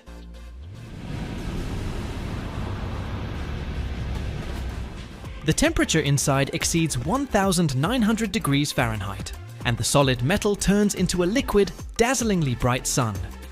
The liquid gold boils, and impurities float to the surface, which are carefully skimmed off. But this is not enough to achieve perfect purity. Next, chemistry comes into play. The gold goes through complex electrolysis processes, such as the Miller and Wohlwill processes, where an electric current and chemical reactions are used to remove absolutely all foreign metals.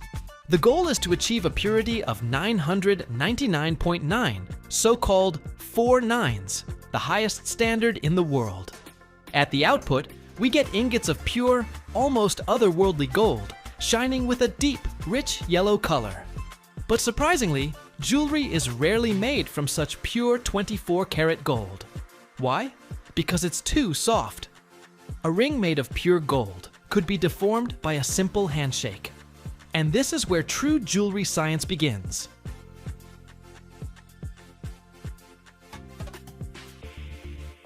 To make gold strong and give it different shades, it is alloyed with other metals. This process is called alloying. Pure gold is melted again, and a strictly measured amount of ligature, an alloy of copper, silver, palladium, or zinc, is added to it. Do you want the classic yellow gold, so beloved in the East? Add a little silver and copper. Dreaming of romantic rose gold? Increase the share of copper. And for elegant white gold, palladium or nickel is needed. This is how different purities, or carats, are born. In the Dubai market, the most popular are 22 carats. This is 91.6% pure gold and 18 carats. That's 75% pure gold, which are the perfect compromise between purity and practicality. Now that we have a gold alloy of the desired color and strength, the most interesting part begins, the creation of the jewelry itself. And here, Dubai demonstrates all its versatility, combining futuristic technologies with a craft that is thousands of years old. Many pieces begin their life on a computer screen.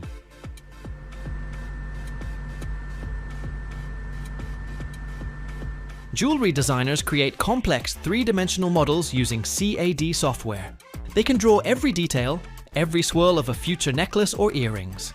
Then this digital model is sent to a 3D printer, which, not from plastic, but from a special wax, grows a precise copy of the jewelry layer by layer. It's a wax wonder. Next, this wax model, or wax pattern, becomes the basis for casting. It is dipped into a special plaster-like mixture that hardens, forming a mold. Then this mold is heated. The wax melts out, leaving behind a perfectly accurate hollow impression of the future jewelry. And here it is, the moment of truth. Molten, red-hot gold is poured into this mold under pressure, or with the help of a vacuum. Every minute detail, reproduced with computer accuracy, is filled. When the metal solidifies, the plaster mold is broken, and a rough gold piece is born.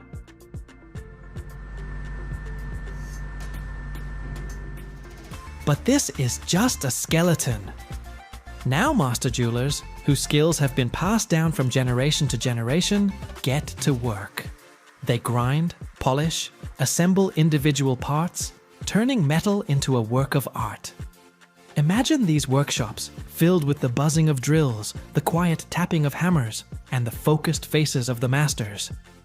They use techniques that haven't changed for centuries, creating the finest patterns from wire, inlaying pieces with precious stones, engraving complex Arabic ornaments. This is painstaking manual labor that requires incredible skill and patience.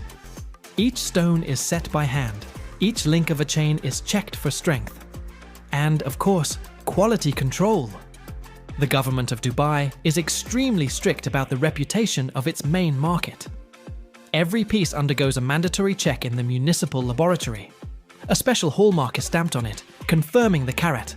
This is a guarantee of authenticity. You will never buy a fake in an official Dubai store.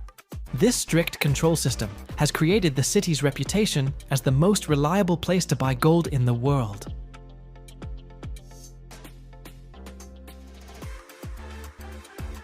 And so, having gone through this long and complex path, a piece of gold jewelry ends up in the window of one of the more than 380 shops of the legendary gold souk in the Dera district. This is a place where history meets luxury. A market that started in the 1940s as a small group of merchants from India and Iran has turned into a global center of attraction for everyone who appreciates the beauty of gold. Here you can see everything, from modest chains to giant wedding necklaces weighing several pounds, from classic Arabic designs to ultra-modern European styles. The air here is thick with the excitement of bargaining and the enthusiastic exclamations of tourists.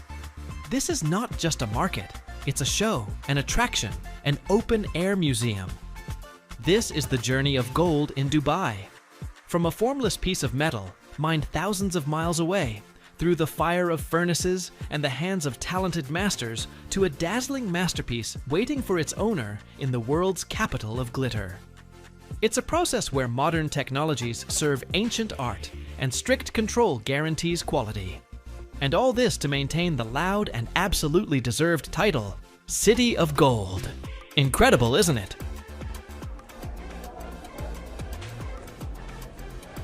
Dubai has firmly established itself as one of the leading global gold trading centers, ranking second in the world in 2023 by trade volume, surpassing the United Kingdom. The total value of gold trade in the UAE that year exceeded $129 billion, which is 36% more than in the previous year. This highlights the rapid growth and strategic importance of the emirate in the global precious metals industry. Between 20 and 30% of the entire world's gold circulation passes through Dubai annually. Gold trade accounts for almost 30% of the UAE's total non-oil exports, which indicates a successful diversification of the economy. Last year, over 5,400,000 contracts were concluded on the Dubai Gold and Commodities Exchange for a total amount of over $1 billion, $115 billion. Gold and silver futures amounted to 80,000 contracts for a total of over $44 million.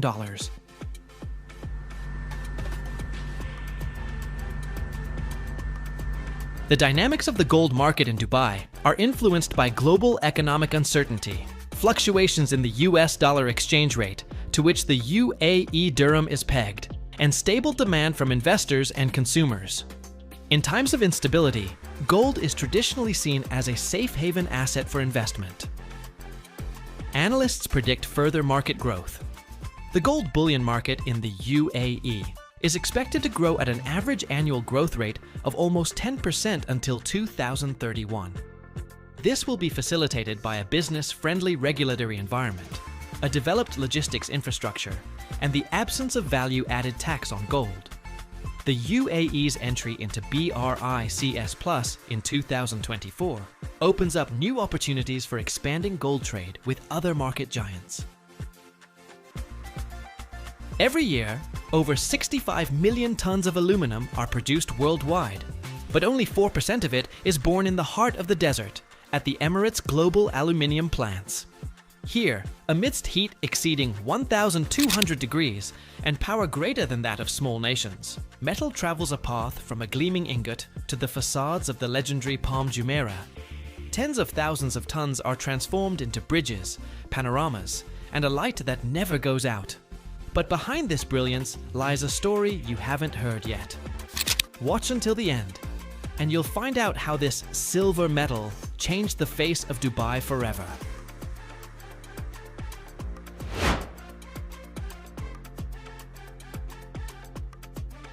First and foremost, aluminum was used in the facade structures of hotels and residential complexes located on the fronds of the palm. It was chosen for its anti-corrosive properties. Unlike steel, aluminum naturally forms an oxide film that protects against moisture, salt, and ultraviolet light. The surfaces were treated using the anodic method, or powder coating was applied, creating textures that imitate marble, sand, or even mother of pearl, all to combine modern aesthetics with inspiration from nature. Emirates Global Aluminium is like an invisible engine that drives not only the industry,